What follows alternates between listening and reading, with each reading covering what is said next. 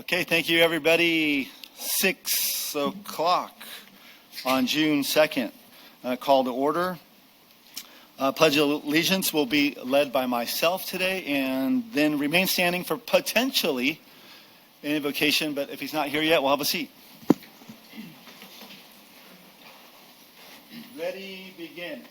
I pledge allegiance to the flag of the United States of America and to the republic for which it stands, one nation, under God, indivisible, with liberty and justice for all. So no Malcolm.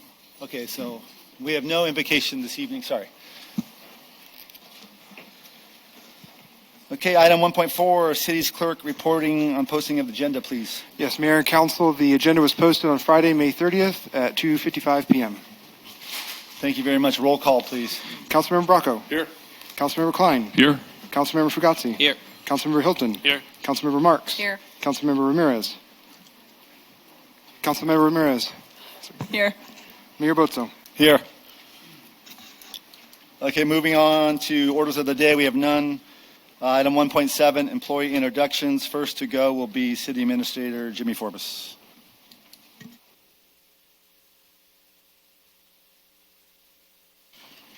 All right, thank you, Mayor and Council. I wanted to do a quick introduction for our interim police chief, Ken Bender. He started today, and so this is the fastest I think I've gotten anybody in front of you. So if Ken, you want to come on up. Ken is retired from the Santa Clara County Sheriff's Department last December, 26 years, and worked his way all the way up from a sheriff's deputy to the undersheriff, which is the second in command, and was responsible for the operations of the sheriff's department. He has a bachelor's degree from San Jose State and a master's degree from Arizona State, and we expect him to be with us a few months as we complete our current recruitment for a permanent police chief. Please welcome Ken Bender.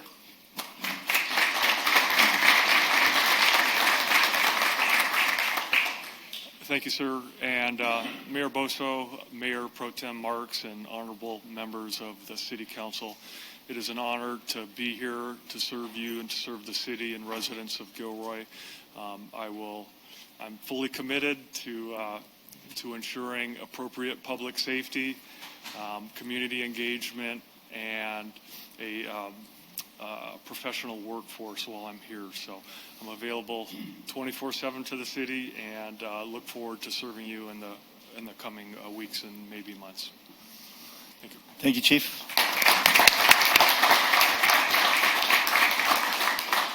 The next employee introductions will be by Captain Juan Rocha.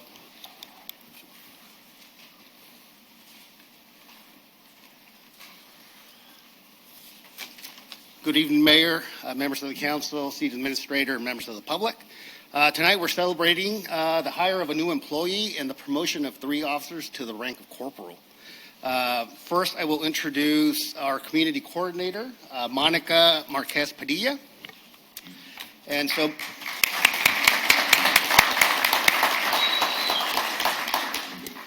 Monica is proud to be a first-generation daughter to hardworking immigrants chasing the American dream.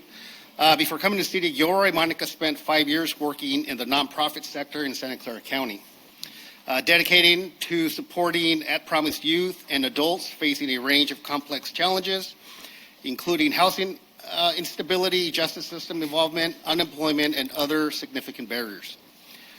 Her career began as a case manager, where she developed a strong foundation in direct service and client advocacy. Over time, she advanced into a site manager role within a workforce development organization. In this capacity, she had the opportunity to help lead innovative approaches aimed at strengthening the continuum of care in the community. Their work focused on creating inclusive, person-centered strategies to support individuals from all backgrounds in achieving their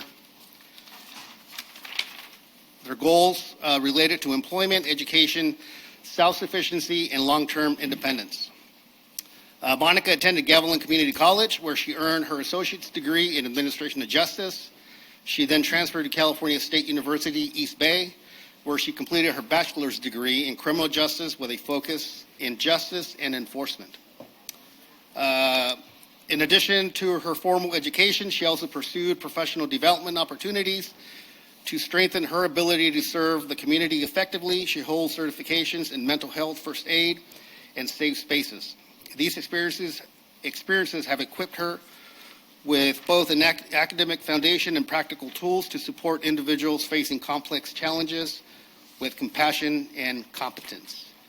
In her spare time, Monica enjoys painting, pottery, do-yourself projects, and spending time with family and friends. She has a growing family and a cat named Miklo. Monica.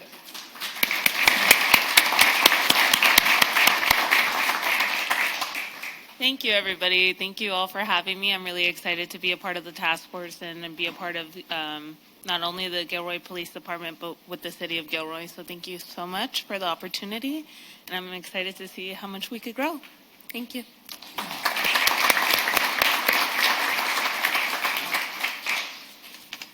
Next up, we will have Corporal Vanessa Ruiz, please.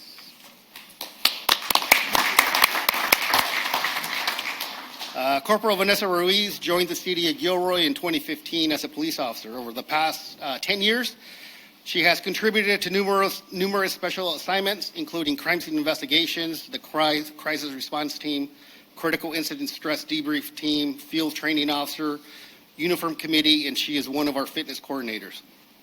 Vanessa was instrumental in organizing and launching the now annual Women in Law Enforcement Career Day.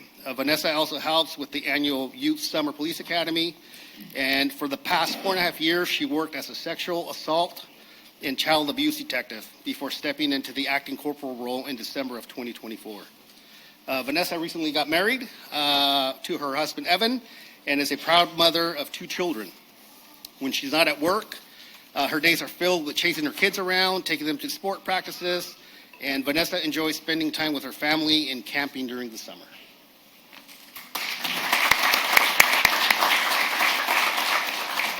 Thank you, everyone, for having me here. I'm excited to take on this role, and hopefully see you guys out there in the community. If you guys see us, flag us down. If you see me, I'm more than happy to help. But I'm excited for this new position, and hopefully can make everyone proud. Thank you.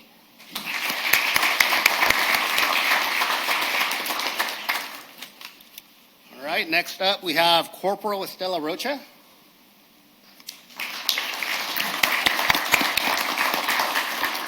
Corporal Estela Rocha has been employed with the city of Gilroy for the last 13 years. She actually started out as a police dispatcher for 3 years and has been a sworn peace officer for the last 10 years.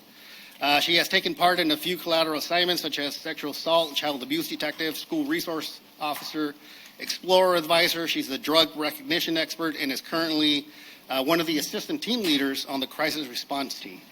She is also part of the honor guard and peer support teams. Estela holds a bachelor's degree in sociology from San Jose State University with an emphasis in criminology. She also has a master's degree in criminal justice management from Arizona State University. Estela has a 5-year-old daughter, and on her days off, Estela enjoys coaching her daughter's girls' soccer team.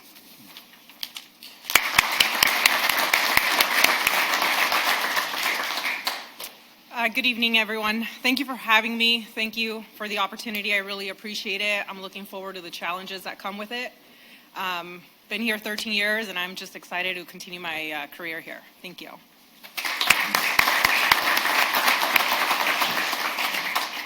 right, next up we have Corporal Matthew Avila.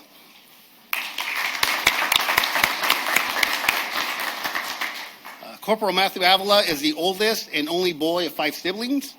He was raised in Gilroy and attended schools in Morgan Hill. He graduated from Live Oak in 2008.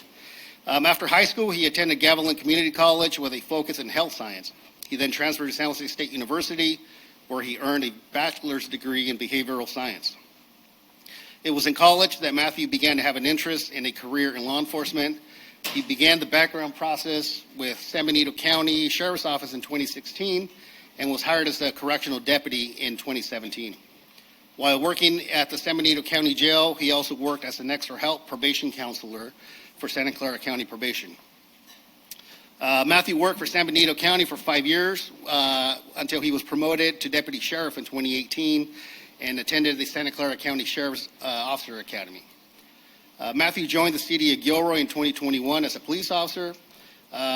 He was then selected as a field training officer after completing his probationary period. Matthew, along with other FTOs, have assisted in creating an onboarding curriculum for new hires. Matthew also holds collateral assignments on the SWAT team, the drone, and defensive tactics team. When not at work, Matthew enjoys being at home with his wife, Lauren, and 3 children. He wants to thank his family for supporting him and thank the Gilroy PD for helping him advance in his career.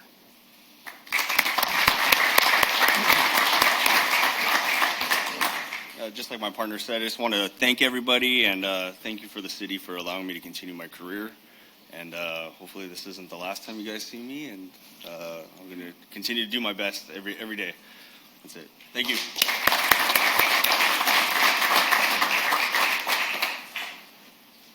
Thank you very much. Next employee introductions will be done by Chief Fleeup.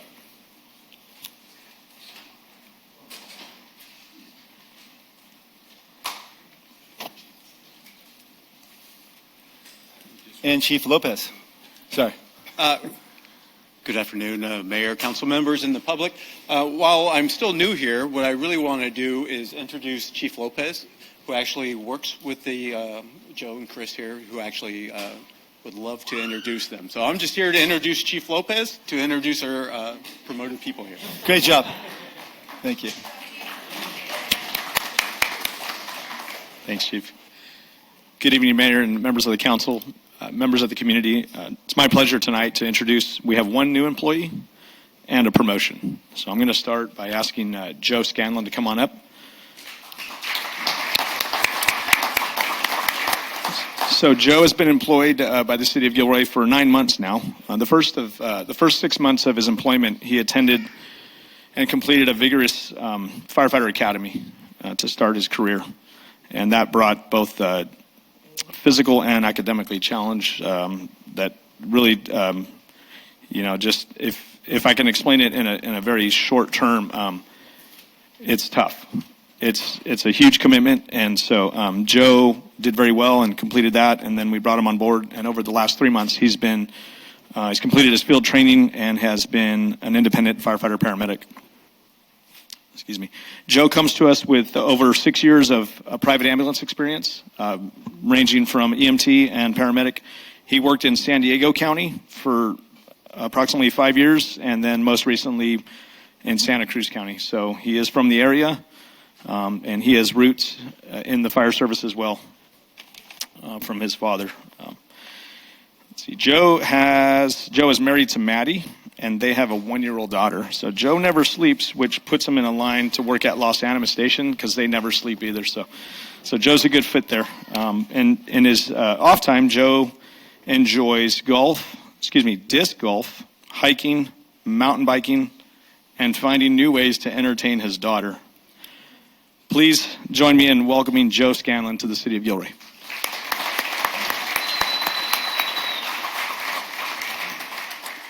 Thank you, Chief, and thank you, everybody, for being here, and thank you to the council for taking a chance on me.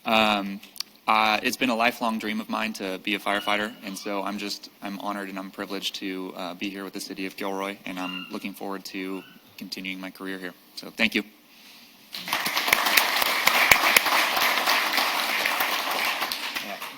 Chris, you want to come on up? So our next employee has been promoted to the rank of fire engineer. He was promoted on March 28th of this year. Engineer Chris Channel, he's the smallest member of the Gilroy Fire Department. And Chris grew up in the Bay Area, and he comes to us with over 16 years of experience from Alameda County, and he had the opportunity to work in Oakland and Fremont, which brings a wide range of paramedic experience. Chris started with the department 3 years ago, and he just finished his firefighter probation last year and has now since promoted to engineer. So that demonstrates his character and his desire to just become better all the time, and we're very proud of him for that. Chris has plans, and I don't want to ruin this, but he has plans to start a family and marry his girlfriend. I hope she's not watching. But anyway, in Chris's off time, he enjoys playing drums, learning to surf, and learning how to play the bagpipes. Chris likes to compete in the Scottish Highland Games, and he is an avid water polo player. He's played competitively for over 30 years. Chris is excited for his next chapter in his career, and he's more excited to be doing this with his brothers and sisters in the Gilroy Fire Department. Please join me in congratulating Chris Channel on his promotion to fire engineer.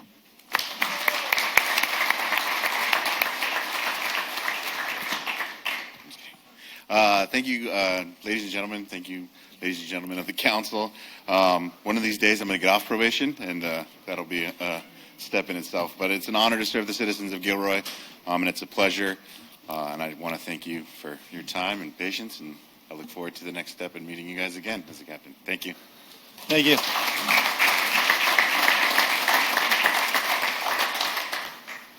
Okay, thank you. That does it for employee introductions. Moving on now to item number 2, council correspondence. Item 2.1 is a parklet letter to council from Tom and Tracy Miller. Everybody receive that? Okay, that will move on. Item number 3, presentations to council. This is public comment by members of the public on items not on the agenda within the subject matter jurisdiction of the City Council. Any public comment? Yes, Mayor Council, we have 3 speakers. First is Sharon McKeegan, followed by Liz Murillo.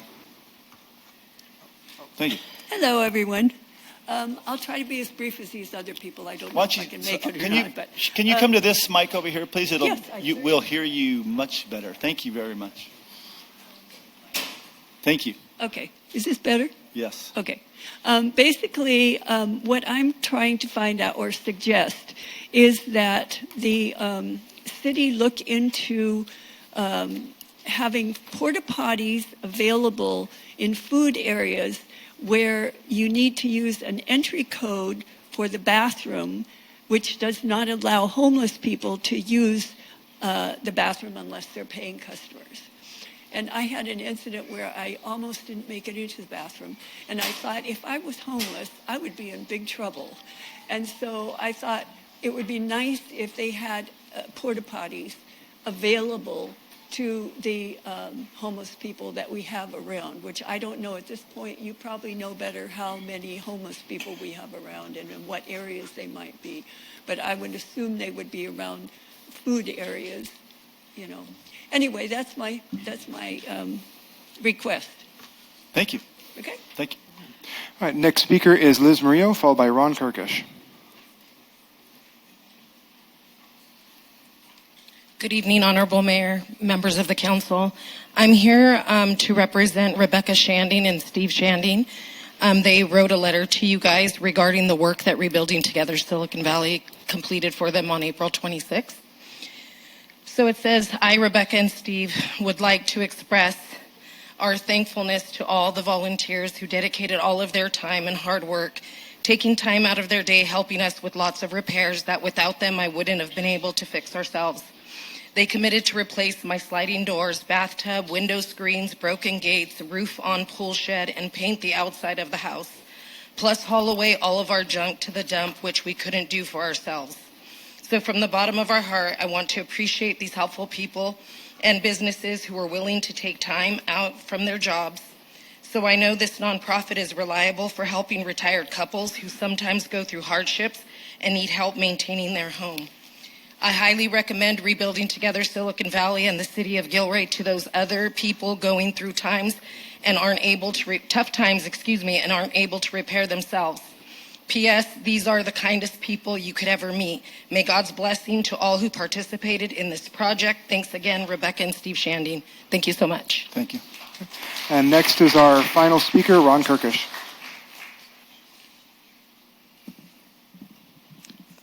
I'd like to thank all of you who wished me well, who prayed for me, and also who gave me the blueberry bread. Thank you. I got some news from the doctor today, and I beat it. Thank you. No further speakers. Okay, thank you very much. Moving on to item number 4, reports of council members. Councilmember Bracco. Nothing to report. Councilmember Fugazi. Nothing to report. Councilmember Marks. No report. Councilmember Hilton. Thank you. From the Valley Transportation Authority Policy Advisory Committee, I've seen the Caltrain South County ridership numbers Monday through Friday, 4 trains north in the morning and 4 trains south in the evening. Gilroy has 100 riders per day, San Martin has 22 riders per day, Morgan Hill has 120 riders per day, and Blossom Hill has 54 riders per day, and Capitol has 42 riders a day. These 5 stations south of Tamian are not electrified, and Caltrain doesn't own the tracks. Union Pacific Railroad does. I've been trying for 9 years to get the city of Gilroy and Caltrain to advertise, educate, and encourage ridership. It's not built into our culture, and it's a heavy lift for me to continue promoting Caltrain to South County and future to Salinas. We recently talked about this at our May South County Agenda VTA prep meeting with VTA staff and Caltrain staff. VTA plays a role in our development process, Caltrain doesn't. I attended the May VTA Joint Committee workshop where we reviewed the budget and asked questions. Caltrain, as of that meeting, is putting the full burden of the South County Caltrain cost onto VTA, and it's estimated to reach $15 million. That's not worth it for this budget cycle. VTA, Caltrain, and South County communities do minimal to increase South County Caltrain ridership, so the expectation that suddenly ridership on Caltrain will increase is not a reality for today. I've encouraged the VTA board and Caltrain board to pause South County Caltrain service for the next 2 years while we work collaboratively with our partners on ways to double track or purchase the existing tracks with a goal to have the same service levels as Tamian to San Francisco. From Silicon Valley Clean Energy, the SVCE board approved a 25 megawatt of SunZia wind. SVCE works towards 100% clean energy goals measured annually. This will be achieved through a mix of renewable portfolio standards, or what's called RPS, eligible resources including wind, solar, and geothermal, combined with non-RPS eligible but carbon-free resources such as large hydroelectricity and nuclear energy. The SunZia Wind project supports SVCE's long-term renewable goals. The project's location in New Mexico offers high wind capacity, which is crucial for providing consistent energy during peak demand periods, especially when solar output declines in the late afternoon and early evening. Real-time price rate structure also got approved at the last board meeting.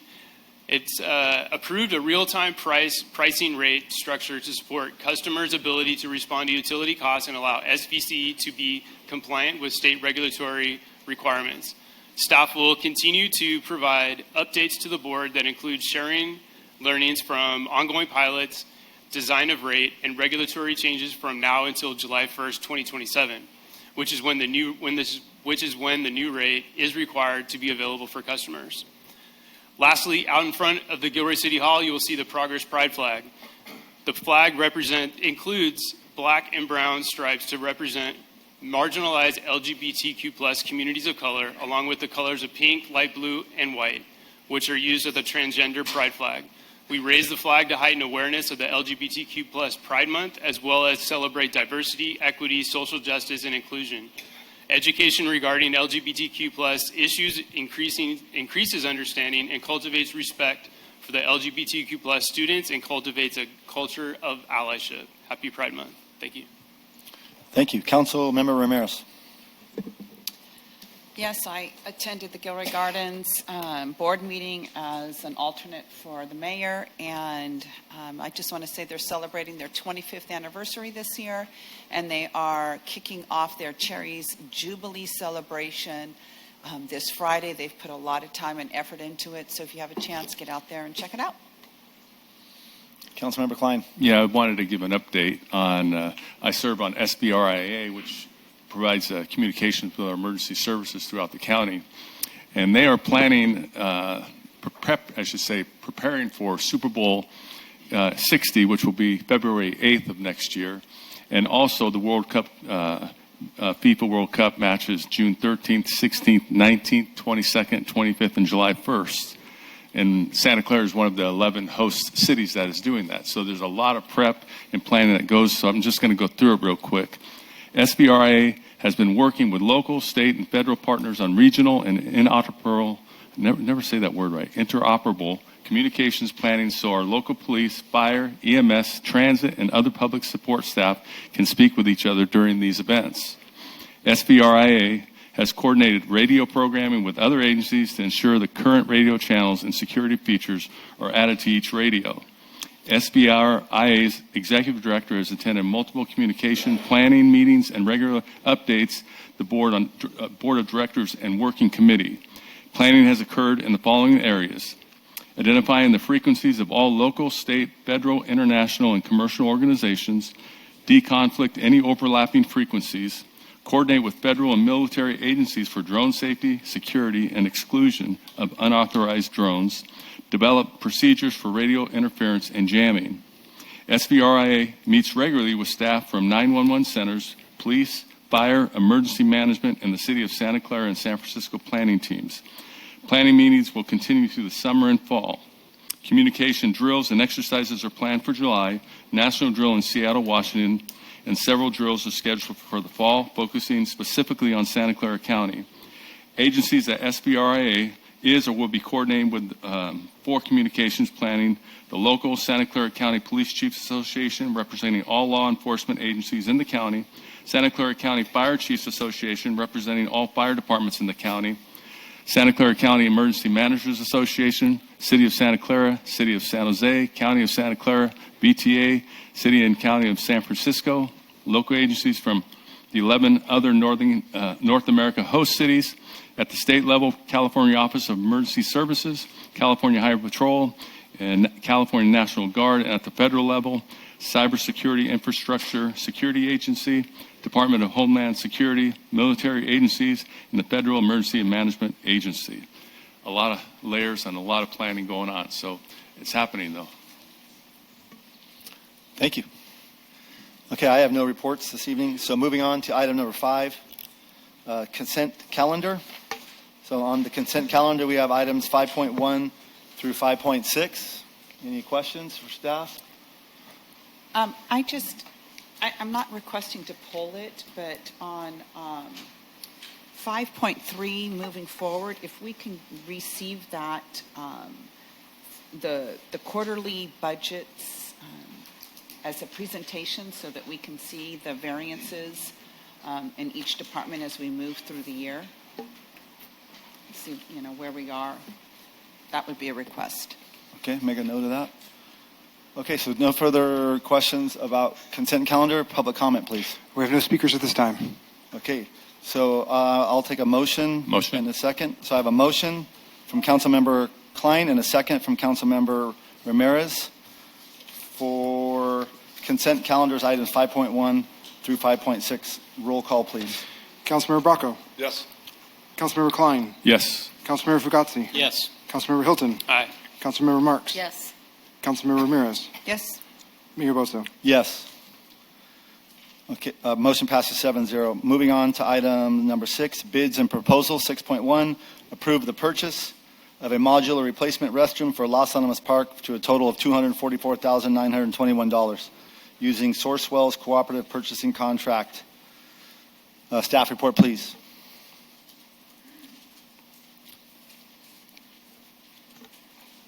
Sorry.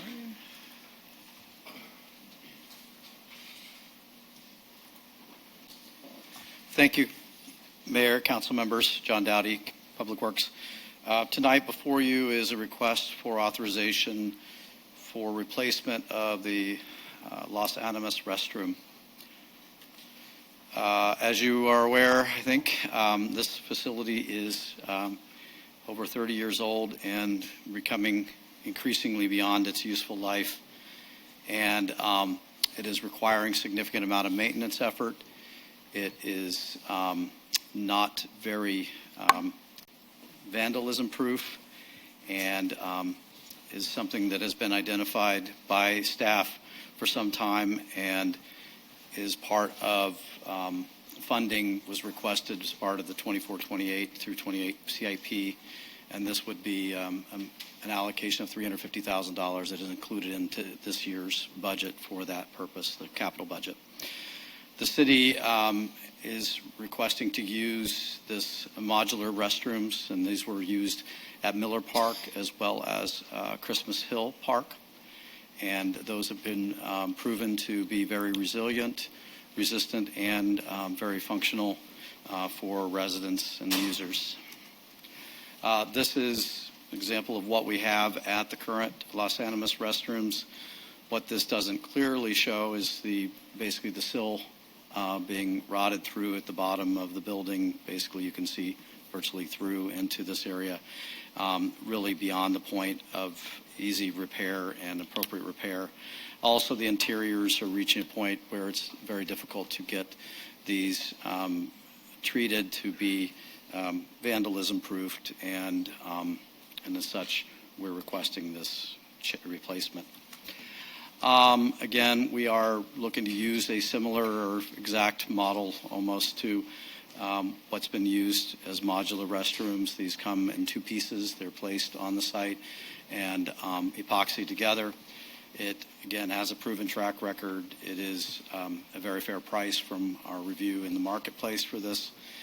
And overall, the replacing the restroom will improve park safety, functionality, overall visitor experience, and reduce cost in terms of staffing time and efforts to maintain these facilities over the long haul. This is what these modulars would look like. Basically, excuse me, sorry. This is what the modulars would look like. Basically, 4 stalls with a maintenance area behind. That is about a 3-foot area. I know there's been a conversation about whether there's storage associated with this structure, and really there's not. This is access to the water lines and the plumbing fixtures from behind. Again, this is about $244,921 investment overall. This includes all of the related costs, including transport, sales tax, and options. Next steps, should the council approve this, we would finalize the purchase with CXT, and there is about a 6-month lead time to delivery of these units at this point. And finally, our recommendation would be to approve the purchase of this modular and authorize the city administrator to execute the contract. Thank you. Thank you. Questions for John? Go ahead. We just did one over in Christmas Hill Park, right? And if I remember correctly, wasn't it more expensive than this one? I thought it was around $300,000, and it only had 2 stalls, right? And then a no? It has additional stalls. I honestly, I cannot tell you what. I can do the research on it, but I would say this. I'm not sure what the purchase cost of that, but we also had to install the foundation and the entire system for that, and so that's what may have jumped the price on this. It's a slightly different model than it does than this model here. So the other thing I noticed in the previous one compared to this one is the previous one, or some of the other models, in fact, I think in the same document you showed there, had 2 stalls with 1 entry as opposed to each one having an individual door to each individual one. Is there any issues or concern with, malfeasance inside restrooms when you have the ability to be in there by yourself as opposed to having somebody come in on you in a multiple room? I don't know if I can get that communicated across, but I understand. I think I understand what you're saying. I don't really have a great answer to that. I think there's value in allowing each individual privacy, and kind of the same as if you were in a portable potty or whatever with that deal, whatever with it. I think it just makes sense from that perspective. Yeah, thank you. Go ahead, Councilmember Ramirez. I'm going to assume something, but if you could just confirm it. Looking at the cost for delivery, it's almost a third of the cost of the actual facility. There's nothing, I have no idea where it's coming from, but that price, I'm assuming Mars maybe, but I'm just assuming that you've looked at local or more local vendors. There is, this is a very limited marketplace for these modular structures. I believe CXT, I'm not sure. Some of them are built in Reno. There's some other areas with that, but they do come from some distance because these are, again, in a modular manufactured setting. So, and it's the closest one? We did not, this is the least expensive overall cost. Okay. So this is the lowest price across the board for this. Thank you.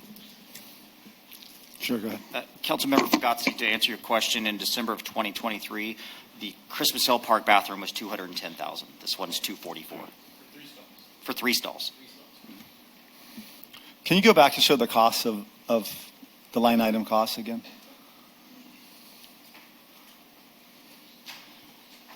Just, I know you asked about transport. If anybody else had thoughts or questions about costs, I'd just give you a rough idea. We do a lot of shipping into the Bay Area. For 2 hours away, just 2 hours away, for simple shipping, it's $1,000 now. And that's why things get so expensive. And something like this, it's extremely heavy, probably multiple loads from a very long distance. Unfortunately, it doesn't surprise me at $6 a gallon for diesel. They come in 2 parts, and then they're epoxied together. Yeah.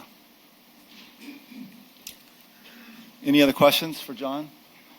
Public comment? We have no speakers at this time. Okay. Last questions for John or comments from council? All right. I'll entertain a motion. Move to approve. I'll second.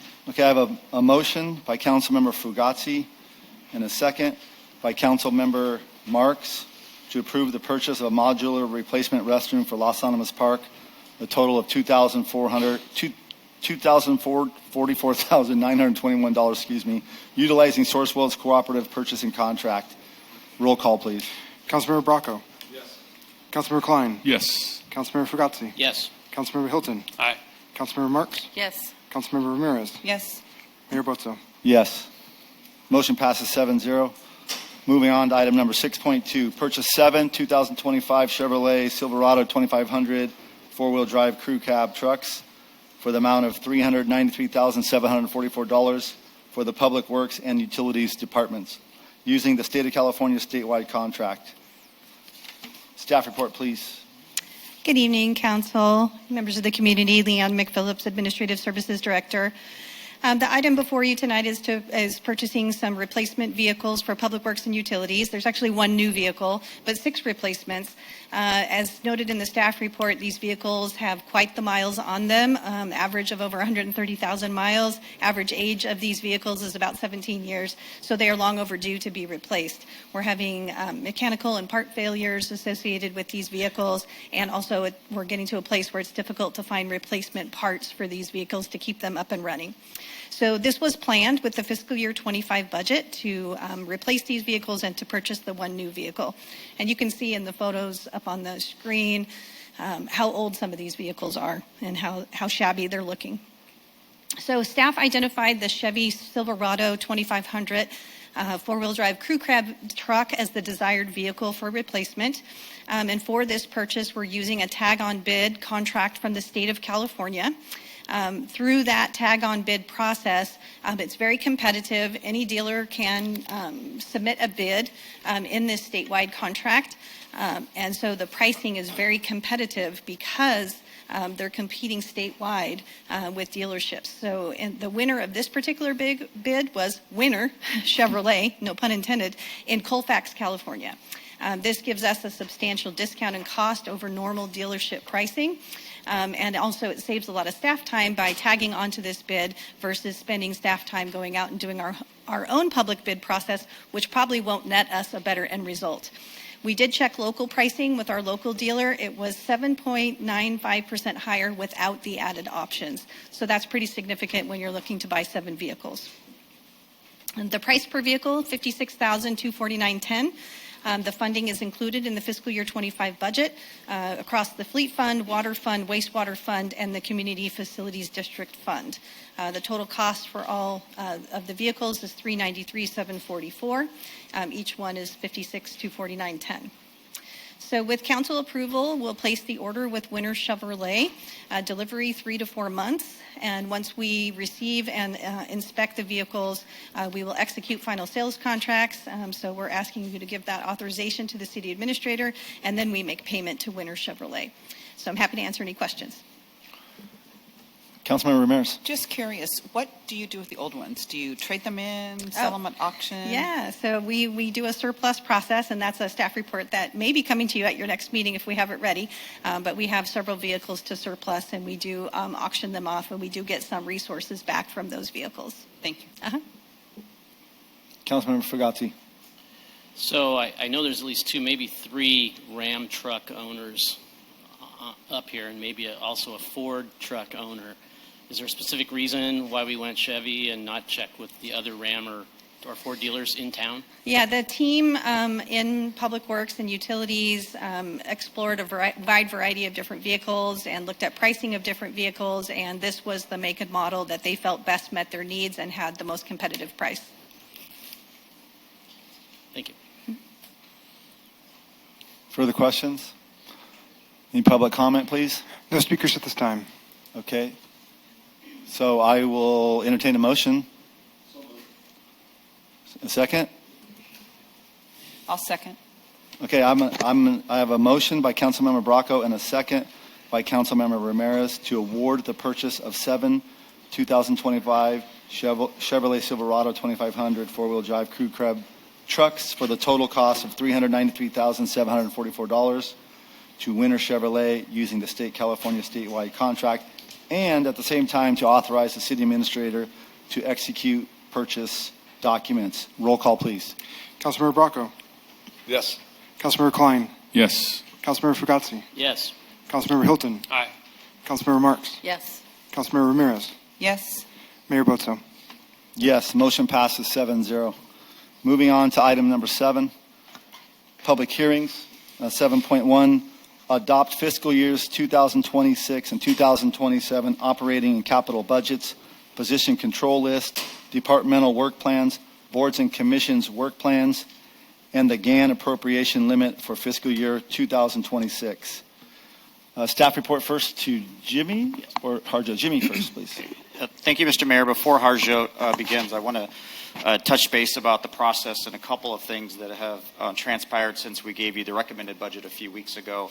I'm going to steal a little bit of his thunder, but I'm doing that so that people, when they see the presentation, they understand ahead of what they're reading and what we're trying to explain to you. This process started now 110 days ago with, I believe, 6 strategic planning meetings, numerous internal staff meetings, numerous meetings with council and other groups of our community. It's for me, it's quite an enjoyable process. I know it isn't for everyone, but it to me is the most important thing that the city council does every 2 years. It is the largest policy document you adopt. It tells everybody what your ideas are, what your dreams are, and what you hope to accomplish in the next 2 years. And without that document, we have no roadmap. So it's a very large budget of $200 million. We are a large company in many ways, but we are a company of really smaller companies within that company. And that's one thing I want to make very clear is that, especially in the last week or two, I've had the opportunity to meet with many community members, phone calls, emails. I know Bryce has talked to folks, Harjo, and some of our council members about what's really going on with the Recreation Fund and what we're trying to accomplish tonight. So I want to give you a real quick summary of how we got to tonight and what that means going forward. In 2022, we did significant budget cuts, we did layoffs, we did all those things you hate to do because of the COVID-19 pandemic. And at that time, the philosophy of recreation was changed. And the council decided to contribute $1.5 million investment into the recreation program annually. And that $1.5 million was essentially the baseline of the financials for recreation. And the thought is that in order to build the recreation department over time, that the department would have to generate revenue, cost recovery, and other methods in order to grow. And that has actually worked out exactly as planned in the last few years. The other piece of that investment is that the Recreation Fund has no means for capital improvements. And so the generation of those revenues allowed the Recreation Department to accumulate fund balances and savings, which now enables us to make a proposal to build pickleball courts. We have the funding available. It's in the Recreation Fund. So I've seen a lot of things, and I don't get on social media much, but I know people who do. And this has somehow been connected to code enforcement officers. And I can tell you that is 2 completely separate funds and 2 completely separate decisions. The Recreation Fund does not have $3 million in it. I'm still trying to understand where that came from. But it does have about $1.5 million, which has been accumulated over about 4 or 5 years, which is what we expected. The code enforcement officers are being utilized and funded for 2 years only, and with savings from the general fund. So money's not coming out of the recreation fund to go into the general fund to fund code enforcement officers. This allows us to keep those funds separate, and those decisions are not attached. So before you see one or the other, please believe that they are not attached. The other point I want to make is that I have been asked, why did we decide in the final budget to propose not increasing recreation staff? And I want to give you a couple of reasons. One, I do recommend that we increase recreation staff, but I think we should wait.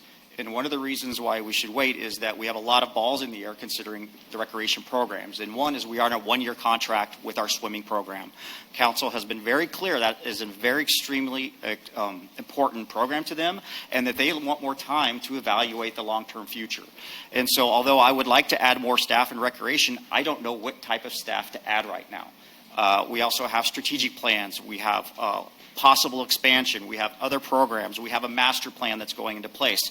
So as Harjot gets into his presentation, you're going to see that we're not removing it, we're delaying it. We intend to have an ongoing conversation with the council and the rest of the community over the next few months about the future of recreation, funding, swimming, all those things that we've been talking about over the last few months. So I hope that clarifies a little bit to the community and to council that we came back with those positions removed because the timing just isn't quite what we would like yet. But we certainly will continue to advocate for expanding our programs. We are a growing city. We have a lot of kids, and as you can see in the numbers from the programs and classes, that it continues to grow. How that growth happens, we don't have to decide today. And I would ask that, as we've stated before, the budget is a dynamic document. We add positions and we make adjustments well over 50 to 60 over the course of 2 years, and I expect that the Recreation Department will get a lot of analysis and attention from the council and community over the next few months. So with that, I'm sorry, Hojard, if I took your entire slides 15 through 17, but you'll see them again, and hopefully you'll understand a little bit what we're coming from. Thank you. Thank you. Thank you. Good evening, Harjot Sangha, Finance Director with the City of Gilroy. I'll be presenting the presentation before you. This is essentially the last step in the whole budget development process, so we're excited to be here. It's been a long 6 months, again, for the staff as well, because we do a pretty deep dive every 2 years, and we're proud of the recommended budget that we put before you. And there's a lot to accomplish, so we're excited to get going here on July 1st.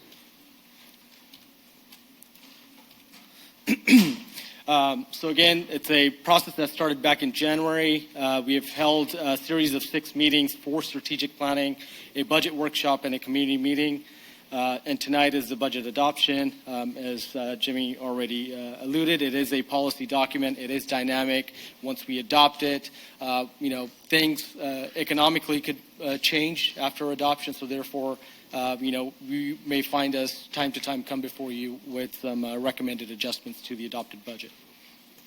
Some of the key themes or key takeaways from the budget is our continues to grow. So therefore, the budget recommends certain investments, both from a staffing perspective as well as infrastructure investments to keep up with the pace. There's some long-term planning and implementation included within the budget. This council's focus on economic development is also included. The establishment of the Economic Development Department in itself. There's also fire and police services evaluation is going to be conducted over the next 2 fiscal years. Customer service enhancements. We have done some technology implementations that allow more interaction with respect to customer service.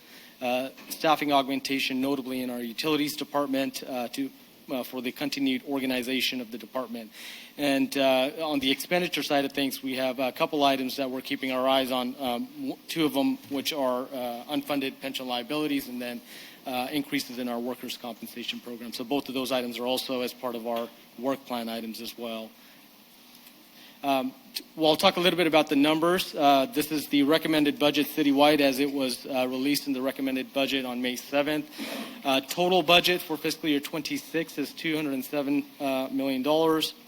We're anticipating to bring in sources of about 178.6, And the difference, which is the 28.6, will be made up of use of fund balances. Primarily, these are fund balances across all the funds for infrastructure-related projects. So, as you can see in capital development, we're 20 out of the 28.6, about 14.6 is coming out of the capital development. That's again monies that are sitting in those funds are now being programmed to be implemented for infrastructure.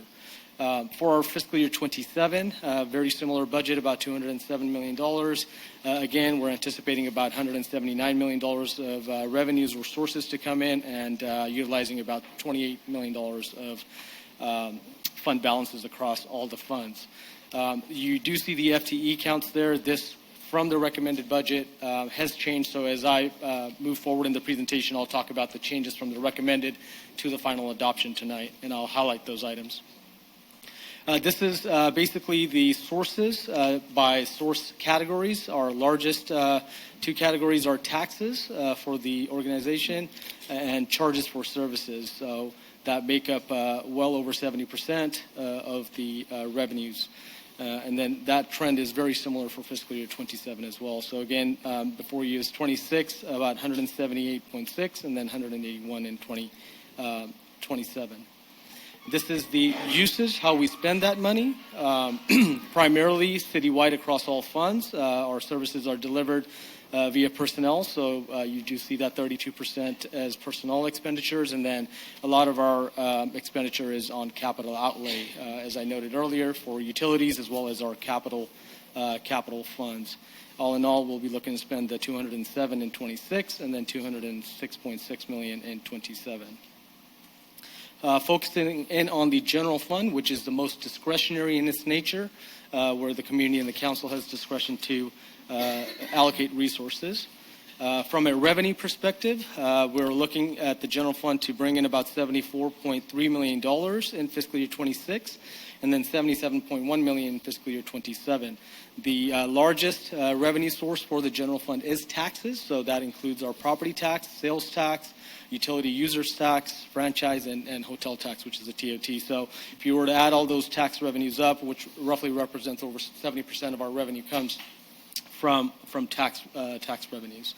The other revenue sources are primarily user fees that the departments charge to the users, notably for our community development and public works there. So that's included there. On the expenditure side of things, within the general fund, we're looking to expend 75.6 in fiscal year 26 and 78.3 in fiscal year 27. As I indicated earlier, our largest category of expenditures, we deliver services via staffing, so our police, public safety, police, fire, and all of our departments. So our largest category of expense is personnel, thereby coming in at about 72% for both of the fiscal years, followed by materials and services and internal service charge. Internal service charge are primarily charges that internal service functions like IT, fleet, facilities charge to the other departments for making services available to them. This is a chart of the general fund. Basically demonstrates two things. One is the dark blue line is the required total reserve of 30%. This is a council established policy, and the bars, the lighter blue bars, are the actual ending fund balances, basically shown from fiscal year 24 all the way through fiscal year 31. The key takeaway on this chart is the fact that we are maintaining the required total reserve, so throughout the forecast period, not only just for the recommended two fiscal years that we're adopting tonight. In addition to the operating budget, the council also approves a 2-year capital improvement program budget. So that is also included in here. This is a summary by program. So we have 5 major programs: streets, utilities, which includes our water and wastewater, public facilities, engineering, parks, and trails. All in all, we're looking to, we have programmed about $59 million in fiscal year 26 and $54 million in fiscal year 27. Largely, the projects that are programmed in here are going to be for our ICE Center, Gilroy ICE Center. We have our fire station programmed in here as well as we're making significant investments in our utilities, both water and wastewater, from a category perspective. So over the course of 2 years, the total CIP budget is about $113.5 million. The council will be adopting several budget-related items. One of them is a appropriations limit, which is a state requirement, also known as Prop 4. It essentially sets the maximum expenditures the city can appropriate in each given fiscal year. This is an annual process that we do. Although we adopt a 2-year budget, we're only adopting the appropriation limit for the first of the year. A year from today, we'll come before you for fiscal year 27 because those calculations can only be prepared at that time. And typically, our appropriations, they far exceed the amount of actual appropriations within the fund. So our limit is $263.5 million. Our appropriations subject to the limit are only about $55 million. So therefore, there's plenty of room there. With respect to the position controls, another action item the council will be taking tonight is establishing the position control list, essentially the titles of the positions as well as the count of the positions that are authorized to be budgeted and filled. I mentioned earlier, the recommended budget had 299 positions total. We have made 2 adjustments to that, and the net impact is going to be resulting in final 298 positions. Across all the departments, we had about 16 positions that were either added or reclassified, primarily in the utilities department for the continued organization. The 2 adjustments from the recommended release, which was put out to the community on May 7th to tonight, are 2 items. One is the addition of 2 code enforcement officers. These are general fund funded for 2 fiscal years. And we're recommending that we appropriate that from the general fund. And then as we progress over the years, we're keeping our eyes on sales tax, as we indicated. Hopefully it'll make a recovery that could possibly give us an avenue on potential ongoing funding. So we'll keep an eye on that. We'll evaluate that over the course of the years. And then the second item is the removal/delay of the recreation positions. As City Administrator Forbes, he explained thoroughly the reasonings why we're doing that. So I won't go too much into the details, but essentially what we're saying is let's delay the additions of those 3 positions until we get through all the council's legislative agenda and work plan items around the recreation division in itself. So that again is evaluation of the current programs, the needs assessment, the evaluation of general funds investment, and then potential growth opportunities. So once we have those discussions with the council, we'll be in a better position to be able to recommend what positions, what type of positions, and how many positions based on those conversations. So it would be too early for us to add those at this point, given we have those added items. This, again, is a brief history. This was already covered. But to summarize this again, economic impacts from COVID resulted in organizational changes, impacted recreation as well. $1.5 million investment was determined by the council towards recreation. As the COVID shelter-in-place orders were lifted, the program was able to have gradual recovery. And over time, it has accumulated fund balances, on average resulting about $400,000 of revenues over expenditures within that fund. And this is a slide that kind of shows you the actuals for the last 4 years to kind of demonstrate how that fund has accumulated the fund balance. And as we presented to the City Council back in September 24, what are some possible utilizations of those fund balances? That includes conducting a recreational needs assessment, implementation. How do we grow the programs organically? There's capital projects, which we made a recommendation and is included in the adopted budget for the pickleball courts, and then also the longer-term growth and expansion possibilities. So. What you can see there is the estimated fund balance at the end of fiscal year 25 is roughly around $2 million. And of the $2 million, the recommended budget includes the appropriations for the pickleball court roughly at the $900,000. So that will draw down that fund balance. From a fiscal impact perspective, again, 2 changes really.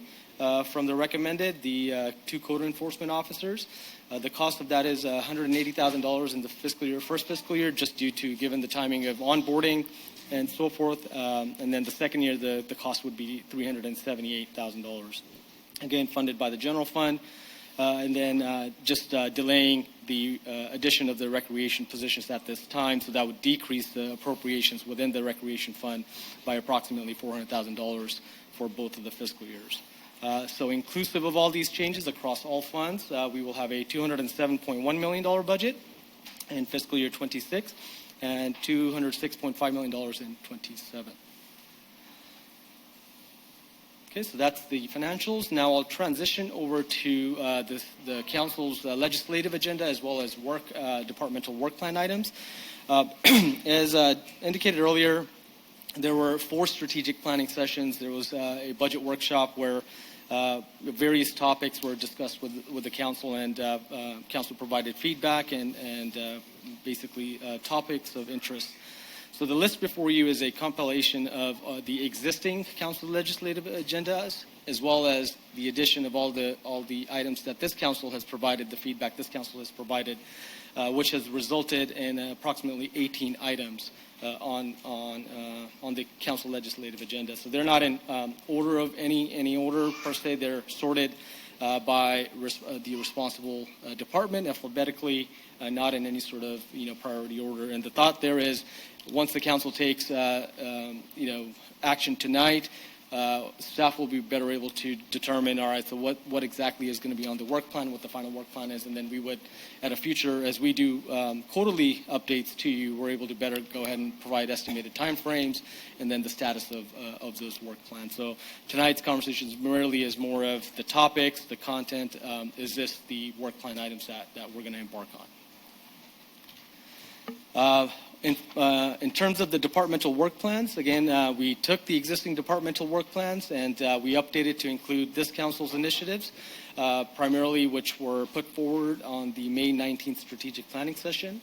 Work plans, again, are major initiatives, so it doesn't include the routine day-to-day tasks that my department or my team perhaps does, but some major work plan initiatives, and I'll give you an example. For finance, we're going to be conducting a citywide user fee study. So that is a major initiative that the department will undertake. We're also conducting business license program study as well. So that's what kind of results in the item being added to the departmental work plan. And those items are further categorically put into 3 categories. One is mandated, which are essentially items that are imposed by regulation, law, or compliance. Core items are basically represent the fundamental aspect of the department's purpose. And again, using the finance department as an example, there are governmental accounting standards boards pronouncements that we're required to implement. So we put that under a mandated item. In order for us to put forward the financial reporting, we have to implement those accounting changes. And then the core item, an example for us would be, again, doing our utility billing is a core function of the finance department, so thereby it is core. And last but not least is the discretionary category. It is items provided by the city for the public good, and usually driven by the council or the community, but are not mandated nor a core service of the city. So these could be, not something that's ongoing in nature, but periodically an initiative that the council would like a department to take up.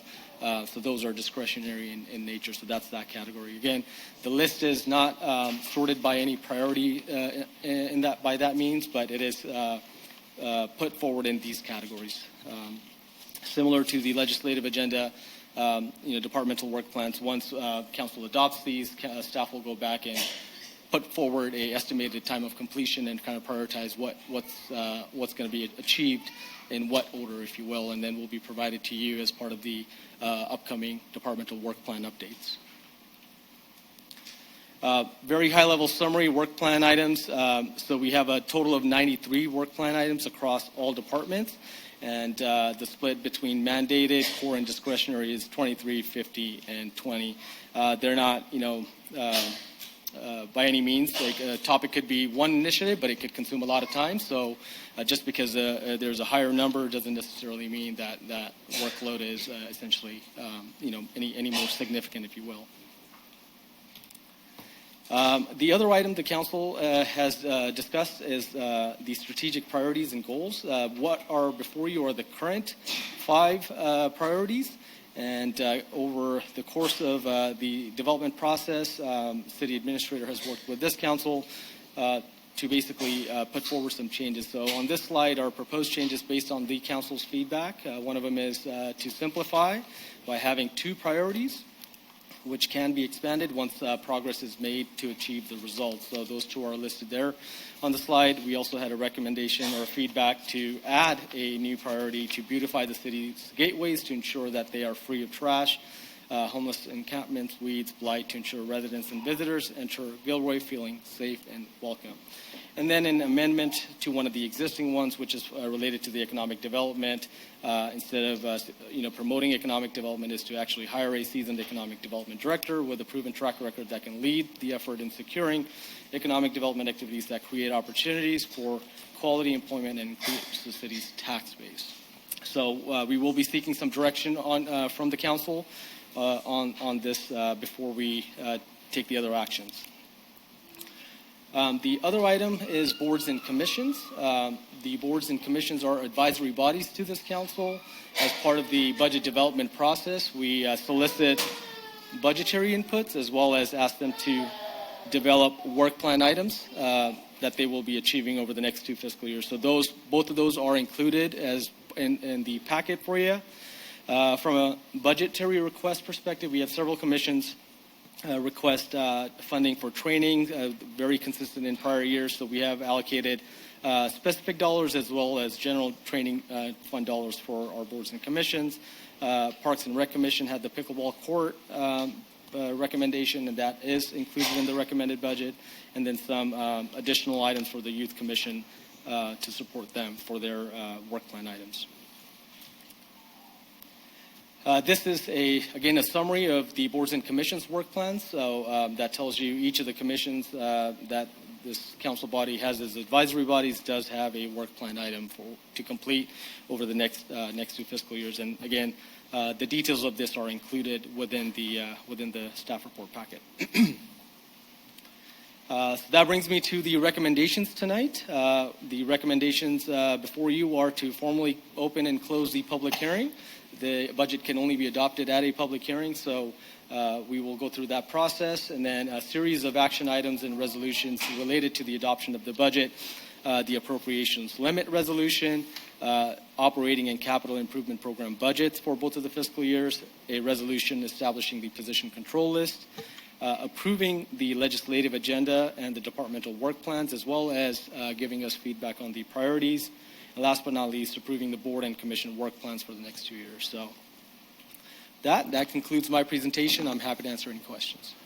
Sure. So I will open it up to questions for council, and I have a request for council. As we all just heard, Harjo went through 5 different subcategories of his presentation, and I think it might work best if we kind of follow those categories, which is on your agenda item. The first category would be the operating capital budgets. If we can get through those questions first, and then let's just move through the list from there. So starting first with operating and capital budgets, are there questions for Harjo on my left? I have a couple. Okay. Councilmember Marks? I noticed in your report there's 2 different costs for pickleball courts. One is $900,000 that we just saw, and yet at the beginning it was in the 400. So my question is, where is that $500,000 going to go? That is the discrepancy between the 2 amounts. I think we only have the $900,000 number in there in the budget. So I think the $400,000 maybe is part of the Parks and Rec. That was their estimate, that they provided as part of their budget input. Yep. All right, but when you actually go to build them, unless you're building a Taj Mahal, it's going to be closer to 400 and some thousand. So when you have this surplus money, where is that? Is that going to stay with Parks and Rec? Is it going to be in capital improvements? I mean, what is the anticipation? Because 4 pickleball courts do not cost $900,000. Sure. So to be determined, I think it's a budget, and typically you proceed with a budget. What the actuals come out to be are the actuals that will come out to be. And any, if we need additional money, we'll come back with a recommendation to say, hey, this is what the actuals came in. Now we need to cover the gap. Here's our recommendation.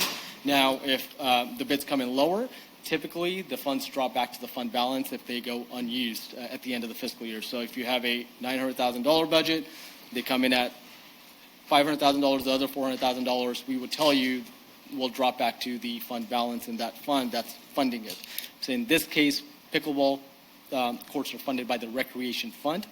any savings from that project would drop back to the fund balance, and the council would have discretion, how to allocate those if there is a desire. So at that time, would new programs be considered as part of that unfunded? Could new programs be used? I'm not saying it right.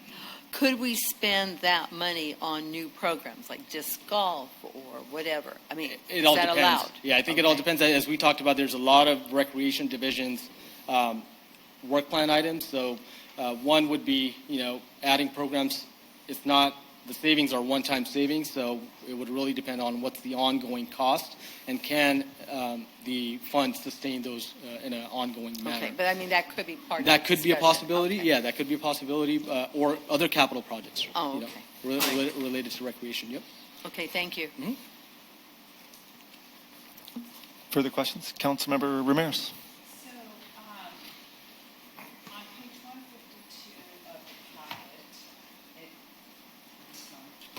On page 152 of the packet, it talks about the beautification efforts for the Gilroy gateways. And when I made that request, I suggested pulling from the surplus in revenues. Am I reading this correctly? On page 154, the revenue excess in 24 was, where are we at here? Okay, where did I see it? Revenue excess in 24 was 14.8 million, and in 25 you anticipate 9 million? Not revenue and access. That is the Reserve. So I'm sorry. Reserves. And Reserves. access, yes. Reserves. Surplus. So I recommended taking it from the surplus and reserves as a one-time expenditure to beautify these gateways. Am I reading it correctly that the 14.8 million and 9 million excess in reserves? Mm-hmm. Is that correct? That's correct. Yes. So that's then the required reserves, right? Okay. And so further down, and I don't know where to bring this up, but if you want, if it's in this or the legislative stuff, but the beautification. When it was described later on, it was basically removal of blight. And I just want to clarify that my vision was not just in the removal of blight, but in truly beautifying these gateways. Agreed. Yeah. Okay. Yep. So, Councilmember Ramirez, that's a work plan item that will come back to you numerous times. It can be further refined. Most of the things in the budget, for lack of a better word, are placeholders. So that conversation will start down the road. I just want to make sure that that's clearly stated. Okay, and I did not categorize these, so I'm sorry. Go ahead. At one point on page 155, there was a reallocation to youth task force. I just don't recall that conversation. It was one of the bullets. It's the shifting of the community coordinator position from recreation to police department to support the youth task force program there. And that's just shifting of responsibility. It's the intent of the program and what that position does hasn't changed. It's just where it's placed has changed. Got it. Yeah. Okay. Yeah. Thank you for that. And can you just confirm that the firefighter reclassifications to staff are to staff the 4th fire station? Are in preparation of getting there. Okay. Yes, yeah. It's a plan. And then the fire division chief, it's, under construction fund. Am I okay in assuming that this is more of an oversight and not a position that would be given free will to put in change orders and things like that? I think so. Specific to the position's being added to the fire department. The position's going to have oversight of the construction of the fire department in conjunction with our public works folks and so forth. So the council is the ultimate body that authorizes the award of the bid, if you will, and any kind of contingency that comes with it. So within that contingency amount, not just this one individual, but collectively the staff, the team, that's working on the project would make those determinations. Okay, because I just don't want it to go over budget. And then can you tell me how much of a savings was there on unfilled positions?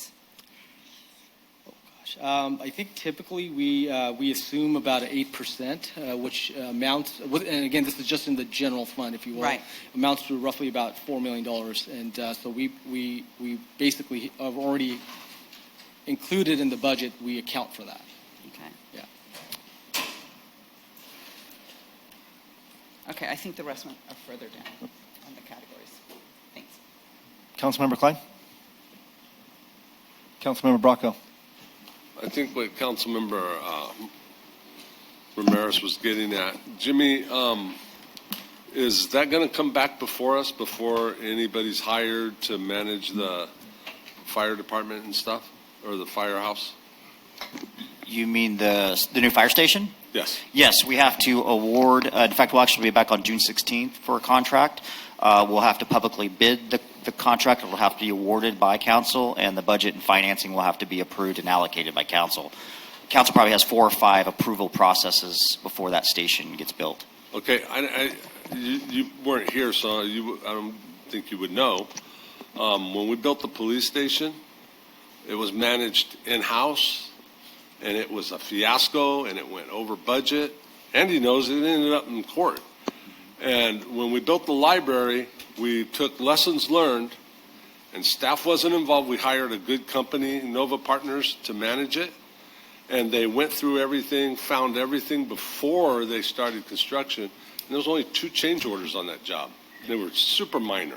And we finished ahead of schedule and under budget.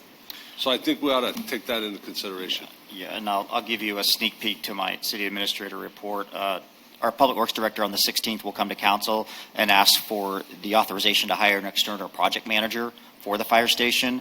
I think you and others have had that same experience, and that's one we want to avoid.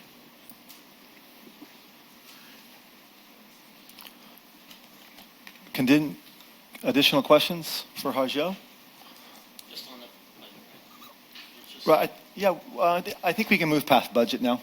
It seems like any more budget questions? I don't think so. Councilman Bracco? Okay. Councilmember Fugazzi?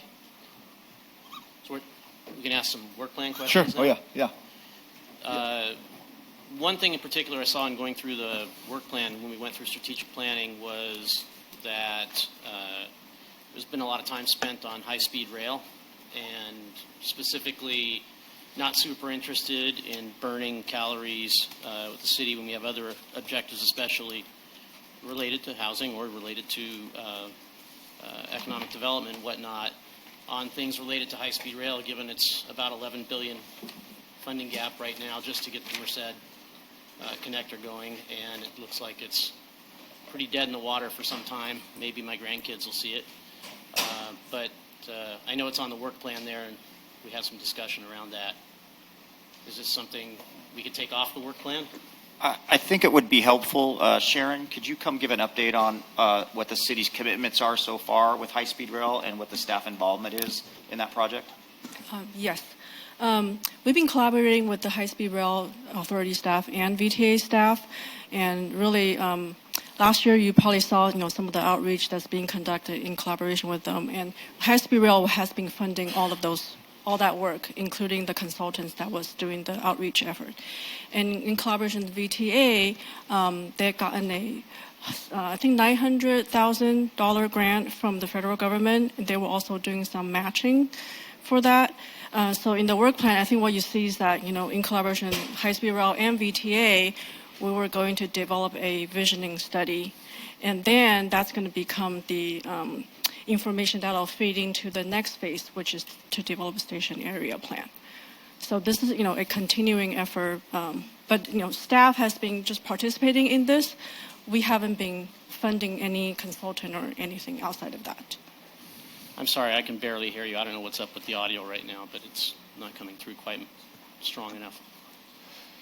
I didn't hear probably You want to the last- repeat? Can you repeat it, Sharon? We're having a hard time hearing tonight. okay. Not just you, but others as well. So sorry. If you could go through that again, please. No problem. Yes. So over the last year, I think you've seen some of the outreach that's being conducted in collaboration with High-Speed Rail and VTA. High-Speed Rail also, had a consultant that was assisting in that effort, and that was all being funded by the High-Speed Rail. And our staff has been just participating in that effort. And we also collaborated with the VTA staff last summer, and they obtained a $900,000 grant from the federal government. And they were also doing a matching, so it was about a little over $1 million that was going to be used for the development of the station area plan. So I think in the work plan you see the first phase is the visioning study that's being developed with High-Speed Rail and VTA, and then the results of that will be used to develop the station area plan. Will be the second step of that. So those grant amounts, 1.9 million in total, you said? Those come to Gilroy? About 1.1 for developing the station area plan. So that goes towards our staff? Not for the staff, but for development of it. Right. So we have staff that we allocate to basically manage this visioning and everything else that we do, right? And so there's an opportunity cost to that too, right? Staff time that's been participating in these efforts, working with VTA and the High-Speed Rail. And when they're doing that, they can't be doing other things that we need in the city if they're doing that, right? Yeah, and this is what, we've been continuing this effort from, I think, multiple years ago. There's a fixed amount of time that we have, right, to do things for the city with the amount of staff that we have. And if they're doing high-speed rail visioning, they can't be doing other things, right, during those same hours, right? During it's the one same or the hours. other, right? Yes, correct. But if I can just step a little further into this, so like I said, visioning study was going to be the first work product out of this joint effort. And then this will move into development of the station area plan. And the goal was for that to then become data that will be used to develop or update the downtown specific plan. So that was kind of what staff was envisioning. And given what's happening on the bigger scale of funding and everything, it's not unlikely that this could be pushed out for some time in terms of actually executing on anything, right? Actually, yeah, for the train to come here, that's going to be probably many years. Right. But this is all, just, I think the city wants to be part of the effort for the planning rather than to be left out. And that's why we have been participating. But this, up to council discussion. Want to say something, Zach? Yeah, I would just want to add to it too. Just, I would say don't pigeonhole it to like the California High-Speed Rail visioning plan because it's not theirs. They just happen to be a partner in it. If they don't come now, there's still a lot of work that VTA is doing, who owns that property, who wants to develop that property, has plans to develop that property.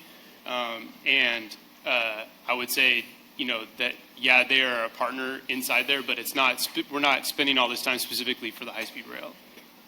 So this is going to be for more Caltrain? No, actually. What is it going to be if it's not going to be trains? It's literally everything. Like anything and everything you could think of like a downtown station. Buses.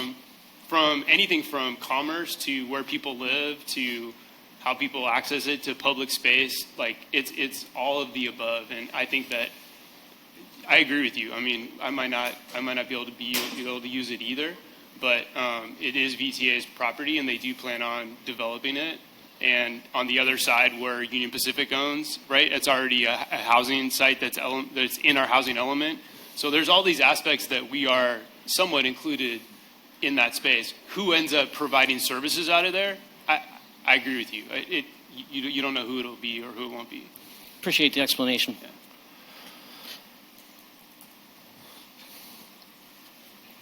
Councilmember Ramirez. Thank you. On page 245, the departmental work plans, so a lot of what we put forth, I understand there's the mandated, right? That's got to get done. But my concern is a lot of what we put forth as council for our in our strategic plan has been determined discretionary, if not all of it. And I recall coming to, I forget what you call it, a mid-year update or something like that, and looking at a whole list of things. And because of the resources that we have and the mandates required by other entities, the state, the federal government, reporting, that type of thing, that was all that was being done, were the mandated things, and the whole list of other things were not being done. So you know what I'm talking about, right? And so I guess the question is, how realistic, once they are identified as discretionary, are they to be actually done given the limited resources that we have? Yes, Councilmember Ramirez, I think it depends on the department. And for example, on page 245, that's the administrative work plan. And as you can see, there's only one mandated item, that's district elections, because the council voted that in, and so we are legislatively obligated to do that. My division, my department, and my office mostly is discretionary work. But a department like community development with a housing element and general plan, you're going to see a lot of mandated, and you're going to get to the discretionary at the bottom. And that's where we do continue to tell council that getting to those items in certain departments are very, very difficult.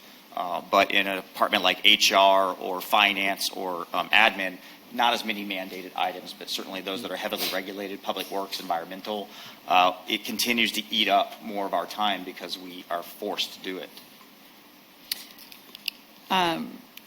If I may say something to follow up on that, Councilmember Ramirez? Yes. That actually brings to mind what Councilmember just said and what you just said, which is I looked at the high-speed rail situation as a core, and I look at the LAFCO thing that's on there as a discretionary.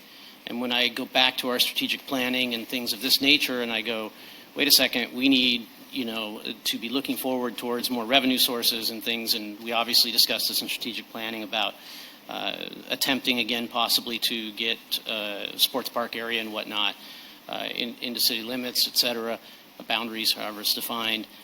And then I look at the opportunity cost of doing high-speed rail as core, and I just have this disconnect with me on how one thing seems more important during strategic planning that we had, and the other thing's not as important. I know, well, Let me go with Councilmember Ramirez, unless you have a comment. Well, I wanted to piggyback also on what Councilmember Ramirez is saying. Okay, before piggyback. She goes on. Yeah, go ahead. All right. I agree with both Councilmember Fugazi and Councilmember Ramirez. When we were doing the strategic planning, we talked about how economic development was very important to bring in funding to the city so we could do other projects. And yet, though, the downtown committee's suggestions are all discretionary. The gateway beautification is discretionary. When we were saying how important it was for when people came to town, they wanted to go ahead and put their businesses here.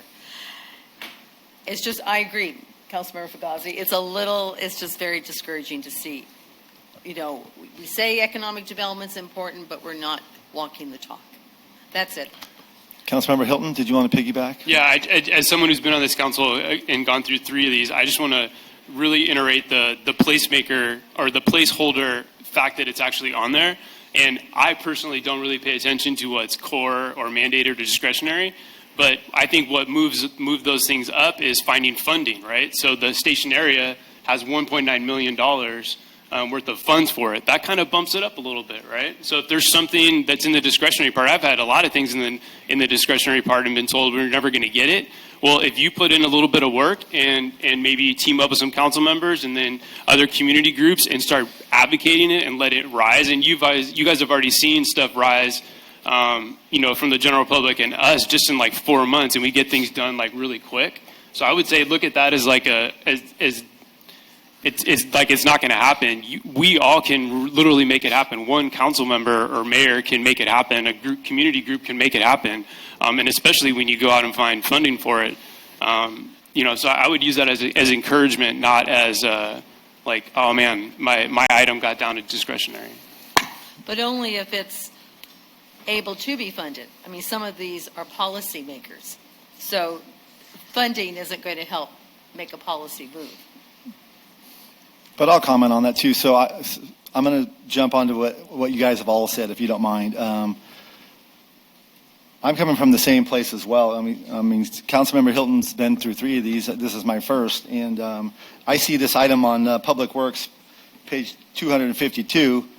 It's at the very bottom of the list, and it's discretionary, and it says beautification efforts for Gilroy Gateways, Highway 101 in Monterey. I see discretionary, and if this doesn't happen, you're going to hear from me, you know. So, and I We'll think be harmonizing. right. So that's my point, and I think that's Councilmember Hilton's point. As council members, if we want to see things get done, then we legislate and we network and we get things done. So that's why those terms don't scare me as much as well. But I appreciate everyone's comments about how important these line items are. So Councilmember Ramirez, take it away. So I just have one final. On page 252, I just got a little confused with the numbering. I don't know if that's just a typo. Just an error in probably conversion. Okay, so are they listed in order? No, it's the same order by category. The reference to the number is just a reference, nothing else, not in any order of priority or anything like that. Okay. Yes. Okay. I can stop now, I guess. Councilmember Fugazi. One other item in the work plan. I get the discretionary, and that's all great, but it's been discretionary for some time or talked about quite a bit, which is the Parks and Trails Master Plan and how old it is. And I know Councilmember Hilton, you've also discussed that as well as I have in strategic planning. And I'm more than willing to go into this with the open mind, Mayor, that you're talking about in terms of pushing things forward and whatnot, as long as pushing things away can also happen at the same time to make room for the things that we want. So it's not just a push things up, it's a push things down kind of thing. And the Parks and Trails Master Plan, especially given the budget situation for parks, having a fund that is available, because obviously it is quite costly. It does cost a few $100,000s to do something like that. It's again about prioritizing, I think, for the community, not an ad hoc strategy for parks and recreation, but an actual planned way to look at strategic improvements to our park systems, strategic hiring for particular programs, for particular community groups, and not look at this as piecemeal as it has been looked at for some time, and being able to have pieces of that like the Parks and Trails Master Plan.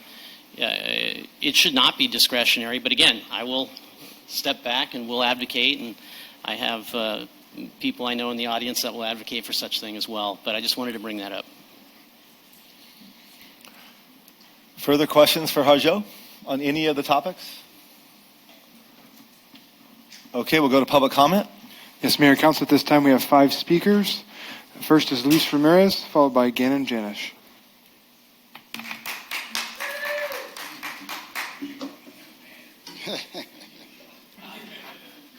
Good shouts.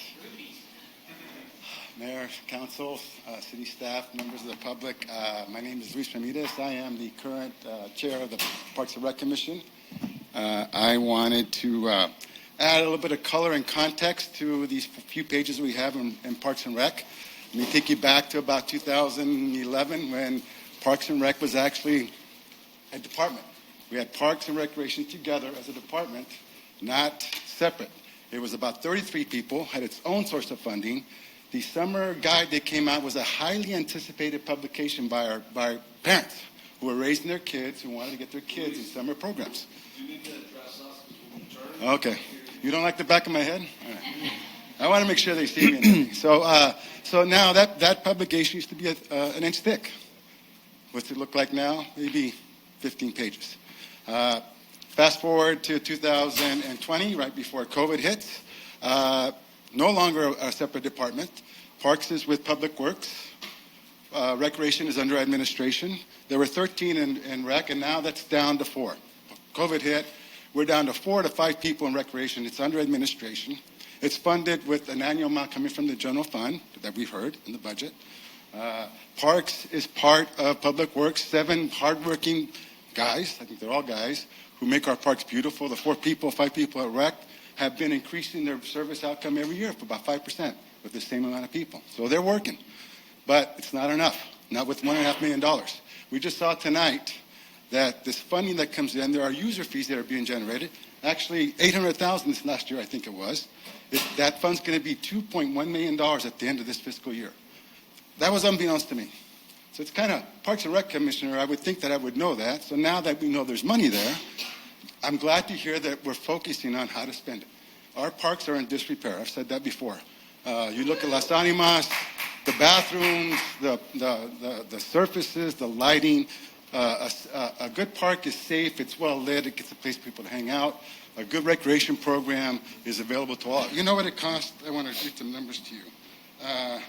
Currently, our residents pay $300 to put their kid in a soccer camp. $350 if you're late for the sign-up. To go to a baseball camp costs you $229. Swim lesson costs you $120. I didn't pay that much when my kids were growing up, you know, and that's part of the culture that's been cultivated in the city council in the last 4 or 5 years. That recreation was kind of down here. I'm glad that we're putting a flashlight on it. We're focusing on it. The Parks Master Plan is overdue. I agree with that. That's the first step. Adding recreation folks who can put more programs. Those 3 people who would have come on board with the right amount of backup and some study into it, we could have come up with some programs. Maybe not now, but later. So I'll leave it like this. Thank you for focusing on Parks and Rec. It's overdue and it's much needed. Thank you. Thank you.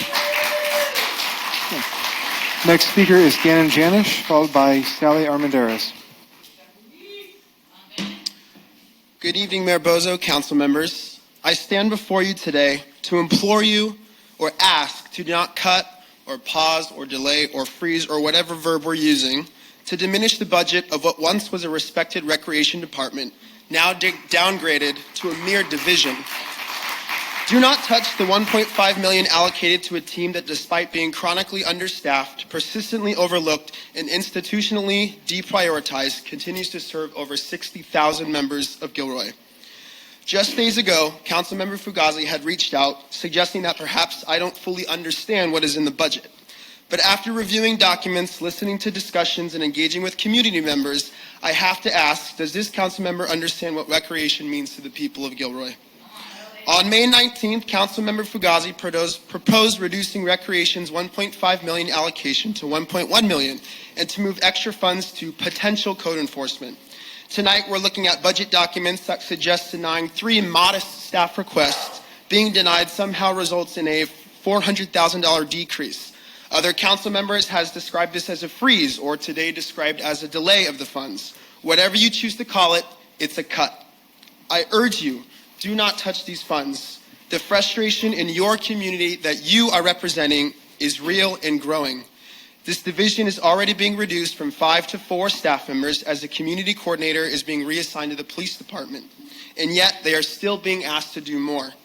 Let's be very clear, recreation is a public good and a critical service. Recreation is where children build self-esteem, teens find mentorship, where seniors find community, and where neighbors across every cultural, generational, and economic divide find bond. To fund recreation is not a vote against public safety. It is not a vote against economic development. It is a complement to them. We've seen this before, cuts that never come back, and I fear that a potential $400,000 loss will become another line in a long list of things that the Recreation Division has lost and has no hope of gaining back. You are a council of parents, grandparents, past educators, youth task force members. Let your experience guide your decision tonight, please. So I say this plainly and with all due respect to each of you. Please adopt the budget as it was originally submitted.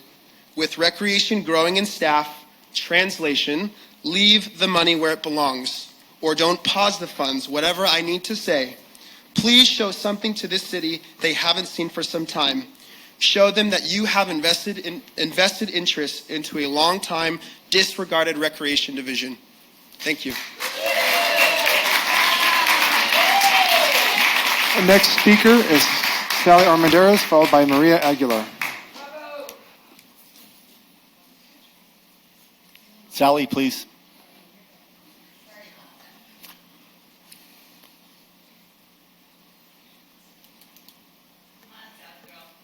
After that young man, you said it all, girl. Yeah. What can I say after what that man just told you? I came here, but I want to thank Jimmy Forbes for clearing up at the beginning that the monies from the Parks and Recreation are not being channeled over to the code enforcement. Even though I appreciate code enforcement, the money should stay where they're at.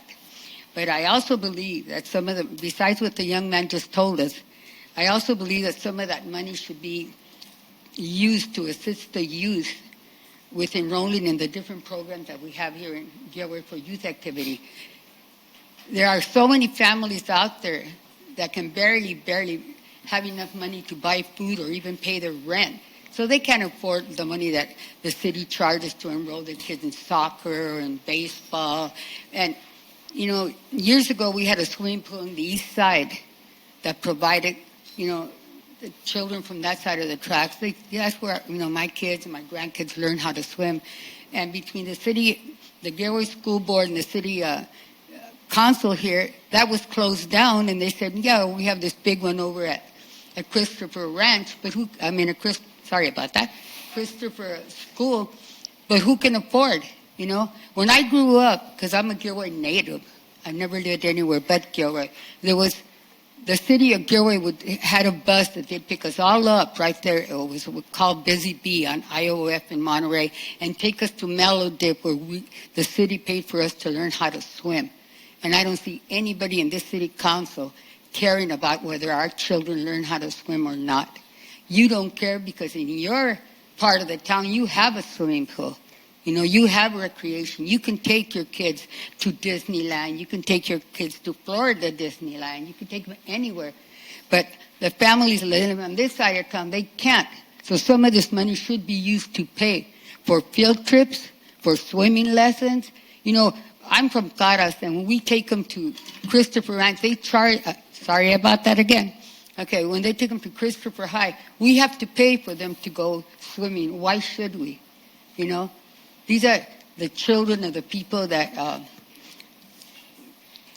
that provide for you when you go out to dinner, you know? The people that go out there and pick the fruits so that you can have, you know, your nice salad. But you already know that. Why should I tell you? You know, so some of that money should be used for the children. It's parks and recreation. Recreation is needed. So don't complain if you see children out in the streets when you're not providing for them.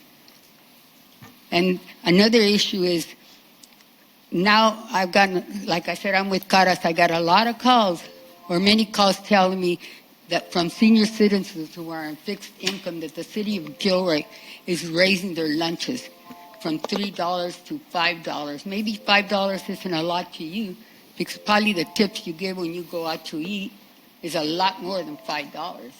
But for someone who's on fixed income, that's a lot of money. You know, and some of you can turn your face. Thank you, Sally. Pretend you're not here. We heard your point about the fixed income. Thank you so much. I've heard, but that's your 3 minutes. You're well past your 3 minutes, please. And there's other speakers waiting. Thank you very, very much. Thank you. Next is Maria Aguilar, followed by Alicia.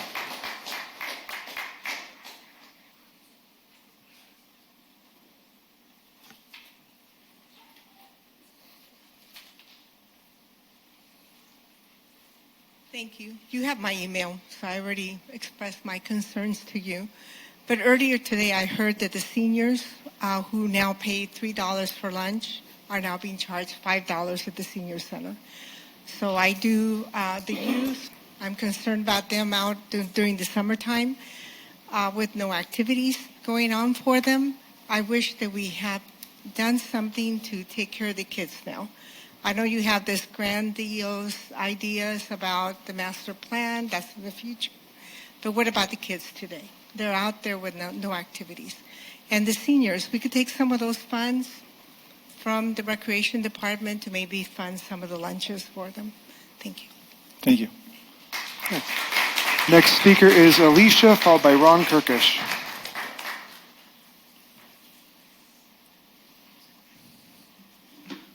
Good evening, council members, Mr. Mayor. Hard to follow Gannon. Way back when Gannon was in one of my recreation programs, so we've come full circle, I guess. I'm a Gilroy native. I grew up in Gilroy in the 90s on Kern Avenue in the Redwood Apartments, where horses were still on the corner of Mentelli. I grew up in recreation programs. It was a very robust program back in the 90s. Gail Glines was the recreation manager, and she was on site for a lot of these programs throughout the years. When I turned, 19, I decided to become a recreation leader, and Gail actually hired me, and about 6 months later, she passed. So I take great pride in the recreation program in Gilroy. I have children of my own. This year will be the first time they go to the, playground program at Gilroy Gardens. It's about one of the only programs in Gilroy that runs from 8 to 3. Other programs run 9 to 12, which for working parents like myself just isn't a really good option. And it's $300 per kid. I have 2 kids per week, so that's $600 per week. The time is now. We have about 60,000 residents in Gilroy. To put off recreation needs, I think it's just disheartening to me, and I'm just feel completely disconnected from the council and the needs of our citizens, both myself, who's a little older than Gannon, and people of Gannon's age. We want something to do. We want something fun, a communal aspect to really lift the morale in Gilroy. Yes, our entries would look really nice for people coming into the city, but for people who live and reside in the city, recreation could really give us that boost to be a recreation destination for people visiting Gilroy. Joe, the firefighter, mentioned disc golf. I know years ago someone brought a proposed disc golf course at Christmas Hill Park to council. I don't think it would cost $400,000 to do something like that. And myself, I love disc golf, but you have to go to Halyard, you have to go to Santa Cruz to find one of those courses. So please, please, please look into funding rec a lot more. Thank you. Thank you. Next speaker is Ron Turkish, followed by Jorge Vargas.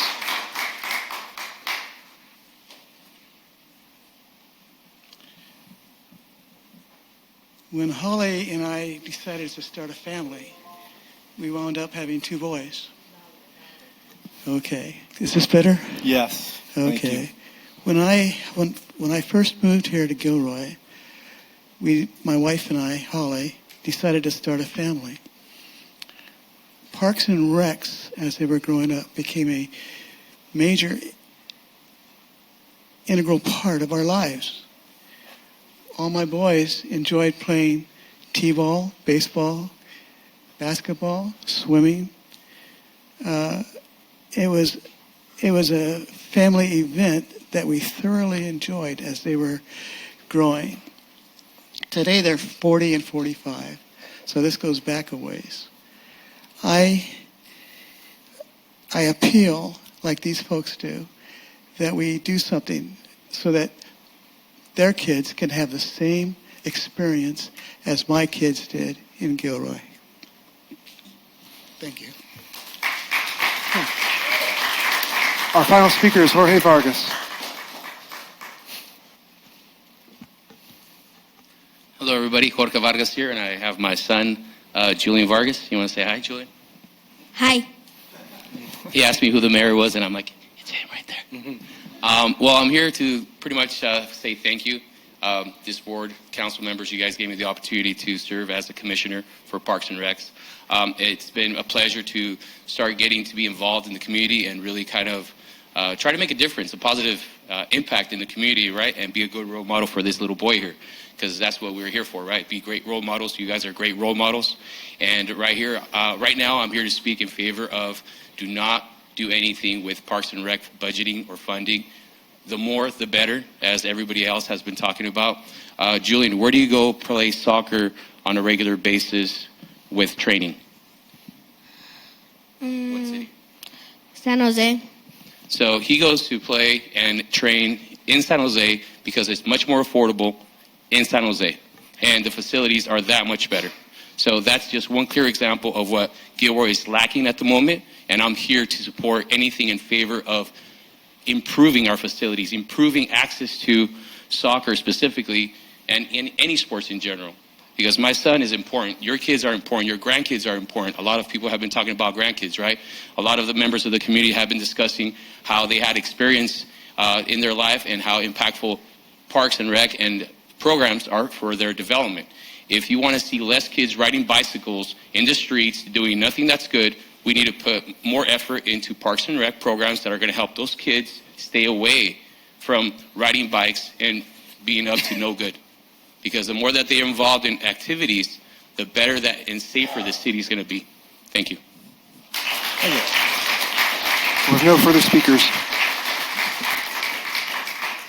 Okay, thank you very much. And back to council. Any additional questions or comments? I'll start with Councilmember Fugati. Yeah, I just want to make a few statements here, if I can, on the budget. It is a very important aspect, as City Administrator said. I first want to thank the City Administrator, amazing staff, for putting up with all of us as we go through this process as noobs that we do. You put many hours into making this happen. It doesn't go unappreciated for me. It's definitely hard work. My vision for Gilroy in wanting to get up here and help do this is to help make Gilroy a place where we provide incredible services from a position of abundance, not one where we simply try to ration services from a position of scarcity. And we're in a different place now than in many of the times that many of you spoke about. We have looming and potentially serious revenue issues. Sales tax revenues in particular are not only dropping off, but they're dropping off faster even than some internally have predicted. In fact, they were supposed to be off by 600,000 and then a little more, and then now it's about just under 2 million, I think, Arjo, right? That it's down from what the projections were, if I'm not mistaken from your report. For the current fiscal year, correct. Right.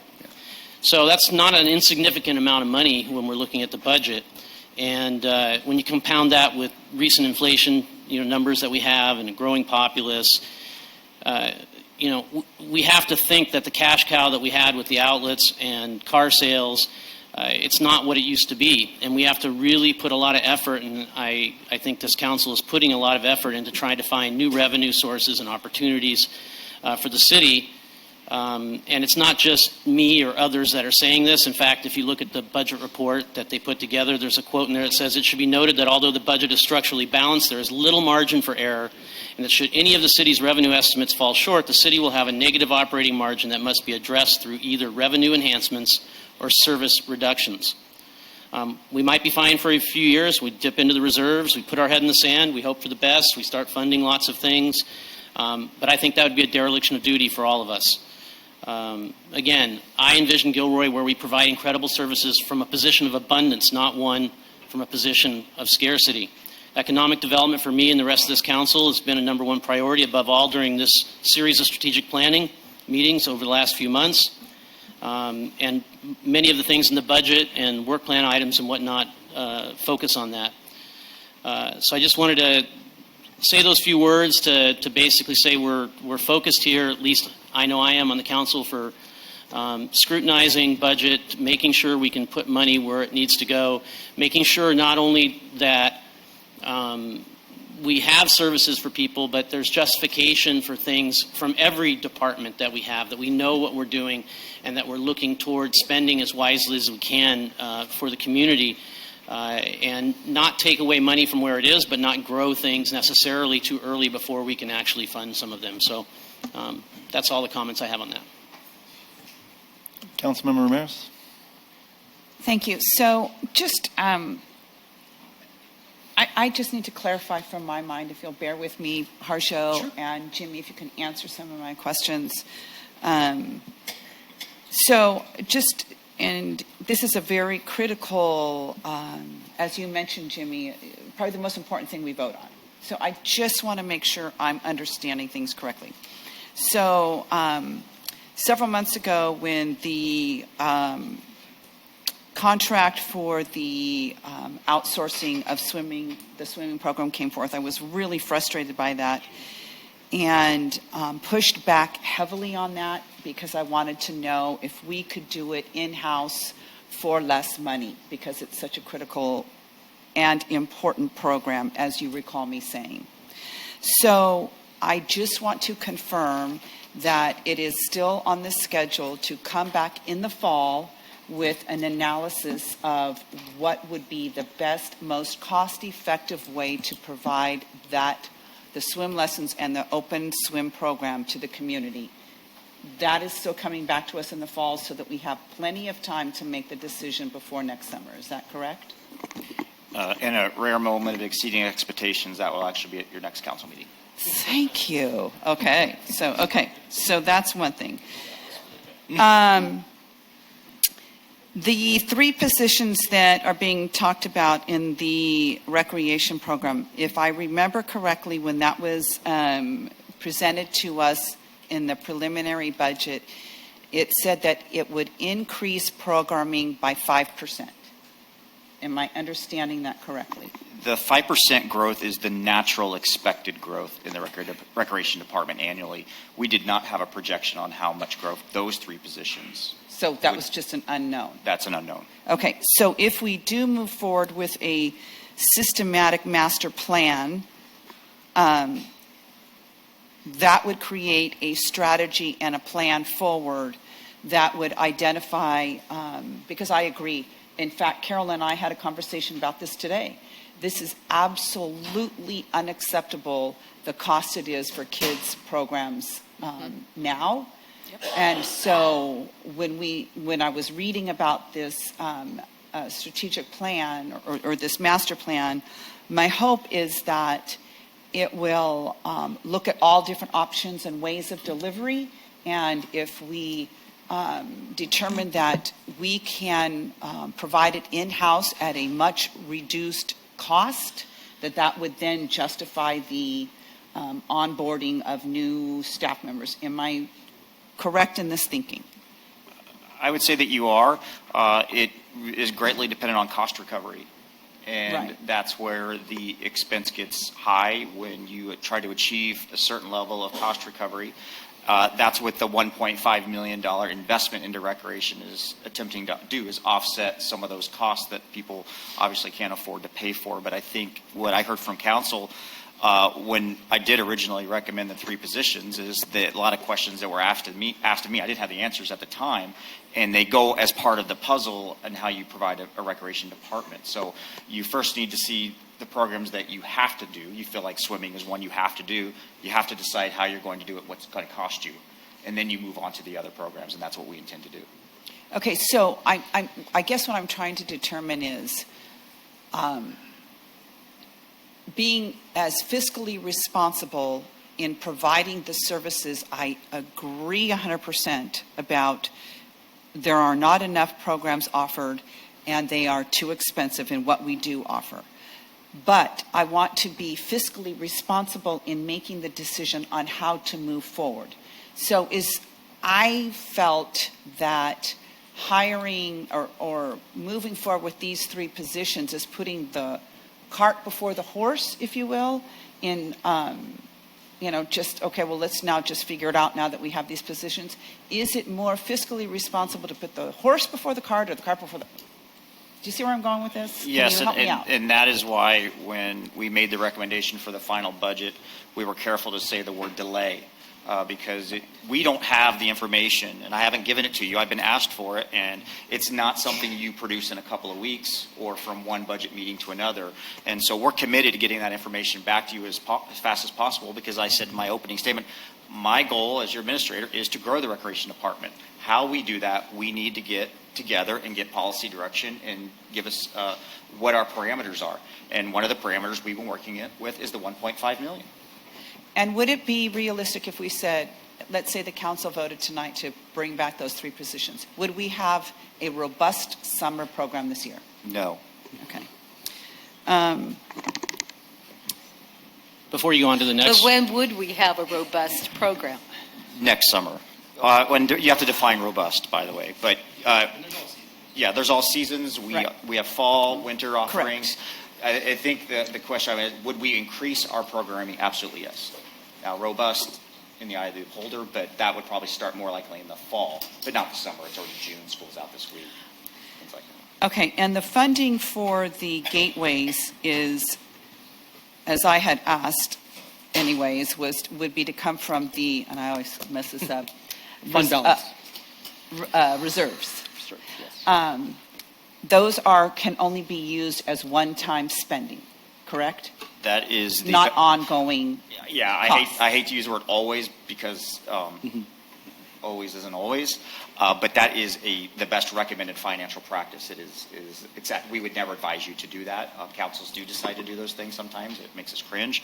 But given that we have $4 million in excess funds, we realize that there are many things on your work plan that you want to do, and that's going to be about the only way you can pay for it. Okay. But providing recreation programs is ongoing. It is, but that's a different fund. And the recreation fund, as Harjo stated, generates about $400,000 above its expenses annually. So that's an ongoing revenue source Correct. that could be used for staff supplementation. And staff determines that then, or with that savings in Parks and Rec? Well, that savings will either go into the fund balance to grow that money that we're now using on things like, proposing pickleball, or it can go on to increasing offerings that we believe are sustainable. Okay. And then one more thing. The parks, the infrastructure for the parks, that now has been moved from recreation to public works. Parks have been in public works for as long as I've been here. Okay, 9 years. So that wasn't anything. So we're not. Yeah. So that funding is a different funding source, is my point. Yes, but I believe those who have been here much longer than I remember when Parks and Recreation might have been together. Right. But I wasn't here. Okay, but currently now that comes from a different funding Yes. source. Okay.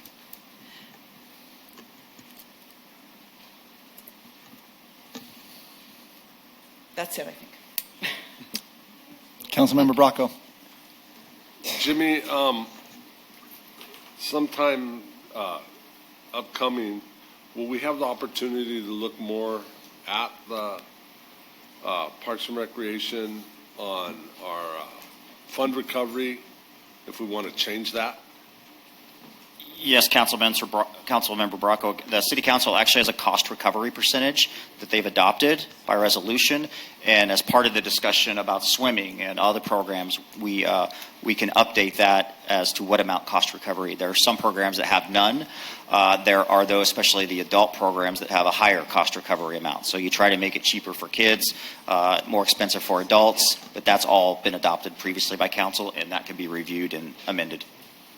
When could we do that? Because that was a couple councils ago, so when could we do that? We could do that as part of the discussion with swimming that we're going to be doing next. We wouldn't do it next week, but probably going into August when you return from your summer recess. Thank you. Yeah, see, that's important for me to know, because for me to approve this budget, I don't want us to keep pushing or kicking the can down the road. We had a father come to us, 2 years ago? To talk about Fall Little League. And there were parents that were going to do this. And the council listened, the city listened, and nothing happened. So then they went to another city to do it. We just heard a father who has his son in soccer in San Jose, when we should be getting that revenue here in Gilroy. Disc golf was talked about quite a while ago here in front of the council. Nothing happened.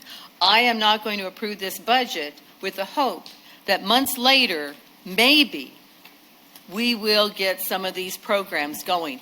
I would like to see in August how much these programs are going to cost. We have the money. If we're getting $400,000 a year, then let's invest a couple of $100,000 into new programs. If they don't work out for a year and they're not making any money, then we get rid of the program. But the public has to support it. On the other hand, we are not going to penalize the families who cannot afford to put all their children in soccer or any of the other sports. I was so upset when I saw the $800,000 that we have sitting here, knowing that there were probably kids that never got to play soccer this year because of a $300 fee. How can we have a surplus with a high fee? So I want to hear every couple of months how recreation is coming along, what programs they're putting back, what's getting funded, what's not getting funded, to make sure that we are helping the citizens and the taxpayers who contribute to the taxes that get these programs running. Can I get an assurance that we could have a report every 2 months on how recreation's doing? Are you asking me? Yes. I think that comes from direction of the entire council. Okay, council, what do you think? But wait a second, didn't you just say that in August this is what we're going to do?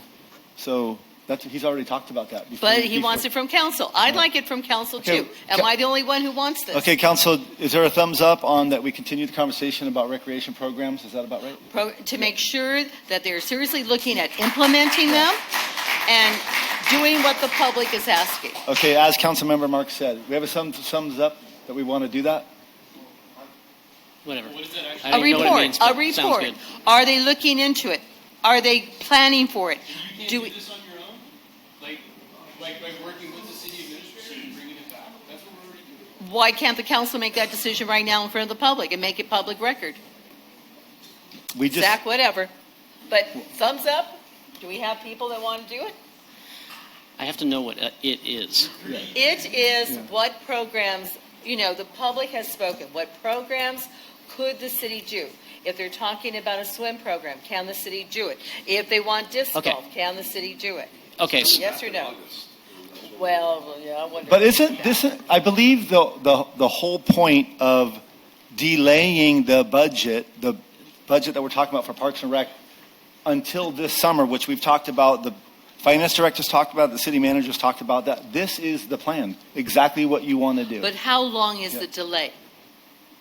So we are talking about it this summer. I believe you talked about by August that we will be doing All right, this. then we can hold it to it. Remember, food trucks started in December of Okay. 23. Public, you heard it here. August. August. Right. Go on the record. You come back. August. Yeah. Good question. Great. Good comment. Yeah. Other comments? Yeah, I have. Yeah. Go ahead, Councilmember Fugazi. Yes. This is pretty much the exact reason why I brought this up in the previous meeting when I saw 3 positions on there and there wasn't any kind of justification, because I knew that there was an excess that was coming into this fund. And I also knew that there are a lot of different choices and decisions that people want to have and how they want to have their recreation, how they want to have subsidy, how they want to have all of these things. So it may come that as direction to us on council that you decide, hey, you know what? After staff puts it forward, we want 2 staff members and we want an extra $120,000 a year to subsidize our programs. And that's also very feasible. But if you rush right into hiring people without having a plan, and now you've ate up all of that money, and you're either going to have to try to come back to the general fund and have more than $1.5 million coming in there, or you're going to be able to look at it and go, wow, we really could use an extra $60,000 to help lower income people to get services. So that is the process of doing these things, where you ask the questions and you come in and you say, where is this money? Where is it going to? And can we put a plan together first before we decide to spend it? Yes. That's all. I agree with that. That sounds very good. Councilmember Klein.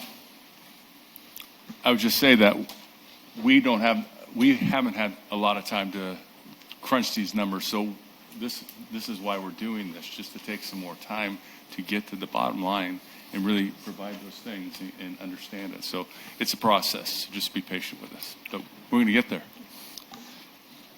Further comments? Because I have some closing comments then in regards to this agenda item. First of all, regarding the Parks and Rec conversation. I have to really want to comment on what Councilmember Fugazi says and what Councilmember Klein says, and I think we all agree on it. I am looking forward to now having the opportunity. I know that folks do not like the idea of delayed, but we are going to be having a conversation about Parks and Rec and funding without having a conversation of anything else. So keep that in mind. I know that doesn't look promising right now, but when we're doing this in August, and we're not worrying about the other $200 million in a budget that we've been working on for 4 months, I'm really looking forward to this. And it is my instinct that the public is going to like the conversation we're going to have when it comes to Parks and Recreation. And I love the comment that Councilmember Fugazzi made. This council wants to get this community to a financial position someday that we are budgeting and doing services. I think he used the term by having abundance and not by rationing.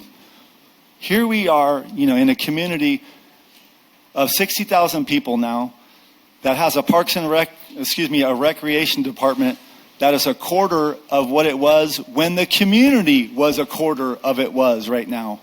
And we're arguing, trying to get 2 or 3 people back to think that you're going to get back to the old days. We're not going to do that by rationing, and that's what we're doing.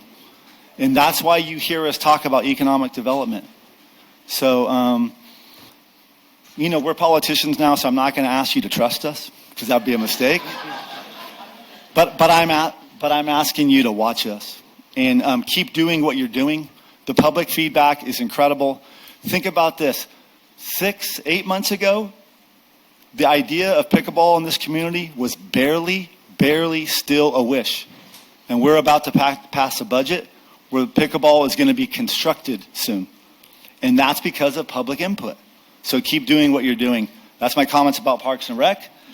I would like to finish by saying to staff, thank you very much. It's been an incredible 5 months. That's to all of you guys sitting over there at the table as well. I keep hearing the term from our staff members that this council's different. So apparently we're really different. And I hope you guys mean that in a good way most of the time. But I do know that you guys have met with us and talked with us a lot, more than you're used to in the past. And we're getting a lot out of it, and I hope you are as well. So I appreciate that to all the staff members for that. And with this budget going forward, I don't know now, but I hope we look back one day and say, this is the day that this is a new Gilroy. That's my hope. That's my hope. So further comments, questions? Councilmember Hilton. I just have 2 quick things. One is for any member of the public that qualifies for low income, there are currently funds in there, and oftentimes they end up having an excess of those. So ask. Don't just assume that there's no funds. Ask the recreation department. Ask a Parks and Rec commissioner to guide you through it. But there are funds available. And lastly, too, this is a very engaging Parks and Rec commission. The Arts and Culture Commission, just as well. And one of the things that they asked for in their budget is for engagement materials for the commission. They asked $17,500, but what they're really trying to get at is over the last 3 months, this group has attended multiple, volunteering themselves, multiple community events on the east side, the west side. And when they get out there, they usually have like a small table, a Parks and Recreation Department, tablecloth. And then they're handing out stuff. Luis has done, and a couple others too. They've gotten like a wheel they can go around and like ask questions about programming, give away some free classes. So there's a little plug too for free classes. You got to go check out where they're going to be at. But I want to beef them up a little bit. I want them to look more professional. I want them to look like an actual Parks and Rec commission. I think it provides value when they're out there. I think they attract people to them, and maybe they can also, while they're out there, gain back some feedback for us. One of the reasons why the community showed up so deep tonight is, and you saw the applause for the chairs, is this commission is engaged. So I think it'd be well worth the cost, the one-time cost. Up to $17,500 for whatever they need to make them look professional. That would be my request. Thank you. Thank you. Final comments? Okay, I would like to entertain a motion on item 7.1. I move. Okay, I have a motion. I'll second. I have a motion by Councilmember Ramirez and a second by Councilmember Marks to adopt a resolution setting the appropriation limit for fiscal year 2026 and adopt a resolution adopting the operating and capital improvement program budget for fiscal year 26 and 27. Adopt a resolution establishing the position control list for fiscal year 26 and 27, and approve the city priorities, council legislative agenda, and departmental work plans for fiscal years 26 and 27, and approve the boards and commissions' work plans for fiscal years 26 and 27. Roll call, please. Councilmember Bracco. Yes. Councilmember Klein. Yes. Councilmember Fugazi. Yes. Councilmember Hilton. Aye. Councilmember Marks. Yes. Councilmember Ramirez. Yes. Mayor Bozo. Yes. Motion passes 7-0.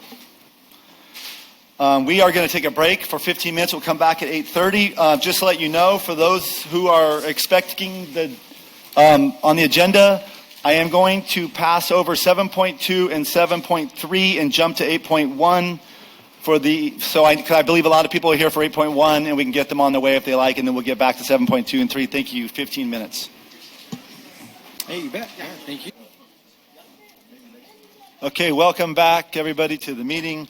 As I said before, we are going to jump over 7.2 and 7.3 and jump to item number 8, unfinished business. 8.1, consideration of a resolution establishing a pilot program to allow food trucks in designated areas while updating the city's mobile vending ordinance. So staff report, please, Victoria. All right, thank you. Good evening, Mayor, Council, and members of the public. My name is Victoria Valencia, Economic Development Manager for the City of Gilroy, here seeking Council consideration of a resolution establishing a pilot program to allow food trucks in designated areas while updating the city's mobile vending ordinance. Tonight, Council is being asked to consider adopting the attached resolution establishing a temporary pilot program allowing food trucks to operate in designated areas of the City of Gilroy, as identified in the staff report that was included in your packets, and direct staff to implement the pilot program immediately and return to Council with an update prior to the expiration of the pilot period, and provide feedback on the proposed pilot zones and operational standards, including any adjustment to hours, locations, or permit requirements. So for some background, on May 5th, 2025, Council directed staff to enforce Chapter 16A, Article 2 as written. Vendors must move 100 feet every 10 minutes, and they are prohibited from operating in C1, C2, and C3 commercial zoning districts. At this time, current enforcement has prioritized health, life, and safety, and we've been focusing on permits. So we're checking to make sure that vendors have their City of Gilroy business license, mobile vending permit, as well as their seller's permit from the state and their Santa Clara County Department of Environmental Health permit. And just a refresher, we have two categories. We have a mobile vendor, which is that one. Sorry about that. So we have our mobile vendors. They operate under guidelines that are established in 16A Article 2, and then our sidewalk vendors, which are Chapter 16B of the code. Sidewalk vendors are the non-motorized vending devices that are operating on public sidewalks, pedestrian pathways, parks, or other public property, whereas the mobile vendor code covers all types of mobile vendors, motorized and non-motorized, in the City of Gilroy. All food vendors operating and vending in the City of Gilroy are required to have their health permit, seller's permit, and their City of Gilroy business license. All businesses, whether located in or outside of the city, conducting business transactions or operations within the city are required to obtain a city business license. Sure. So you're going to require a background check? So this is, as the code is currently written, what has been required. So This is basically for ice cream trucks.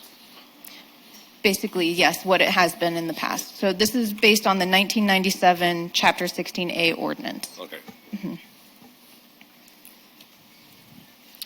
All right, so staff is working on drafting an updated mobile vending ordinance and bringing it back to council for review later this year.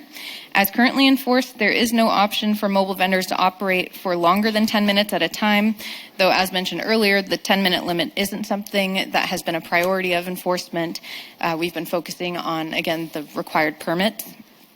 Since May 5th, staff has received interest and comments from local vendors, property owners, and event organizers in establishing a pilot program to allow some form of mobile vendor operations. And there's no doubt that food trucks foster community engagement, can be a lower cost business development than establishing a brick and mortar business, and can increase food accessibility where food options may be limited. Reviewing the 1997 ordinance, there have also been significant changes in safety standards since then, and the city can use guidelines in the recently adopted Chapter 16B related to sidewalk vendors as a starting point. A temporary pilot program could provide a low-risk opportunity to test food truck activity in different contexts and locations across the city. This could allow the city to gather data and community input before recommending permanent ordinance amendments.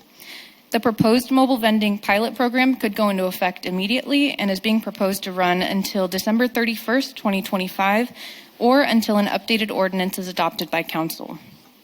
The objective of the mobile vending pilot program would be to assess the feasibility and public response, ensure land use compatibility, evaluate traffic, parking, and pedestrian impacts, support economic development and placemaking, and then just as a reminder, all those required permits mentioned earlier would remain mandatory.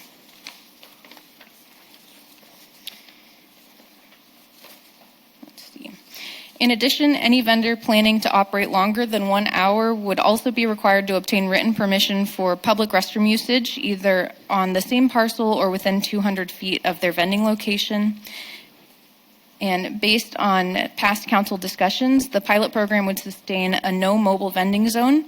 This zone would exist in the areas listed here, Monterey Street and side streets from Leavesley to Luchesa within the public right-of-way, and then private or public property fronting or visible from Monterey Street. Permit pricing. So we do currently have a mobile vending permit. The processing time is 1 to 3 weeks, and that's the $158 application fee and $82 for renewal. This confirms the operator's identity and background. Right now, there is a background check and live scan that might be required, but speaking with our city administrator and our police department, at this time we don't feel that we would need to require that. So if council directs staff to not continue with background checks and live scan checks for mobile vendors, specifically food trucks, we could eliminate that requirement through this pilot program. There is an exclusion to that background check that applies if the operator is a Gilroy resident of at least 5 years. Additionally, a business license would be required, and that fee is $100 annually.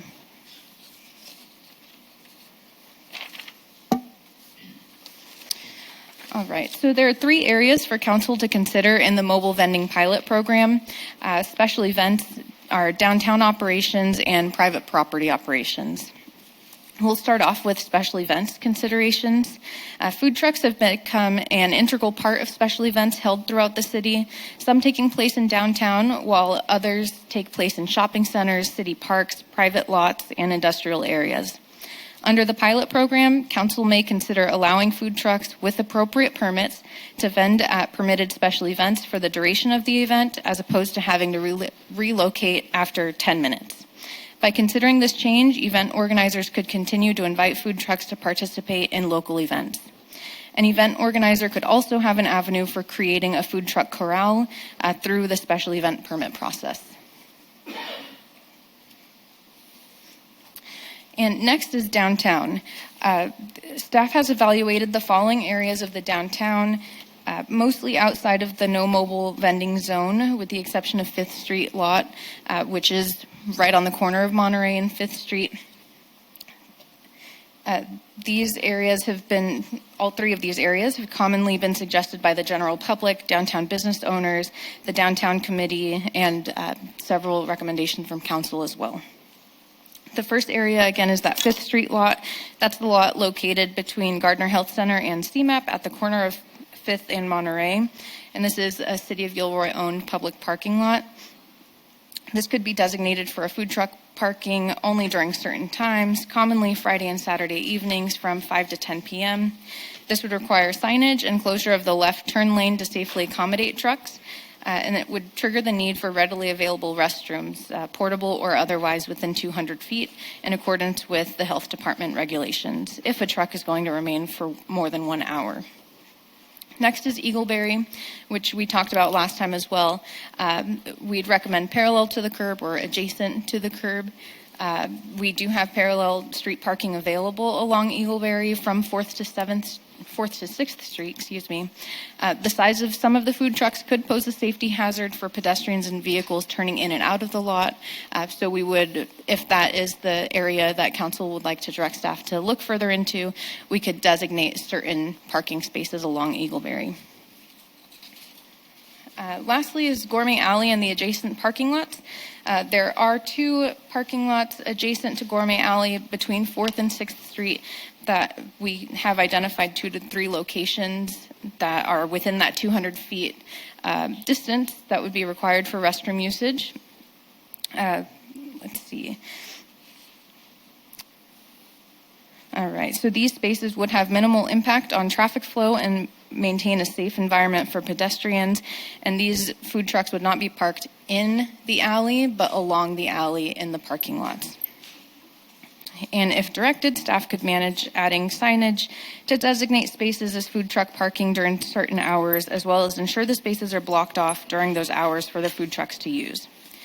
Council may also consider allowing food trucks to operate on private property along Gourmet Alley as long as proper permits are obtained and private property owner approval and restroom permissions are obtained as well. All right, and private property considerations. Some food trucks have partnered with local businesses to assist with activation of an area. Council could consider setting guidelines to allow food trucks to vend from private property. The city of Hollister, as an example, has the following requirements. Permitted zones, commercial, industrial, manufacturing zones, mixed-use zones on a legally developed site with an established use and parking, so not on a dirt lot. Prohibited areas would be the residential zones. And hours of operation, they have 3 different categories. One is pretty open, just 6 a.m. to midnight. Another option they had listed was mobile food vendor hours concurrent with those of the established business or businesses within that area. Or mobile food vendors could propose alternative hours of operation scheduled in which the vendor and developed private property owner or legal representative have agreed upon not to exceed that 6 a.m. to midnight time frame. So as a recap, Council tonight is being asked to consider adopting the resolution you received, establishing a temporary pilot program allowing food trucks to operate in designated areas of the city of Gilroy as identified in this report, and direct staff to implement the pilot program immediately, return to Council with an update prior to expiration of the pilot period, and provide feedback on the proposed pilot zones and operational standards, including any adjustments to hours, locations, or permit requirements. The alternative to this would be to take no action, maintaining the current code, and we would start enforcing the 10-minute limit. This would not be recommended. It would delay the data collection and public feedback needed for code modernization.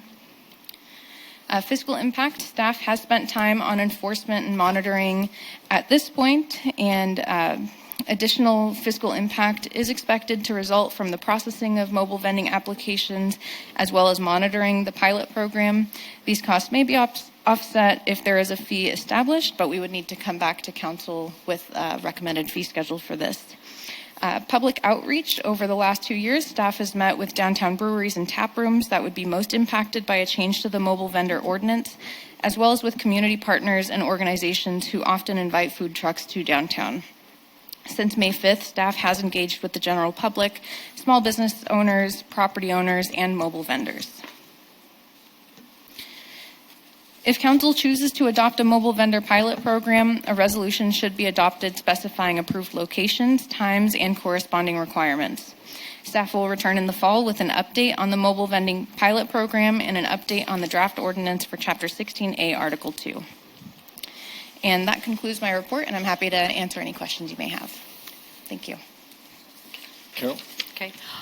Yes, Victoria, just a clarification. So in this new proposal, we did get rid of they had to move every 10 minutes, correct? We have not gotten rid of that at this time, but in the mobile vending guidelines, we don't have a specified time limit listed. So we just We're have able rights. to. We're able to. We're able to. So in other words, all the food trucks do not have to move every 10 minutes, Right. correct? There was one thing that kind of concerned me, and I don't know, I guess it's up to the food truck owners to give feedback when they come up to talk, but is it a state law that if they stay in place for 1 hour, they have to have a bathroom?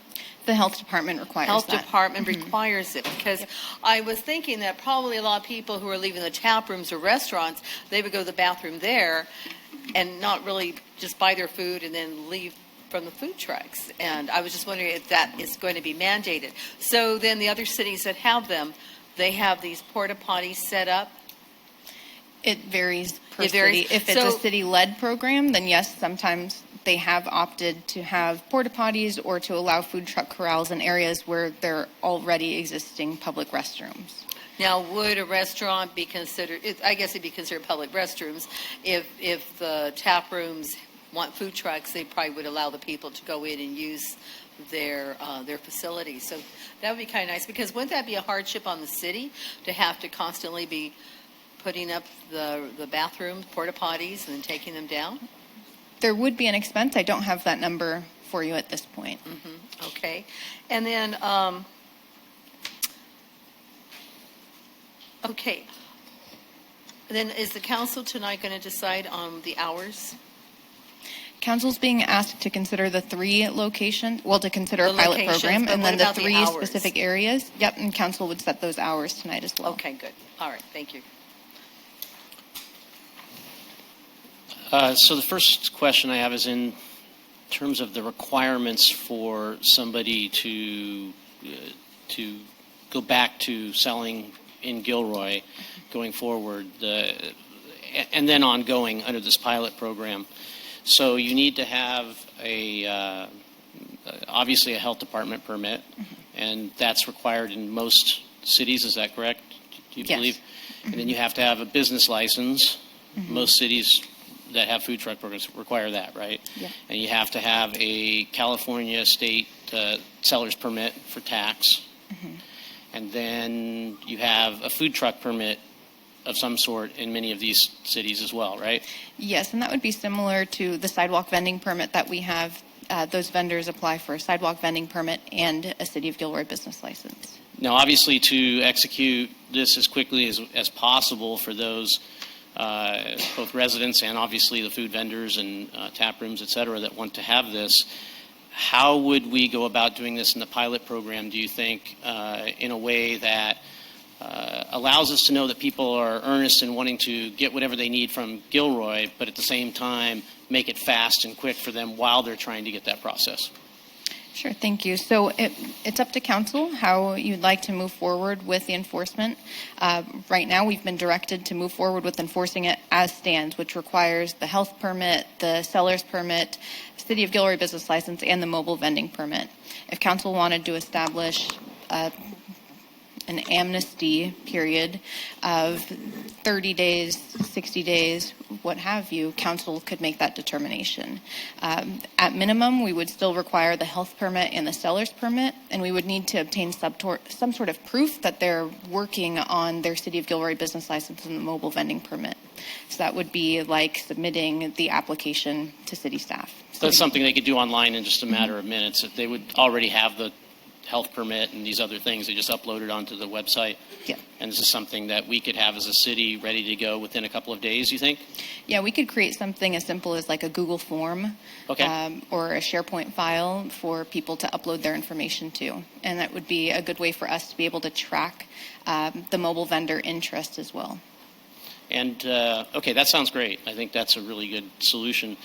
When it comes down to the locations, obviously, we already know that there's a desire in the center part of town, right there where the parking lot is, Gardner Health parking lot area, and trying to provide that for everybody downtown and for the tap rooms and everything. But I think that the time frames of operation might need to be different in different zones, and I'm wondering whether or not, as a council, we look towards maybe a scaling in or an activation to understand. Because, for instance, I think downtown we might want to have a midnight, right? It's not going to affect a whole lot of people residential or whatnot. But if you talk about by Gourmet Alley, there is some residential units and whatnot back there that if people were, getting food at 12 a.m., it might not be super happy people back there on Eagleberry.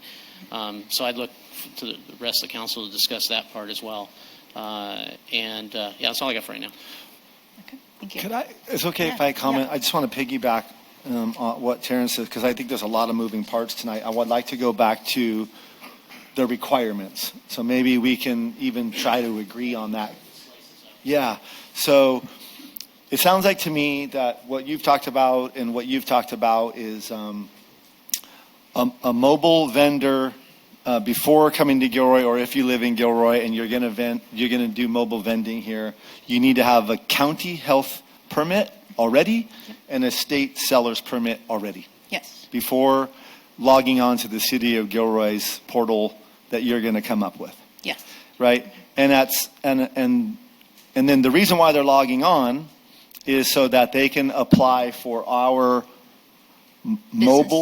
our business license And our mobile vendor permit. and mobile vending permit. But before going too far, let's talk about that mobile vending permit and the things that we want to streamline on that as well, so everybody gets that.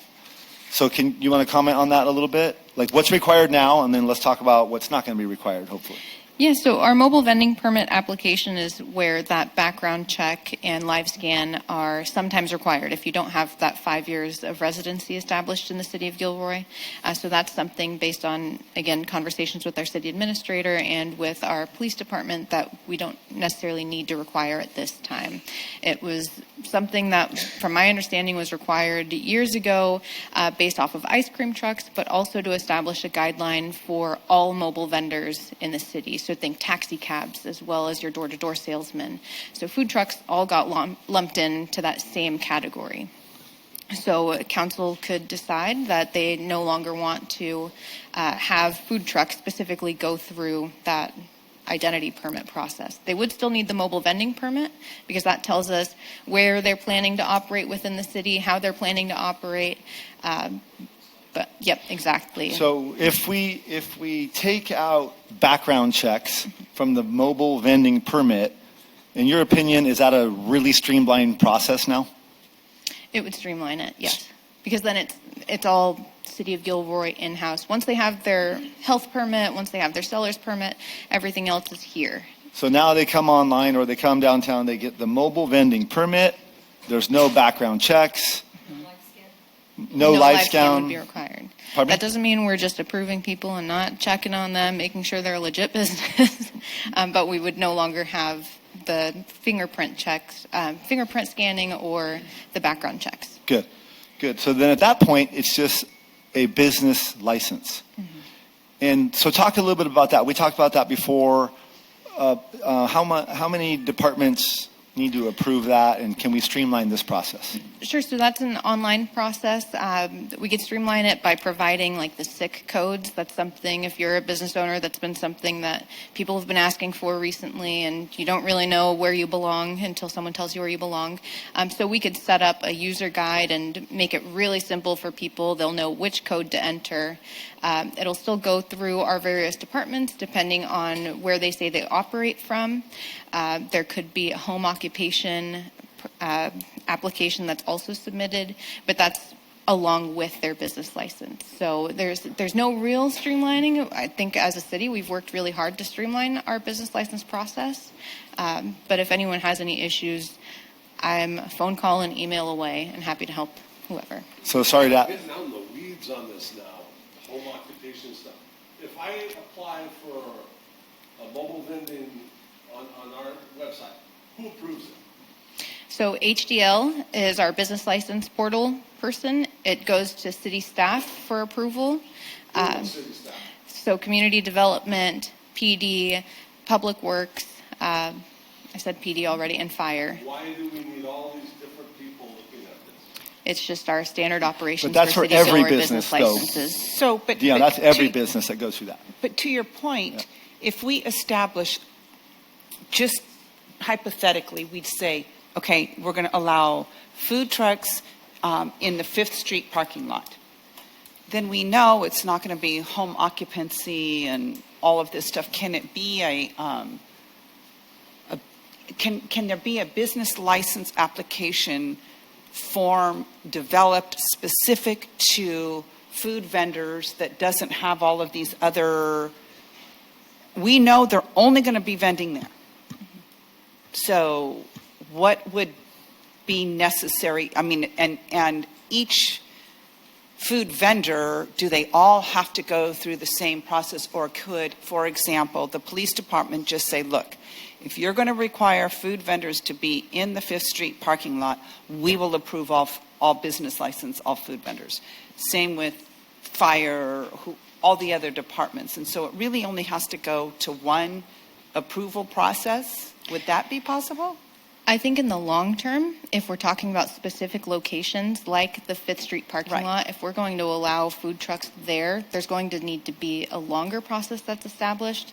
This is just the pilot program. We're trying to use things that we already have established so we can move as quickly as possible. Developing a different form might take a little more time. I can't tell you how much more time because it's in HDL's hands there. But we can work on it for longer. So you're saying it would be faster to go through all of these different departments for each vendor, even though they're all going to be operating on whatever days we decide, whatever hours we decide, and whatever location we decide tonight? I think it's going to be faster going through the process that we currently have. Okay. Just to get started, we can always decide if it's becoming too cumbersome, we can continue to evaluate this as we go on. If we want this to be immediate, then this is the process that we have. But this is also a process for the whole city too. Just not. I mean, we're going to do a pilot program for downtown, but with this in mind, affecting the whole city in the mobile vending throughout the whole city. Correct? Yep, it's up to the city or up to council how you'd like to direct staff to look at this. Councilmember Fugazzi. This all sounds super scary, which it is whenever you try to get a permit anywhere for anything. But I think in some of the discussions we had, one of the key things here is the city is going to streamline those processes, sure, but one of the things I think that's most important that just kind of got glanced over a little bit is we're going to have, hopefully, an agreement on some form of an amnesty to start this out, right? That was part of the discussion that I know we had offline. So if you kick this off, they will have an amnesty period, meaning staff will have an amnesty period that will hopefully be far in excess of how long it's going to take for you to get back, an approval from the city. And that way there's no delay in going forward. Now, obviously, if you don't have a health department approval, that's certainly going to stop you right there because that's the county. It's going to take you a long time. But I think this is a really new way, in my opinion, of the city approaching some of these things, which is we want to get people working. We want to get them going. We want to get them moving on things. So why don't we just say, hey, if you've registered in and we're now doing our part, you can still go out under this pilot program. And I think that's a good way to hit it. Provided they have the health certificate and also the state. The health and then obviously the state tax, Seller's permit. Seller's permit, yeah. Seller's permit. So I have a clarifying question. What we're looking at is specific to downtown. But what about, or are we, even asking this question, is it opening up a can of worms? But food trucks popping up at the outlets, things like that. I mean, are we just saying the only place they're going to be allowed to operate in the city of Gilroy is whatever we decide tonight?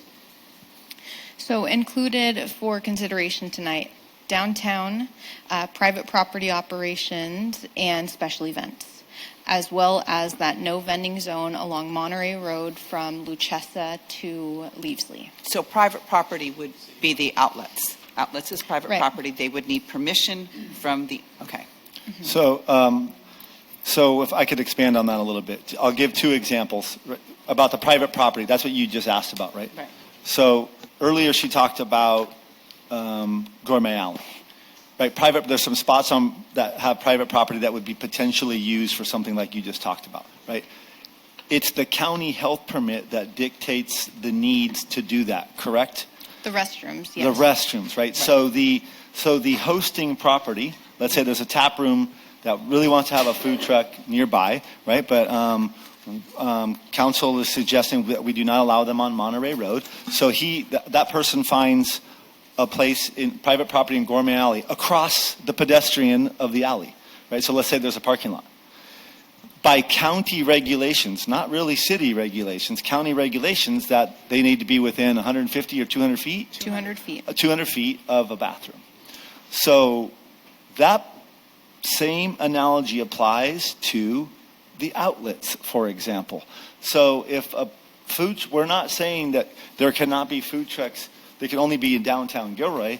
If they're going to be on private property in a what they call a hosted area or property, then those requirements have to be followed. They have to be near the bathrooms. They have to be near the bathrooms. Approval of the outlets Yes, or whatever. and at the similar hours, right? So if a food truck sets up at some hours, then that business has to stay open through those same hours to comply with county health permits. And that's what we'd be looking for council direction on, And we're- specifically yeah. those at the same hours Yes. versus just having restrooms available. I think there's a difference there. Okay. Would it be helpful to tackle each area at one time, start out with the permit? So baseline permits, or first, if this is okay, Jimmy, Andy, for me to do. So baseline permits. Do we want to start out with an amnesty period? I'd recommend 60 days to get through city staff reviews of business license and mobile vendor permits. I would say I'm okay with that, but they have to have submitted an application. Correct. Yes. Okay, so right now we're saying amnesty period, 60 days. They need to show proof of their seller's permit and their County of Santa Clara health permit and proof that they've submitted their business license and their mobile vending application. Okay? Do we have to vote on that? Or? We still have public comment. So she's just going one by one. Yeah, just to make sure we're addressing all of the areas. Okay. Okay. Next would be downtown. So we had the three areas we talked about, the Gourmet Alley parking lots and the private property along Gourmet Alley. Can you go back to the permitting? Would it be okay now to remove the background and the live scan of that permitting? Okay. Yeah, I thought that we talked about that. Yeah, Okay, but thank you but for just saying to that. make sure we Yeah. state it? Yeah, Okay. thank you. Yes, go ahead, Councilman Bracco. Yeah, on the locations, why can't they be like on 6th Street, 5th Street, the side streets? Our goal was Monterey Street, and now we're just getting into all kinds of other stuff. I don't understand why we need to make things so hard. If you have them at the parking lot at 5th Street, yeah, that's great for the Tab House across the street there, but what about the guy down by 6th Street? For 6th Street specifically, I'd go back to our events conversation about 6th Street and Monterey Street being main arterials. So we try to prohibit any sort of extracurricular activities on 6th Street, just because of the traffic flow. 5th Street could be a consideration, 4th Street could be a consideration, Lewis, Martin, all of those streets could be considered. We start probably at the most restrictive based on what we've heard the council say. So if council just wants to limit vending on Monterey Road and allow vending to occur on the side streets along Monterey Road, that's something that we'd be looking to hear from you tonight. But I believe that the downtown committee discussed that for quite some time, and that was a recommendation from downtown committee, that not the side streets. Correct. But with that being said, and maybe that's okay tonight, the whole idea of a pilot program is that this is really malleable, right? Let's get in and let's make some selections tonight with the idea that, Gourmet Alley, let's study Gourmet Alley. How are we going to activate Gourmet Alley, right? Is there maybe one side street, but I think we have to stick with the recommendation from the downtown committee right now that side streets are a no-go at this moment. But the point of the pilot program, is this is the time where we get feedback from the community, get feedback from the food truck owners, and let's massage this as we go. Okay. So go back to location, sorry. Okay, so the locations we had in downtown, 5th Street parking lot, Gourmet Alley, and Eagleberry. So Okay. looking for direction on establishing one zone, allowing them in other zones, looking for some feedback on timing. I would say, at least talking about, you mentioned activation of Gourmet Alley, and I know that's a whole different discussion, but two things I have with that is that has to be part of the discussion because that's what we did the project for, was to act, and now we're going to activate that, and this is part of that process for the restaurants and tap rooms to be able to tie into that, and Gourmet Alley allows you that ability to do that. I also like to ask this question about, could a brick and mortar business be able to use a food truck in Gourmet Alley for a special event?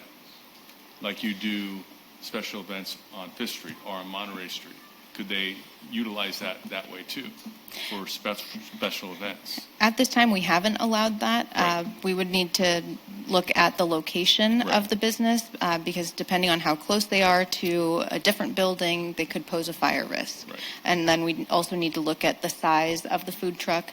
We need to maintain ADA accessibility within the alley, so the size could be a limiting factor. But as a rule, we haven't allowed food trucks or any sort of cooking in the alley during special events. Just want to throw it out there as part of the discussion.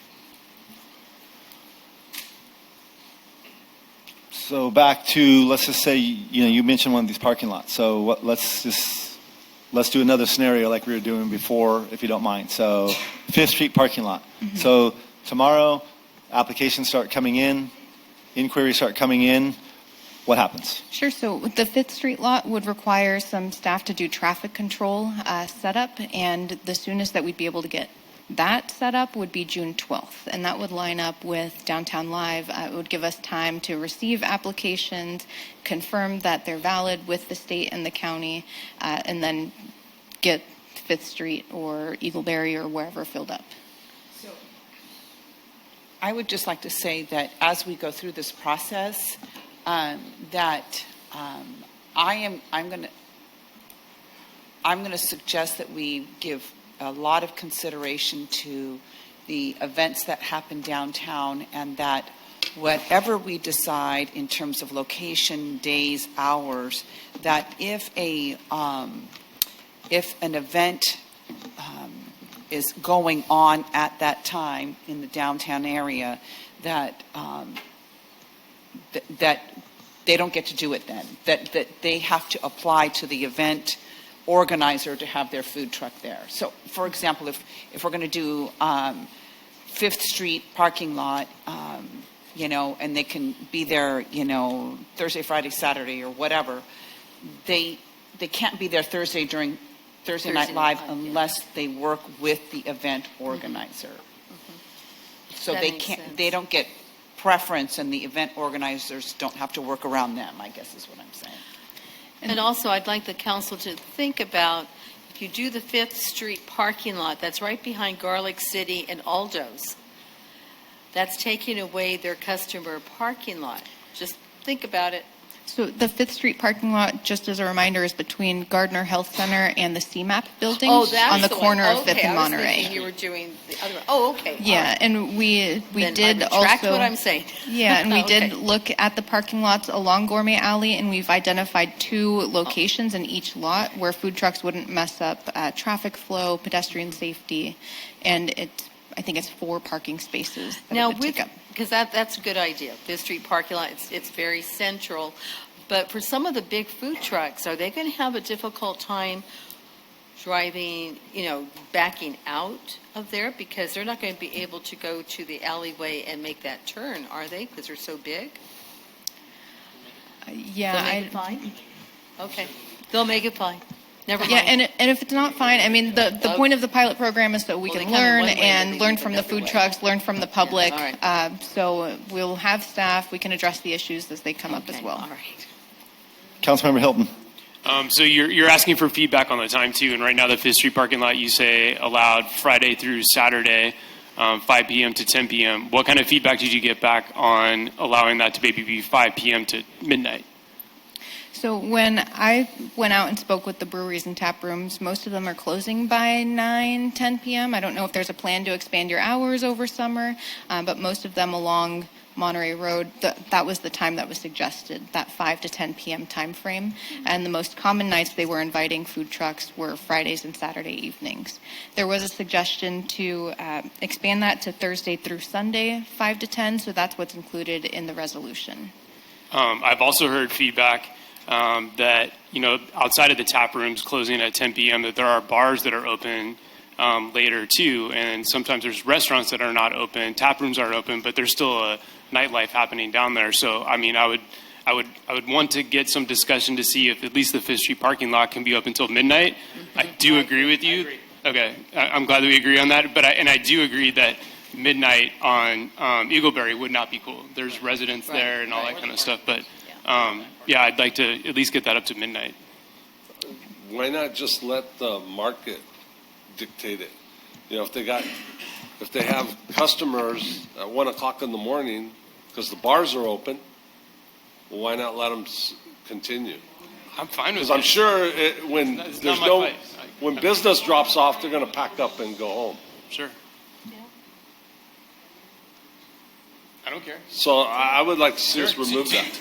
2 p.m. Unless there's some regulation that says we can't. 2 a.m. Unless there's some regulation that says we can't.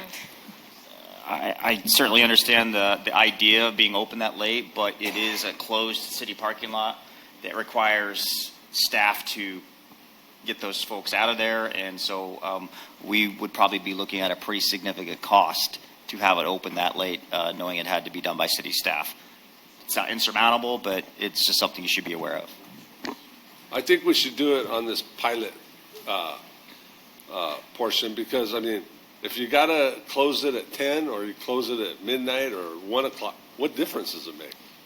Can I ask, Mr. Forbes, what does city staff have to do at the end to get them out? That's the part I'm not getting at. Well, if it's especially at the Fifth and Monterey parking lot, there's a turn lane that would be closed, so the traffic signal would have to be reignited. We'd have to get the parking lot back to returning to a condition of where regular cars can park the next day. So there's certainly a closing component to getting that converted from a food truck park to a regular parking lot. But then that brings up another topic.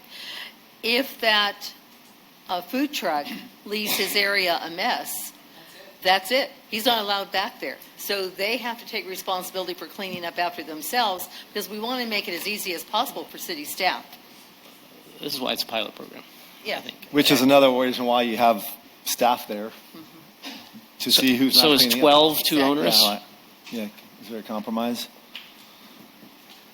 I think this is going to be very dynamic, as we've said. Right. We want to encourage business, and if there's numerous food trucks there till midnight, and they are paying fees and things like that, that's probably going to be okay. If we have staff out there after 10 and nobody's there, then we need to reconsider and say maybe. But I'm with you. I think we just go with what the market tells us and what the public demands, and we can adjust. And get that feedback. If we extend it to midnight and you have a bunch of people saying, you know what, I had lines still, wanting to eat, then I'd like to hear that. Yeah, absolutely. And that form that I mentioned earlier that we could create to start collecting the information, we could include a section that says what hours do you plan to vend from, or what are your preferred vending hours, so that way we can start to get some feedback that way too. Great. So 12 o'clock. 5 p.m. to 12, Friday through Saturday. So far, we're going to have public comment still, so we'll get some great public comment. I would like to encourage the council to give us a range and then let us adjust that from weekend to weekend. We don't want to have to come back to council and say, can we lower that by an hour? And that'll be on us to get the feedback and to make the right business decision. So like 4 to 2 a.m. and then you. So let's finish the conversation with staff, and then we'll go to public comment, and then we can kind of solidify the times. Okay, so right now, I think I just heard, I don't know if it was serious. Okay, 5 to 12. But we want to hear from the public. Yeah, that would be okay too. All right, and that's specific to the 5th Street parking lot, Right, Thursday through Sunday, right. I don't think we said Thursday through Sunday. Friday and Saturday? I think we said Friday and Saturday. Well, I would say. I think we should go to public comment. I think we should go to public comment and hear from the public first before we get too far into definitive. Let's hear Well, from them. and I that's think it's a fine, but mistake. I just want to say, if we land on 5th Street, Thursday would be out unless they worked with the event organizer for I don't completely for the summer. understand that either necessarily, Well, Thursday council Night member. Live is right there Well, at 5th Street. no, it's now down No, but the band is going to be there. Well, at the end, it's still going to be congested. And then they have food trucks themselves. Okay, all right. You have further, so we've had locations, we've had guidelines and requirements. What else? And then just for locations, are we considering just downtown, private property in other areas of town, shopping centers and whatnot, and special events? Right, so the other areas of town as of right now are private property. Correct. Correct? Okay, for right now. Again, pilot program, this is malleable, this is the whole idea, get feedback. Okay. How about some public comment? Okay. Yes, Mayor, Council, we have 8 speakers at this time. First is Matthew Gallison, followed by Diego. Thank you.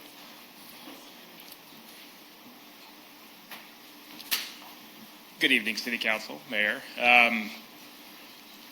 Obviously, a lot has changed over the last few weeks since we began the conversation about food trucks, and I'm happy to kind of see it trending, we'll call it in the right direction for now.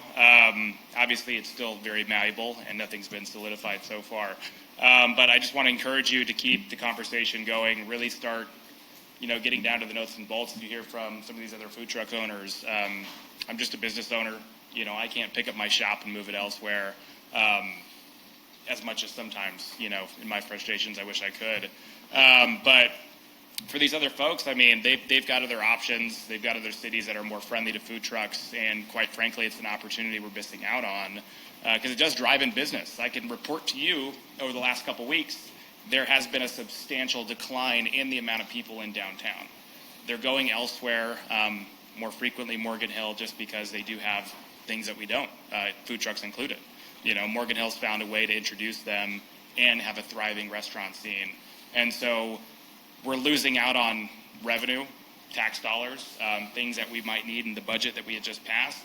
And to see that grow, we want as much as that we can grab. And so just really consider, getting something done. It might not be the prettiest at the moment, but at least it'll be functional and it'll get the wheel turning. And we can really just keep this going and continue on this pilot program and just get Gilroy going again.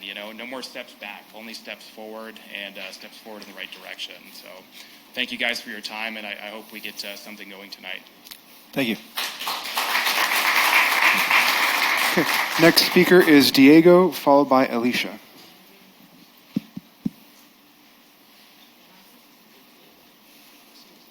Good evening, Mayor and City Council members. My name is Diego Vasquez. I just want to thank you guys for your consideration in this subject. I kind of just wanted to share a little bit of personal kind of things regarding this subject. So my mom is a business owner. She owns a mobile food truck. She worked 2 jobs as a single mother of 3 in order to gather enough money, to complete her dreams of opening a food business. This has provided my family with economic stability and opportunities. It has allowed me to continue in school and have dreams of attending college, which is something that I plan on doing, as well as attending medical school to become a doctor. And that is made possible by her business. But with your recent decisions to ban food trucks, that dream has become more and more financially impossible.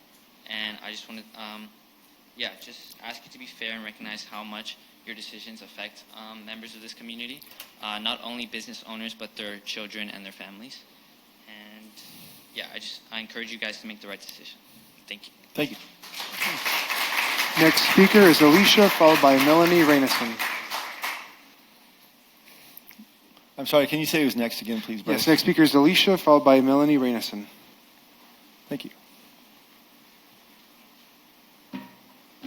Hello again. I was here December 5th, 2023, speaking on this topic. I see a lot has been done since then.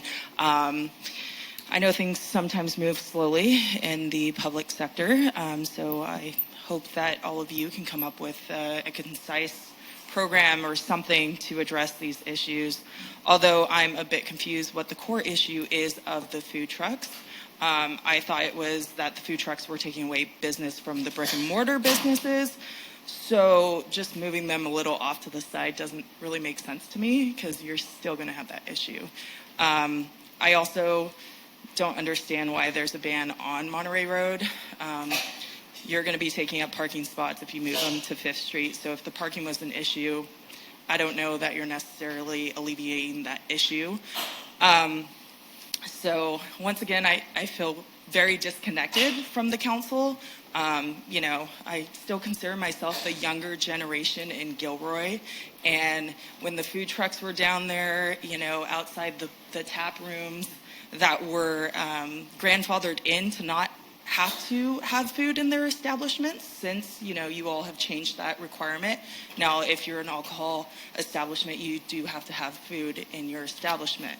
So, like I said, there's a disconnect there from, I think, what the owner of Pour Me was saying, that he's seen a substantial decrease in foot traffic.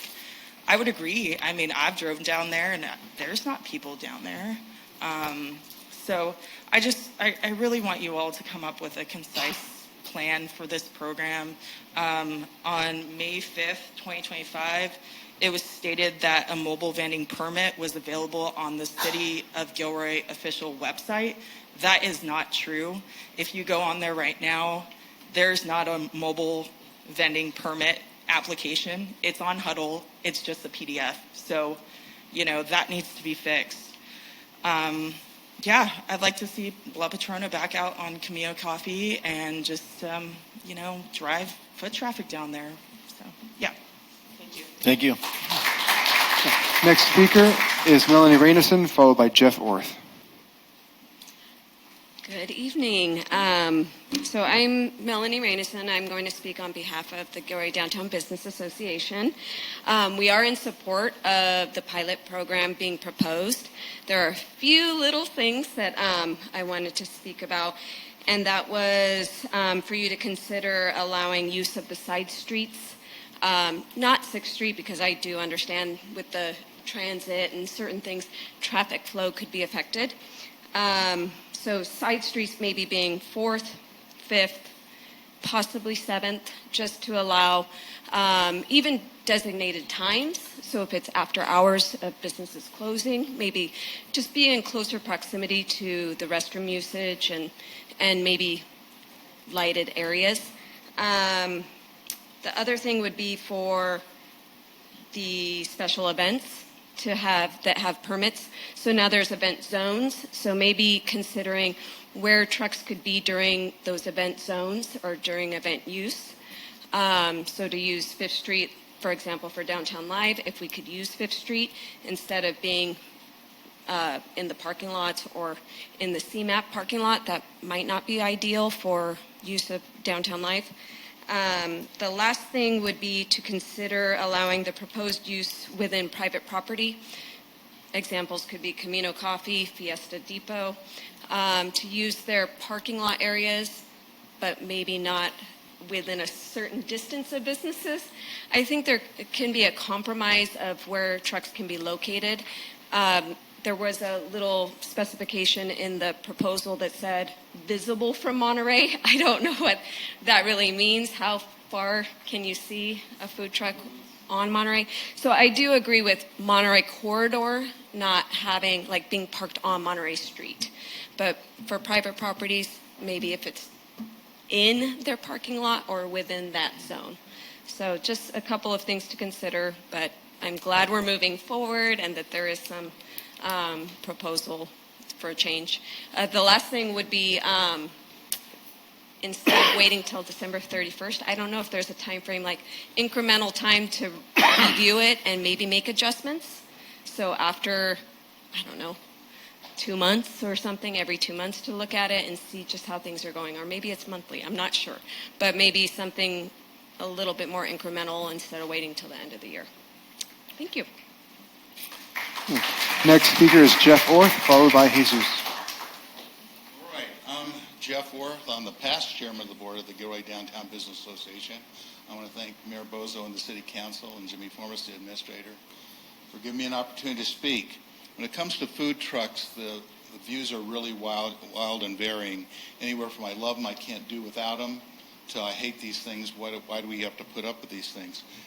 The other thing you need to think about when it comes to food truck is that from a very sensitive point of view, there's a real place in the world for entrepreneurs, and food trucks offer that kind of opportunity to people. Carl's Jr. was started by a guy with a hot dog cart. On the other hand, you've got businesses in the downtown that have literally spent millions of dollars, in one case $2.5 million, to create a world-class restaurant and a place, a great watering hole. And so you have to be sensitive to both points of view at the same time. I like what Victoria's done here, that there was a lot of heavy work lifting done to put that together. And so I agree there's got to be defined spaces, specific days of the week that you can do this sort of thing. There needs to be qualifications, rules. They need to be managed by somebody. And there needs to be, once again, consideration for the brick and mortar buildings. I think that you could use some help in managing this kind of a process. And the GDBA is in a really good position to do that sort of thing, as we have managed many events in the downtown successfully and helped other organizations do the same. So I think there's an opportunity here to work together. When it comes to the locations of the lots, I think that probably the best location is the one on the alley. And the reason the one on the alley is because we spent a lot of money poisoning the alley for activation. Now let's really fully utilize that alley. And so I think that's a place. There's also two other places that weren't discussed that also might be excellent locations for food trucks. So anyway, that's all I'm going to say. We want to do something that's really fair for all concerned, and I appreciate your opportunity to let me present. Thank you. Thank you. Next speaker is Jesus, followed by Madeline Mondragon.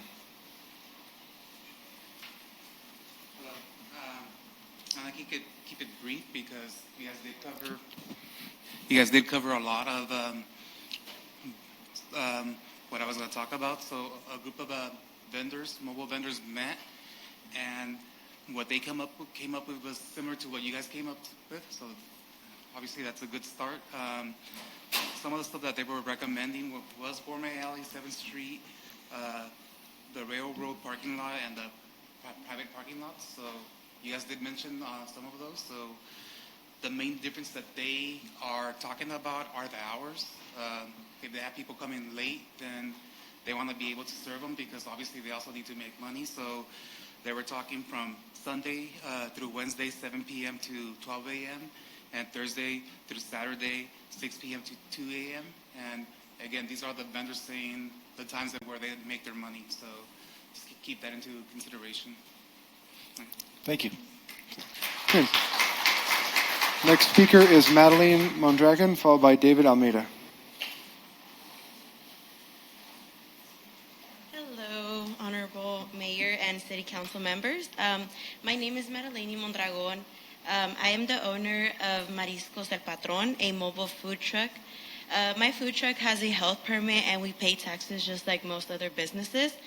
Many of us food trucks work together because we care about our community and enjoy supporting downtown. We have seen how lively it gets because we are there. Being in downtown attracts more people and it gives a different vibe. People enjoy our food and the whole experience of it. If you put us in a designated area, we are willing to put our money in together to provide maintenance and restrooms. Please work with us and include us in these discussions. We are business owners and deserve our voice to be heard. And about the restroom situation, our food trailer does have a restroom, so I feel like that wouldn't be a problem with us. And for our customers, just so I won't disturb your guys' restrooms that you guys are willing to provide for us. So I feel like that helps us out a little bit, and you guys as well. So yeah, thank you so much. Thank you. Next is our last speaker, David Almeida.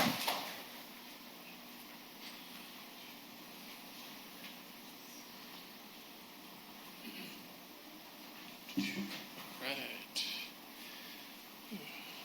Hi, my name is David Almeida. I'm here to speak specifically on what I believe is the right of a licensed food truck vendor to park in public parking space and do business that they're legally allowed to do. I'm not speaking specifically to organized food truck corrals, but more specifically to just the general ability for food trucks to be able to park in public parking places and do business. I don't think you haven't heard from anybody here today, and I don't think you would hear anybody argue that food trucks don't need to have every type of permit required by a brick and mortar restaurant. But what I think you are hearing is, why does a food truck require additional restrictions, additional permits, background checks, and additional fees for the privilege of being able to conduct their legal business? I believe California state law is clear. SB 946 in regards to sidewalk vendors, and California Vehicle Code 22455 in regard to food trucks. And the state cites that cities can only regulate public vendors for the purpose of public safety. In fact, the cities of Anaheim, Los Angeles, Monrovia, San Diego, Fontana, San Bernardino, and others have all been sued on the basis of laws doing very similar restrictions that have been proposed here tonight. So, in regards to the proposed ordinance tonight, I just ask, what is it that makes the public safer if food trucks are allowed to park on Eagleberry but not Monterey Street? Is Monterey Street more dangerous than Eagleberry? What makes the public safer by dictating trucks cannot be visible from Monterey Street? What makes the public safer requiring a special vending permit not required for brick and mortars? What makes the public safer for instituting arbitrary time limitations that are also not applied to brick and mortar restaurants? How is the public made safer by requiring them to be more than 25 feet away from an ATM or more than 600 feet from an entertainment business? But put plainly, I think this is primarily anti-competition, reverse engineered to appear as to be for the public safety. Council members and downtown committee members have said this pretty plainly. At a May 5th council meeting, one council member asked, can we get this done by June because the restaurants down there really want no food trucks? This isn't policy making based on safety, that's policy making based on who has the loudest voice. Another council person stated, first of all, you have to determine where we don't want food trucks, in my opinion, and work from there. Another said, those tap rooms, there's only really 3 that are currently using food trucks. How about them using our brick and mortar restaurants? If we do this right, the tap rooms won't have the ability to necessarily circumvent that, and restaurant businesses will come in because they will know they don't have to compete with food trucks. Sorry, I'll finish up. None of these measures seem tied to safety data. They seem tied to economic protectionism. So I urge you to reconsider this ordinance and avoid putting the city in a position to potentially be sued. We can support all members of our downtown neighborhood, including restaurants and food trucks, but only if the rules are fair, lawful, based on evidence. And as Councilmember Fugazi stated, let's create a city and downtown of abundance, not one where the city utilizes limited resources to pick economic winners and losers. Thank you. Mayor and Council, we have one additional speaker, Jorge Vargas.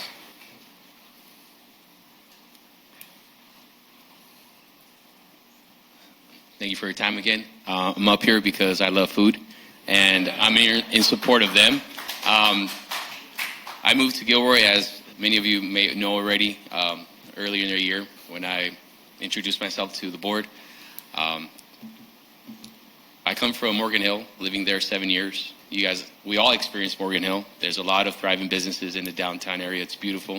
That's something that you members of the council are striving towards. I applaud you for that. I want to create a better community.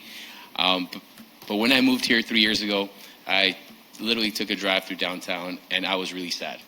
I had the opportunity to purchase a home here, and as you know, I've been a member of the business community here for 11 years, being the general manager of In-N-Out Burger.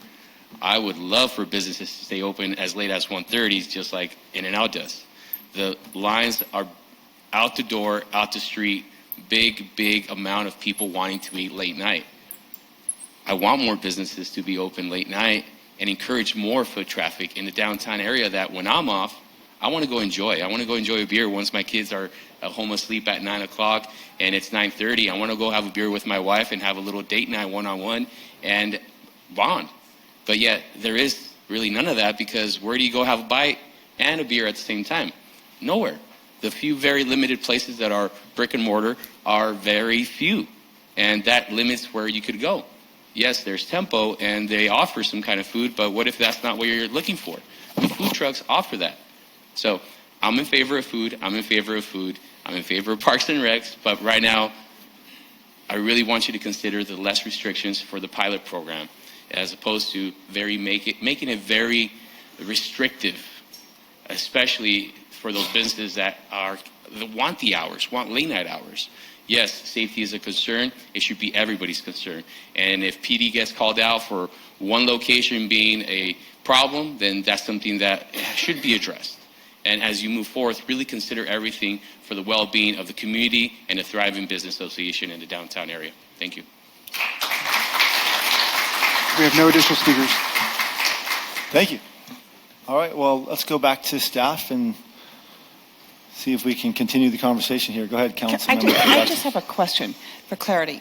When I'm just making an assumption that when there is a downtown event, we have an abundance of downtown events during the summer, especially. Typically, there are food vendors that work with the event organizers, and they're on Monterey Street. So when we create this policy of no Monterey Street, does that include when we have downtown events or not?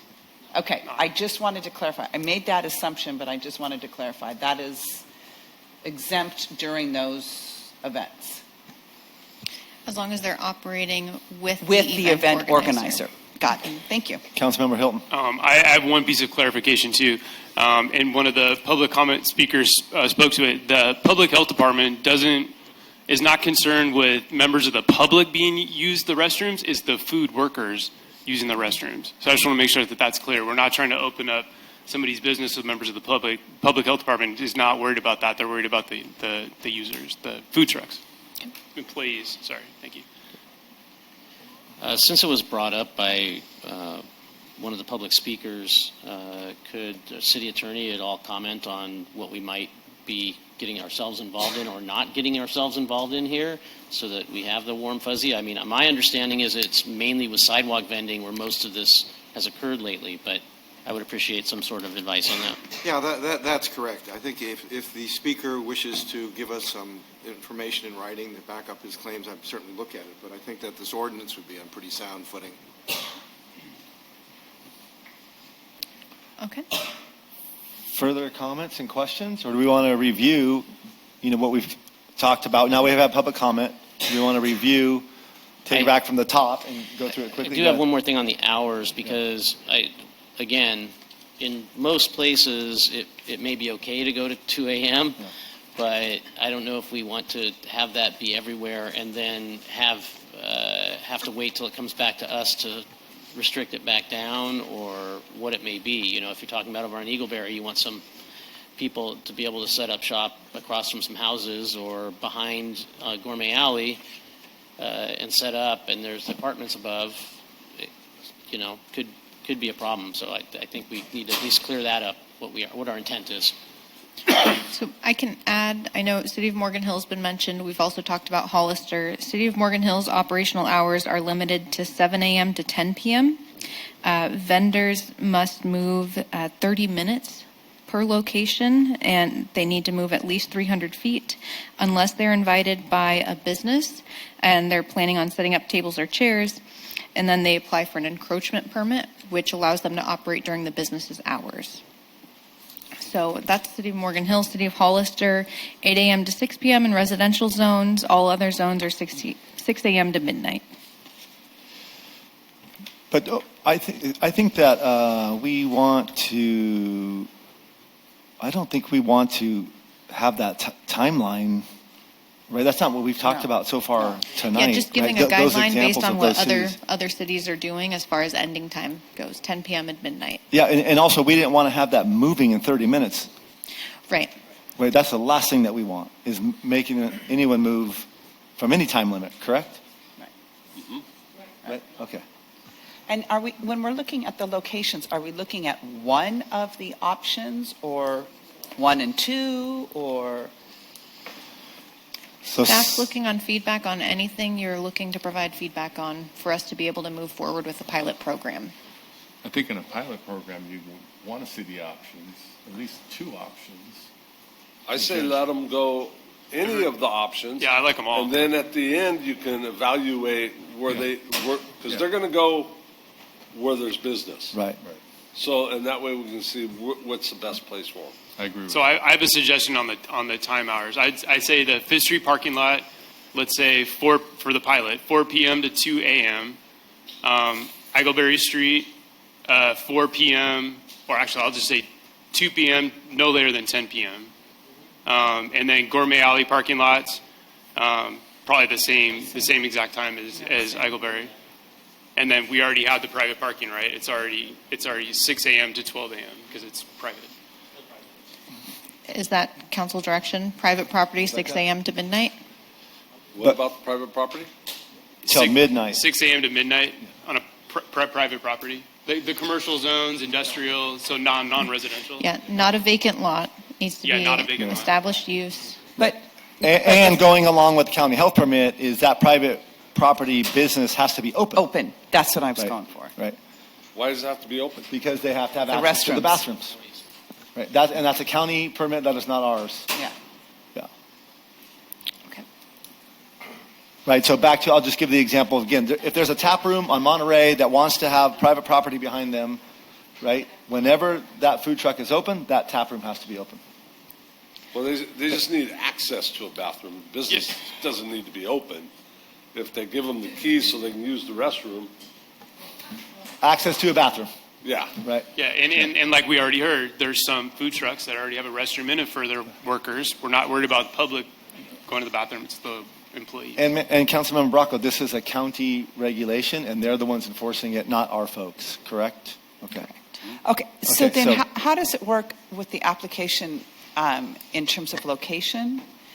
Because the one thing that I am concerned about, because of this has been an issue for some businesses downtown, is when they leave a mess.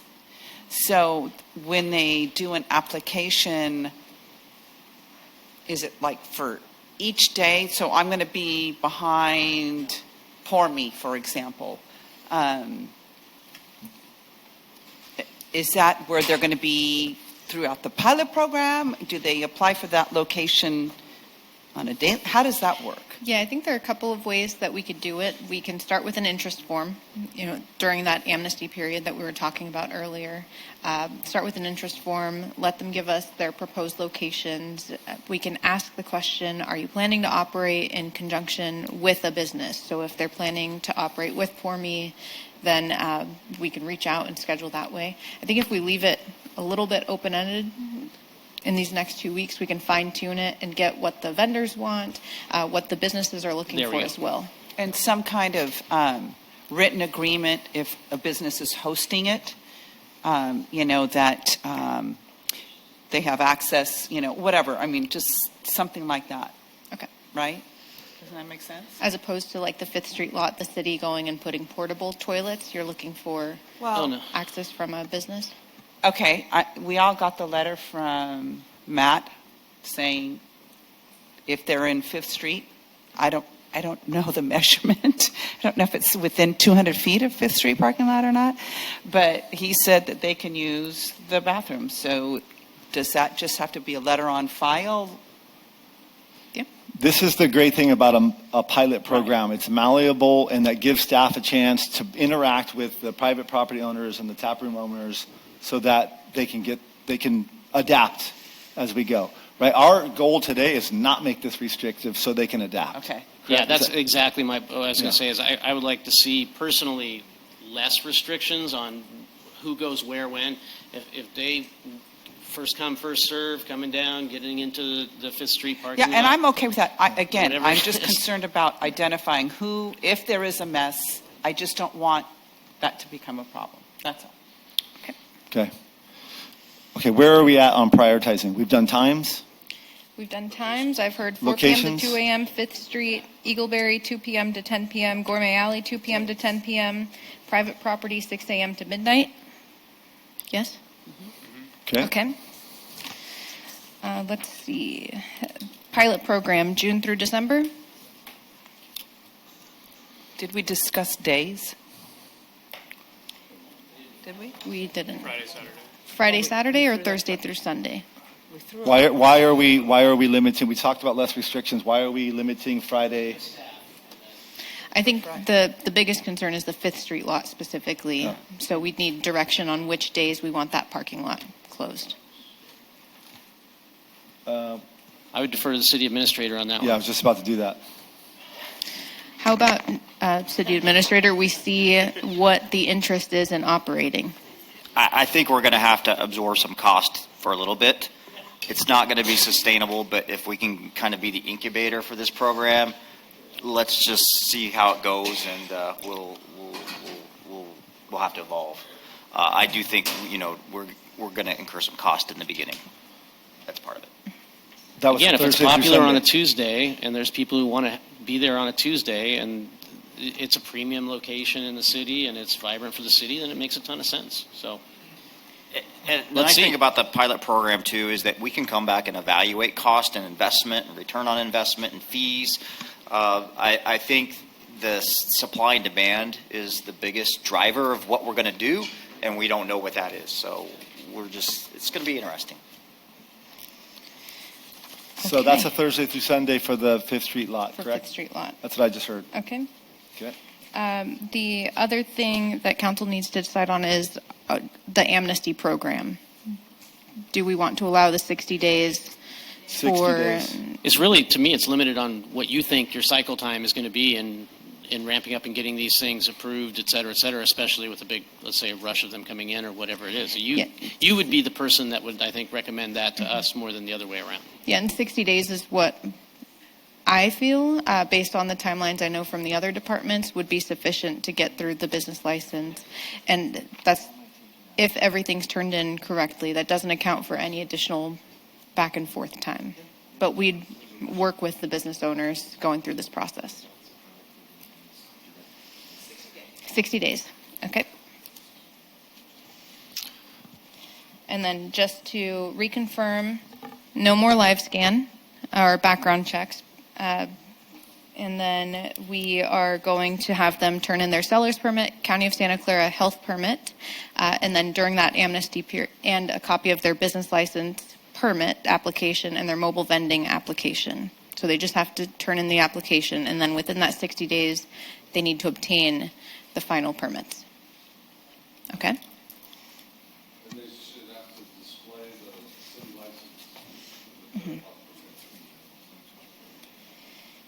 And then I also heard we're not restricting 10 minutes, 1 hour, 2 hours, no time restriction outside of those ones we already set.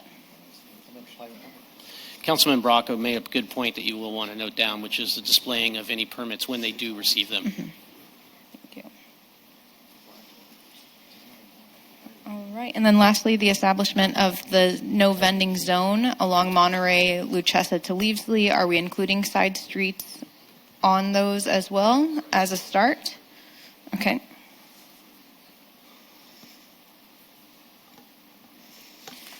All right. And special events, okay to operate during permitted special events as long as they have their required permits and approval from the event organizer. Yes?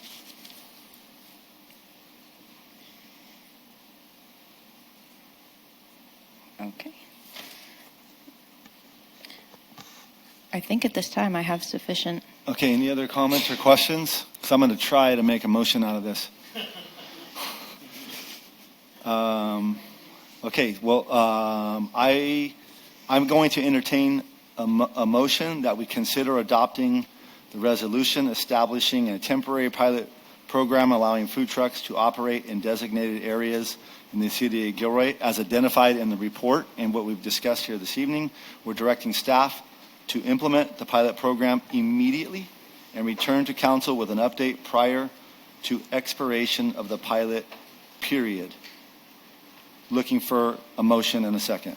Move. Second. So I have a motion by Councilmember Fugazi and a second by Councilmember Marks. Roll call, please. Councilmember Bracco. Yes.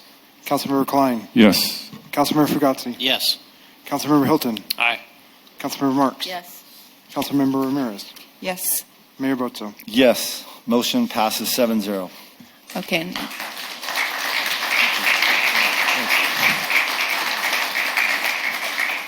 If you're interested in getting information on the pilot program in this form, please see me in the lobby and I will get your email address and we'll get you signed up. Thank you so much.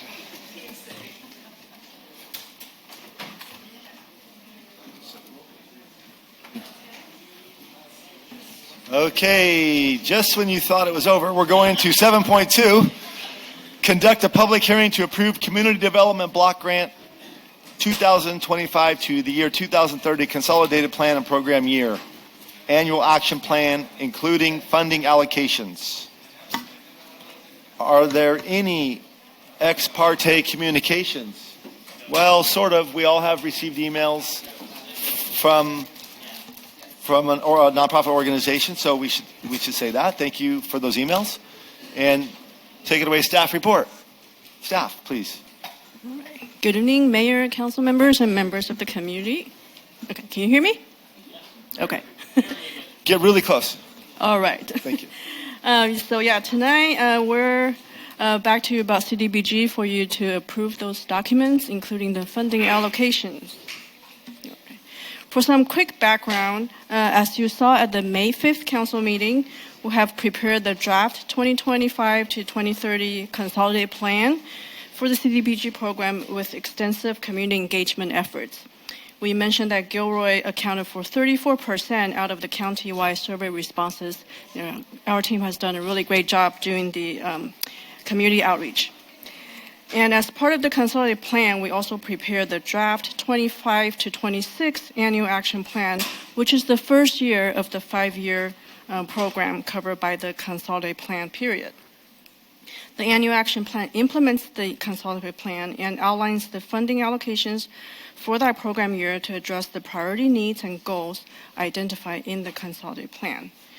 At that same meeting on May 5th, the council conducted a public meeting to receive public comments and also allow staff to present the funding approaches and options.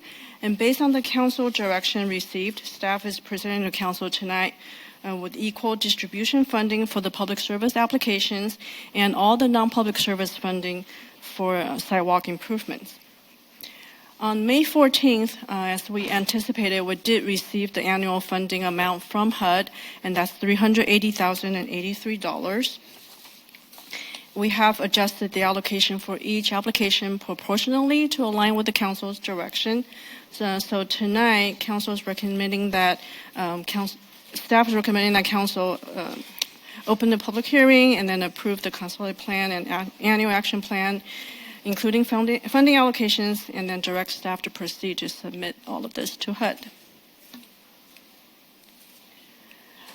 So this summarizes all the numbers we just mentioned. As we mentioned, on May 14th, we got the HUD allocation amount. And last time we mentioned that staff has also identified the prior year's unused resources. That's $78,829. And HUD has some caps on certain funding categories. So with all of this combined, this table is summarizing all the funding sources and the eligible uses for each category. So based on the May 5th council direction, and the May 14th HUD allocation amount, here's our summary of the proposed projects and programs and allocations for program year 25 to 26. And in the staff report, if you want to see the complete full table, that's on page 257 of the agenda packet. So as mentioned, the public service funds, that's being applied equally to the 6 eligible applications, and the non-public service funding is being applied to the sidewalk and curb ramp project. A review of HUD guidance suggests that no specific restrictions prevent the council from awarding all non-public service funding to the sidewalk project. HUD does require grantees to follow standard procedures for allocating funds, which we did do through our NOFA process. All CDBG applicants submit an application through that same published process. During HUD monitoring, City is also required to provide detailed documentation supporting our funding processes and decisions, demonstrating that we comply with CDBG objectives and the programs are benefiting low and moderate income persons, and we meet a consolidated plan priority need. It should be noted that the original application was limited to sidewalk and curb ramp related work. This did not include street lighting in its scope. Therefore, staff recommends that we adhere to the original scope of work. And we also reviewed our housing element to look at if there are any programs that will be affected by providing all the non-public service funding to the sidewalk curb ramp project. There are two programs that we identified that will affect the goal outcomes if we do not fund the other non-public service applicants.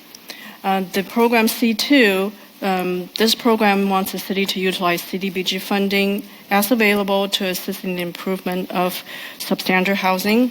And program C3 wants the city to contact owners of units identified as substandard housing to offer inspection services and provide information on the Rebuilding Together program or similar to provide them assistance.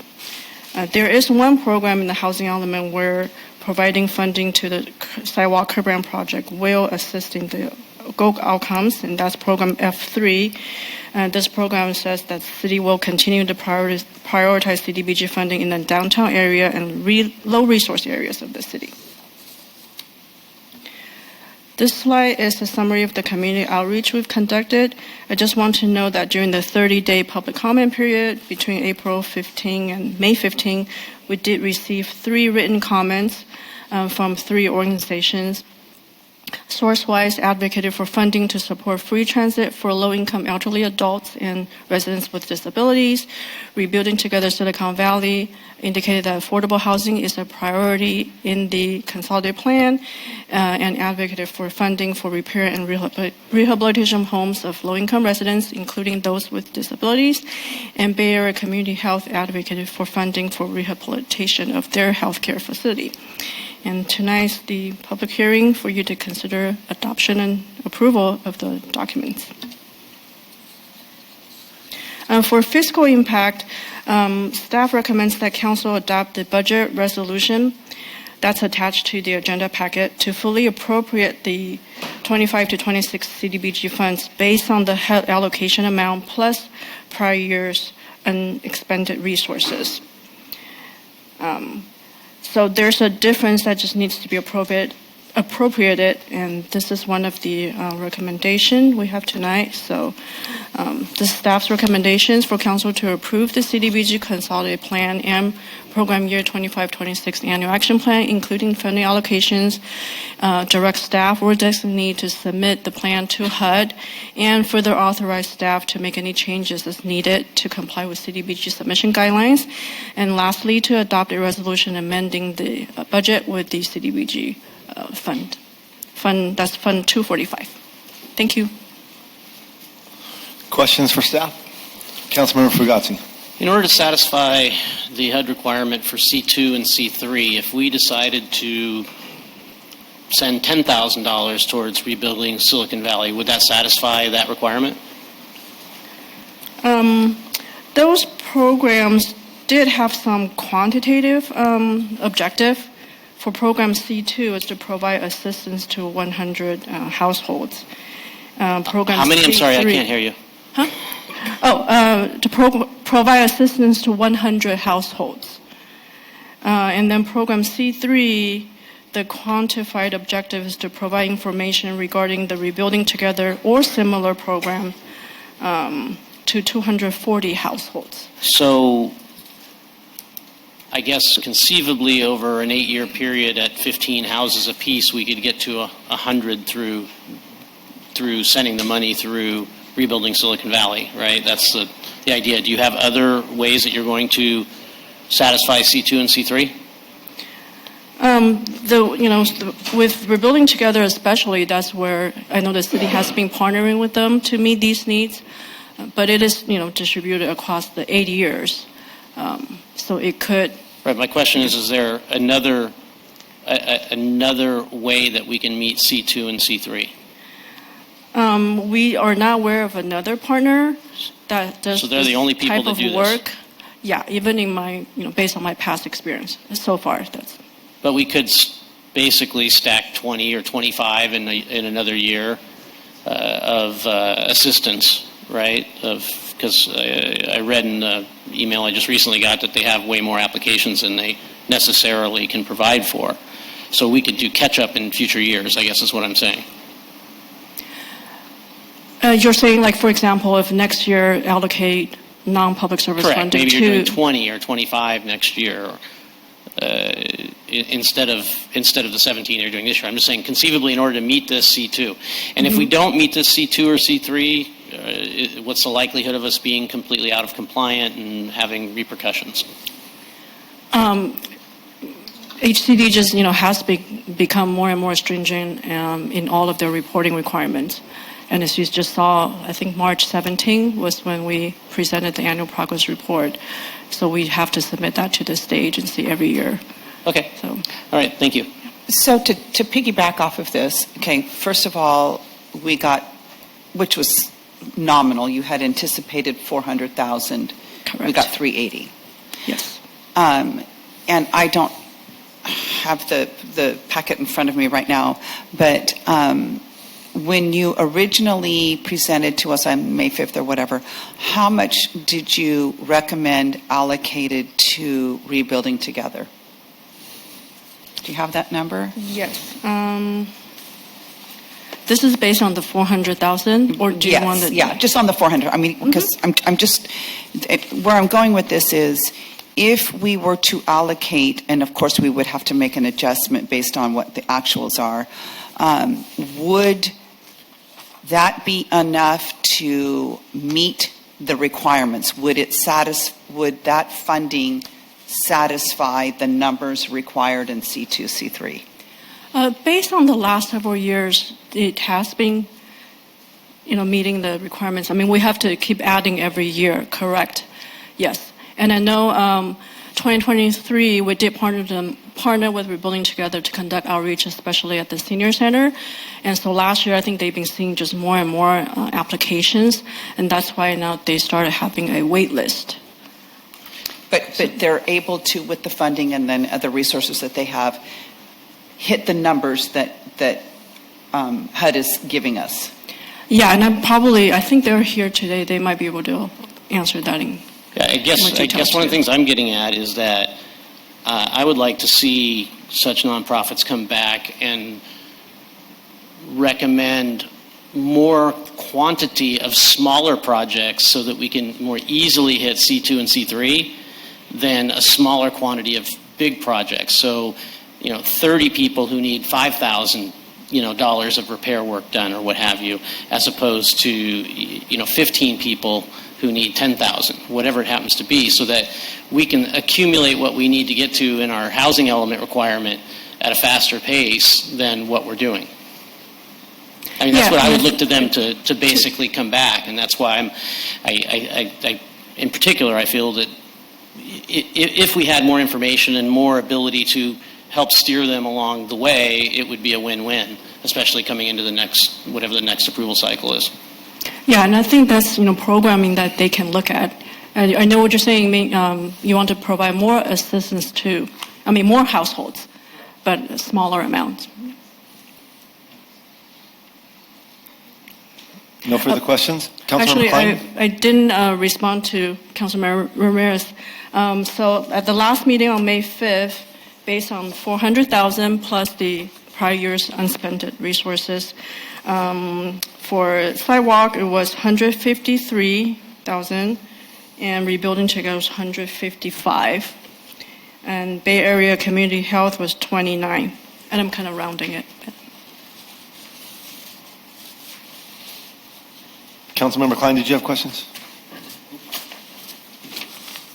I know we're wanting more information, and so I'm trying to understand it. So I appreciate the information we've gotten, and I also appreciate some of the questions Councilmember Bagazi raised in getting more of that information through the process.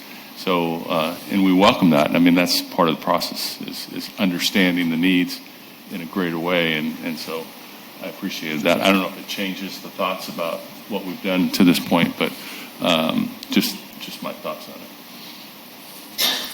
Okay, are we ready to go to public comment? Yes, Mayor and Council, we have 4 speakers. First is Deanne Everton, followed by Elena Purcell Schroeder.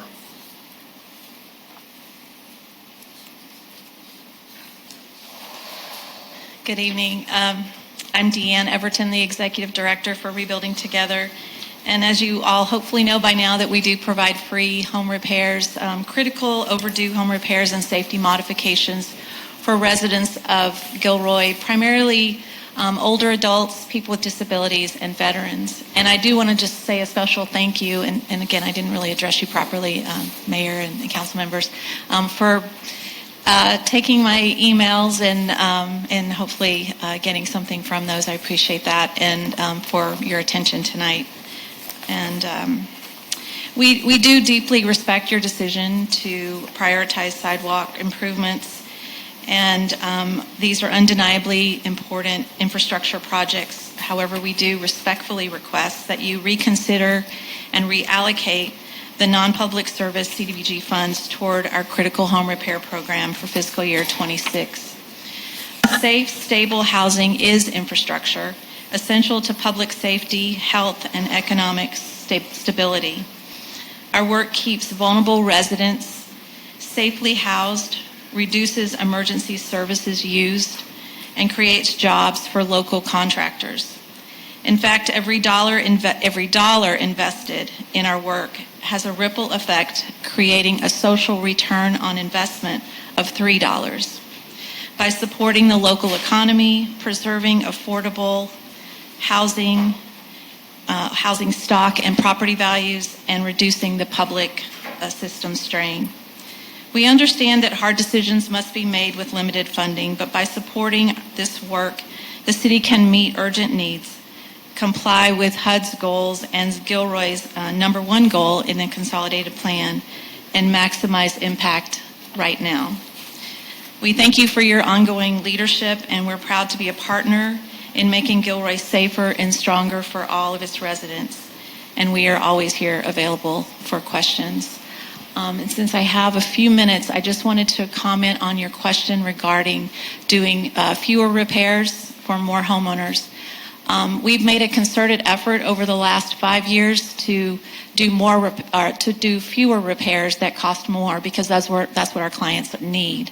We're constantly being asked for those heavier, deeper repairs, furnace replacements, roofs that $5,000 just don't take care of. So we appreciate the ability to address where the need is. So thank you. Thank you. Next speaker is Elena Purcell Schroeder, followed by Delinda Yatskovich. Good evening, everyone. Wonderful to see you all again. Thank you so much for giving us the space to comment tonight. Mayor Bozo and City Council, we really appreciate the opportunity. I'm Elena Purcell Schroeder. I'm with Rebuilding Together, Silicon Valley, and I want to begin by expressing respect for the Council's thoughtful decision-making in a difficult funding landscape. The choice to support infrastructure improvements is understandable and well-intentioned. That said, I'd also like to respectfully encourage the Council to re-examine the decision made at May 5th's meeting to reallocate CDBG funds and consider our initial application to continue our critical home repair program, which provides urgent, HUD-compliant home repairs for Gilroy's most vulnerable neighbors. Our program is ready to implement. We have a proven track record of using CDBG funds efficiently and within HUD's strict timeliness and eligibility requirements. With sidewalk and streetlight repairs, there may be understandable delays, design planning, permitting, bidding, and potential environmental review. Without a firm implementation plan in place, There's a risk of delayed expenditures, which could jeopardize compliance with HUD's timelines and performance standards, and therefore jeopardize the much-needed funds themselves. In contrast, Rebuilding Together is shovel-ready. Every dollar redirected to our program will serve eligible residents quickly and visibly, supporting the city's performance under CDBG while advancing equity and health outcomes. We appreciate your prior decision and know how carefully it was made. We simply ask you to consider whether this reallocation may better fulfill the letter and spirit of HUD's mission and the city's. Thank you very much. And I did also want to add, since I have a minute, to add on to what Deanne said. Could we stretch the dollars and do more repairs, serve more homes for less? It's absolutely possible.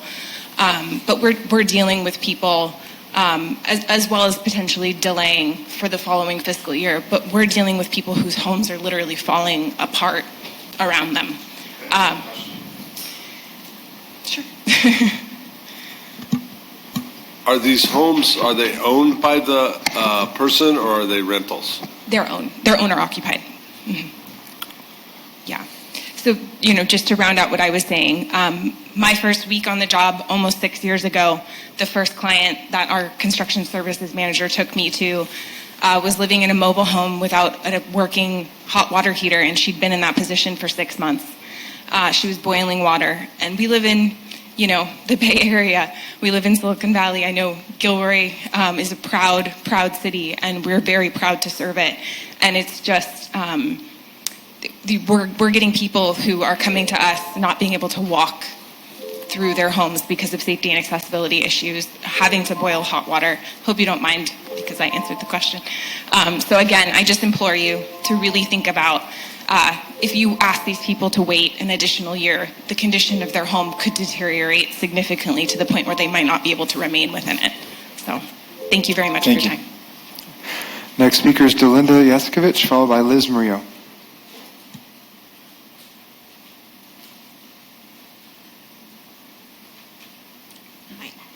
Hi, Mayor Bozo and esteemed council members. Thank you for your time this evening. My name is Delinda Yaskovich, and I'm the programs director, and I oversee the construction services department for Rebuilding Together. We partner with the city of Gilroy to provide essential, no-cost home repairs for low-income Gilroy residents. Tonight, I'd like to speak to you briefly about how our work closely aligns with the city's strategic goals and upcoming consolidation plan, and why we hope you'll consider revisiting your earlier allocations. Your plan emphasizes the importance of preserving affordable housing, preventing displacement, and promoting equitable investment in underserved communities. Our work does exactly that. We help residents age in place safely, preventing costly health emergencies, and maintain aging homes that might otherwise become uninhabitable, unsafe, and eventually abandoned.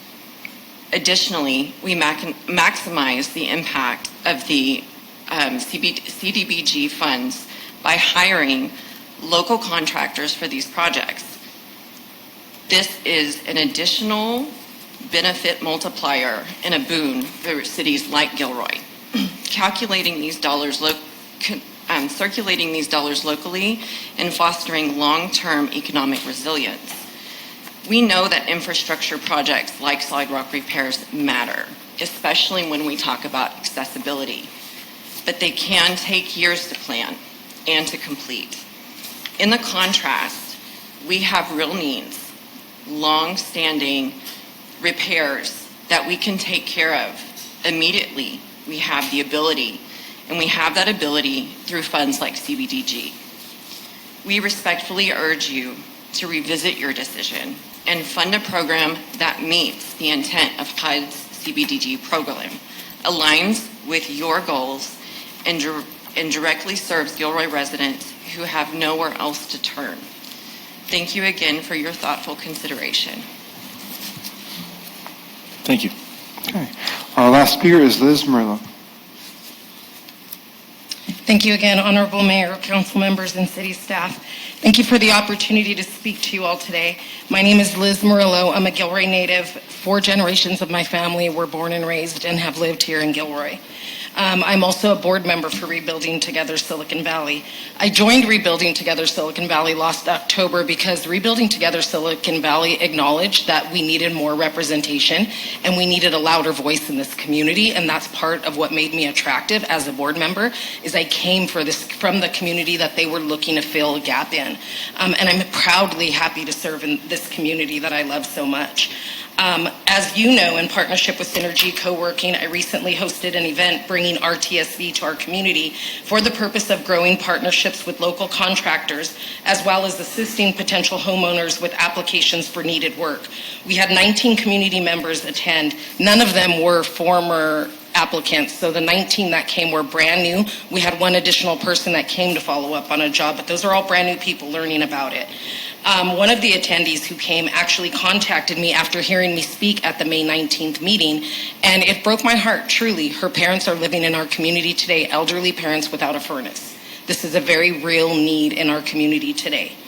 And so those elderly, that couple is in their home today without any option for heat as we stand talking to you today. This is a perfect example of the types of critical repairs RTSV completes for Gilroy residents, free of charge to them. The key word here is critical. This is not cosmetic. This family is not alone. Representatives from RTSV and I can share story after story of similar heartbreaks. We acknowledge that there is an opportunity to better communicate with council regarding annual projects and events. My commitment is to regularly communicate with you regarding the work that is being done at a service level that's acceptable to you. So I'm not asking to set the standard. I'm not trying to set the standard. I'm asking you to set the standard, and I will comply to keep you guys engaged and informed with what's happening in our community. Going forward, council will be included in communication regarding work being completed and events scheduled in support of our community in collaboration with RTSV. Year to date, we have hosted 4 separate events in Gilroy to educate residents on the work being done by this amazing organization. Not only did we host at Lunch and Learn at Synergy, we had a Gilroy Rotary presentation, we had affordable housing presentation, and we did present at the Senior Center again this year to keep those residents informed. So as part of my commitment to keep you informed, I'd ask that each of you save the date, September 18th of this year. We will be having our annual Paint the Town fundraiser at the Gonzalez, Peralta, Adobe, and Fallon House historic site in San Jose. There we will bring our staff, board, all of our community and corporate partners, as well as our volunteers, to share our vision for the coming year while celebrating the impact of the previous fiscal year. I'd like to invite each of you as my personal guests later in the year. I will present each of you with a ticket so you can go at no cost to yourself. Tonight, the ask that you reconsider your vote today, that you vote in favor of continuing the partnership the City of Gilroy has had with RTSV for several years in supporting and caring for some of our most vulnerable residents. Together, we can do the work no one else will. We heard that. Together, we can live out the vision of neighbors helping neighbors in our own neighborhood. Thank you guys so much. I appreciate all of you. Thank you. That completes our speakers. Okay, so questions back to staff or comments? Councilmember Fugazzi. I just want to start it off because, I know I kicked some of this off in the previous meeting with the sidewalk, to first say that I don't doubt that this organization is an amazing organization. Been communicating back and forth over email, and I don't have any doubt that it's an amazing and worthy cause, and I mean that sincerely. The other thing I'll note on sidewalks, which sound just like sidewalks, is recently with C-Click Fix that we have in the city now, it was actually the first thing I ever entered into our C-Click Fix system was some incredibly broken up and destroyed sidewalk that is on the southwest corner of First and Monterey, right by the Jack in the Box there, which I think anybody would say is a pretty,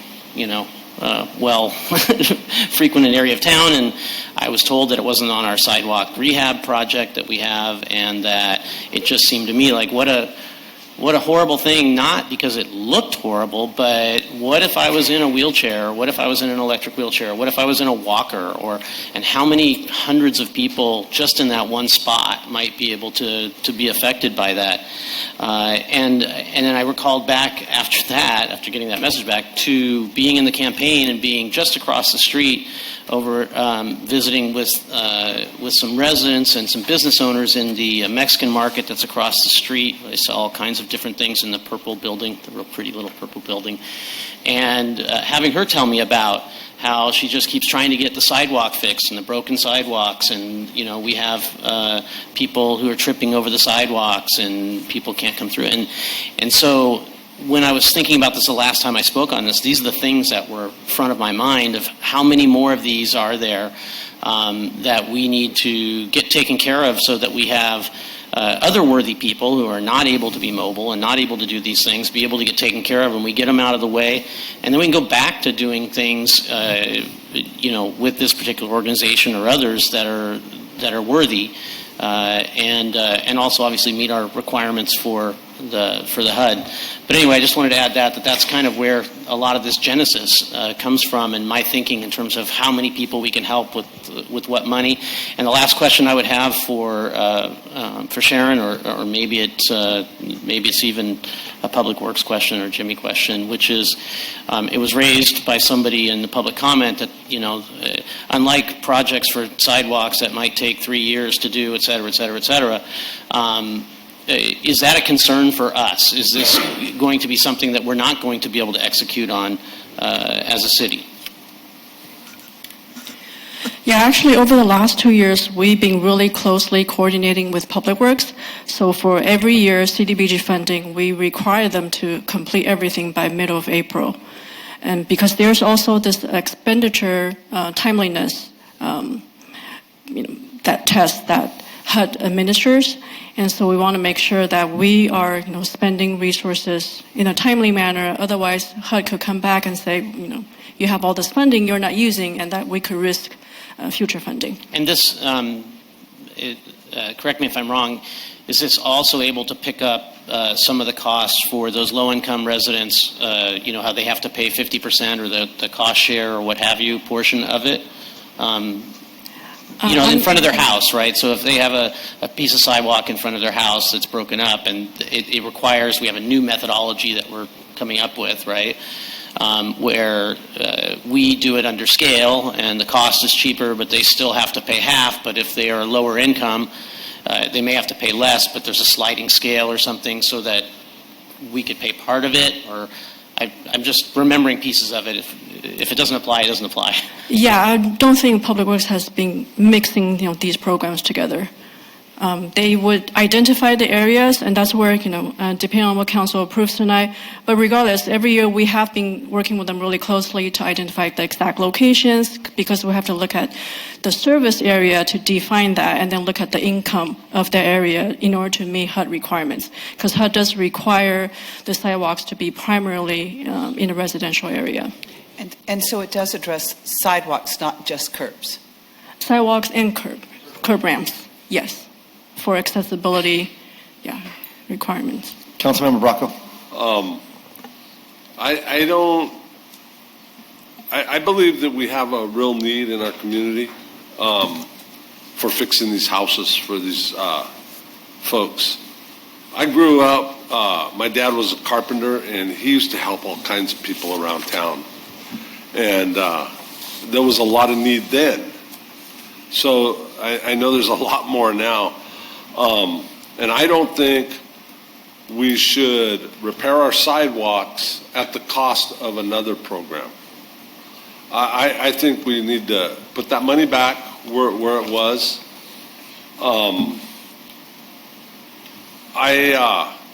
I'm skeptical on a lot of the stuff that we fund. But this group, I feel pretty comfortable. I trust Liz. If she says the money's going where it's going, I believe it. So I'm going to propose that we go back to the original funding and fund these folks. Councilmember Klein. I appreciate Councilmember Fugazi, and we've kind of looked at things differently. This council as a whole has looked at things differently over these last 4 months. And I think through this process, being educated was helpful for me. I went through this before, but really seeing things really exposed the need. And so I appreciate the whole thought process there, but I also appreciate what Councilmember Brock was saying. And I think they have answered the questions I had, especially, again, conversation. I think really sealed for me was conversation, the questions you brought up to them. And I think it was, Diane, you answered those. And so for me, I would second what Councilmember Bracco is suggesting, is to bring the funding back. Mayor? Councilmember Marks? I also agree with Councilmember Bracco. It was very helpful to hear from all of you, and I really like Liz's suggestion, and I encourage all of you to do the same. Please come back every few months, because I would like to know exactly, how those dollars are benefiting the citizens, because that means a lot. Yeah, I just think maybe lesson learned. Come and tell us when it's on the dais for the first time, and probably would have saved a lot of heartache.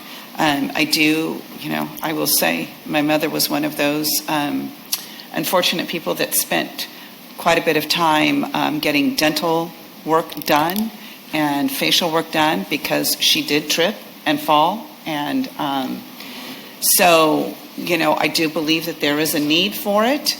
I think that, though, my concern is with the C2, C3 and making sure that we allocate, and hit all of those. So I would agree that we go back, and I'm assuming you're saying to reallocate to all of them as was recommended, but just based on the actuals? Okay, so that they get all three organizations, or are you saying just two? It's just one. It's just theirs. All the other ones were funded. It's just theirs. Was the Bay Area one funded? Oh, well, based on the application, what we presented last time, it was, we called it proportional distribution. Right. And it was, all three of them proportional to But their on application the 5th, I amount. thought that we put all the money into curbs. Yes, only that was the on their direction. funds. Only on rebuilding Silicon Valley's funds. That was not staff's understanding.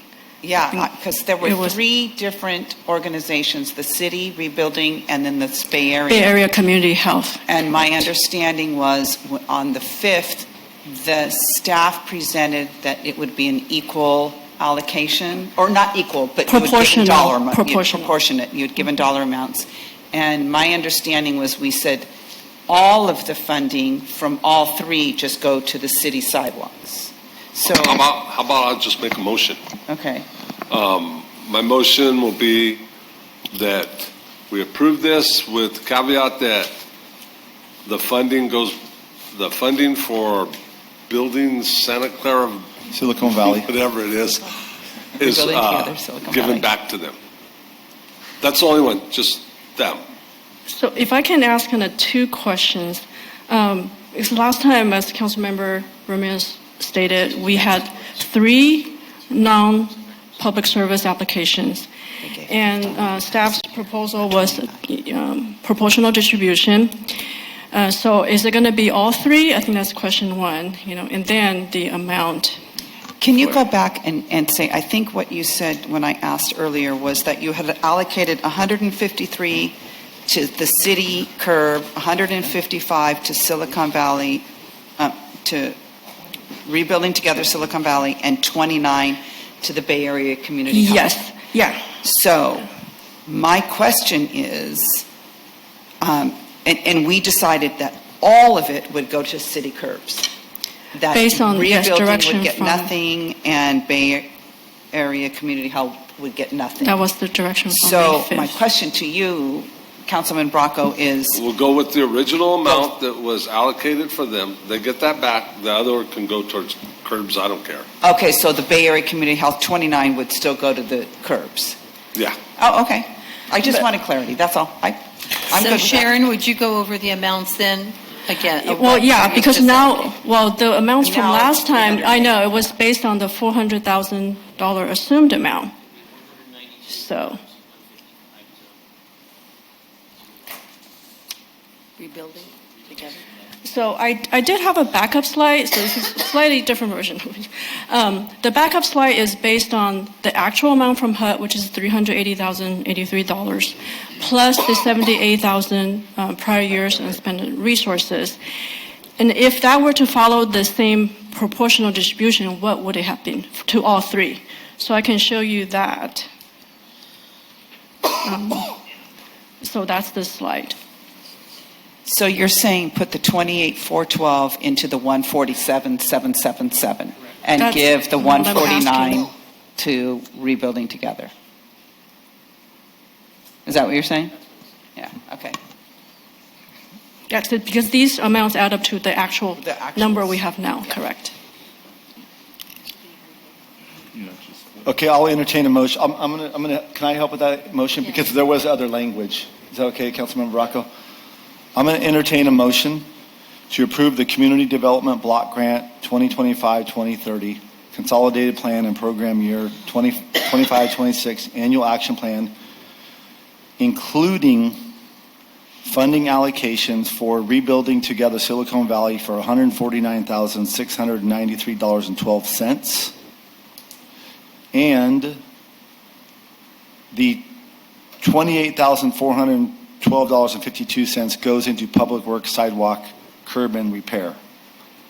In addition to that, I direct the Community Development Director or designee to submit the consolidated plan and annual action plan to the U.S. Department of Housing and Urban Development, and further authorize the Community Development Director or designee to make any changes to the consolidated plan and actual plan as needed to comply with the CDB submission guidelines, and adopt a resolution amending the fiscal year 2025-2026 budget within the Community Development Block Grant Fund. Okay? Do I have a motion? Councilmember Bracco? Okay, Councilmember Bracco, and do I have a second? Yes. Councilmember Klein. Roll call, please. Councilmember Bracco. Yes. Councilmember Klein. Yes. Councilmember Fugazi. Yes. Councilmember Hilton. Aye. Councilmember Marks. Yes. Councilmember Ramirez. Yes. Mayor Bozo. Yes. Motion passes 7-0.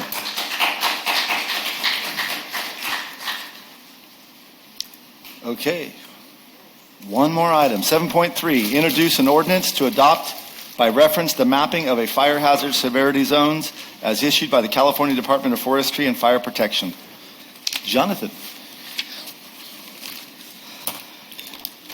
Okay, good evening, everyone.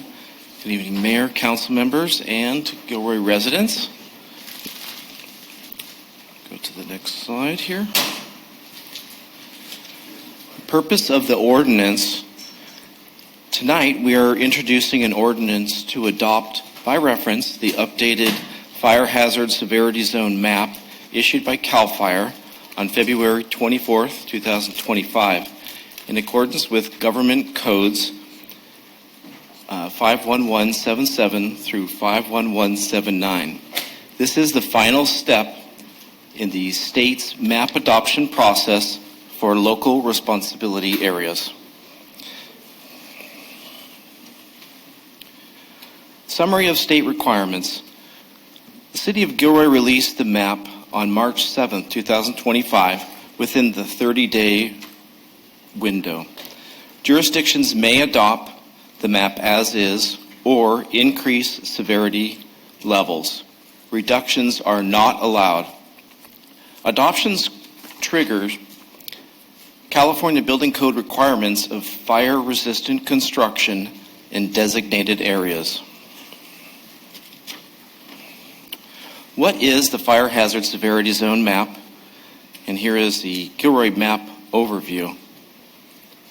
For those new to the topic, the fire hazard severity zones may sound somewhat intimidating.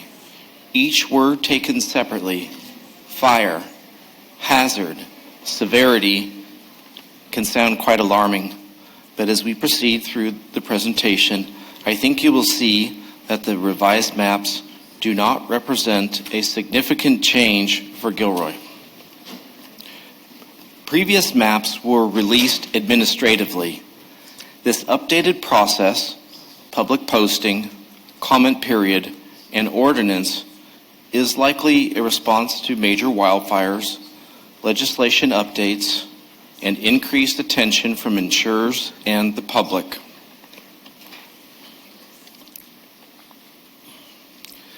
Gilroy map overview as a pie chart. As a follow-up to the previous slide, you can see the distribution of the fire hazard severity zones throughout Gilroy as a pie chart. The updated map shows 62% unzoned, which is low hazard, 17% moderate, 21% high, and 0% very high hazard zones. 2023 versus 2025 maps. The 2023 map did not detail zones within Gilroy. The 2025 map now includes color-coded zones inside city limits, providing residents and staff more detailed information, mostly in the western hillsides compared to past maps. Hazard versus risk. The fire hazard severity zone map identifies hazard, meaning the likelihood and expected behavior of wildfire based on fuels, slope, wind, and historical data.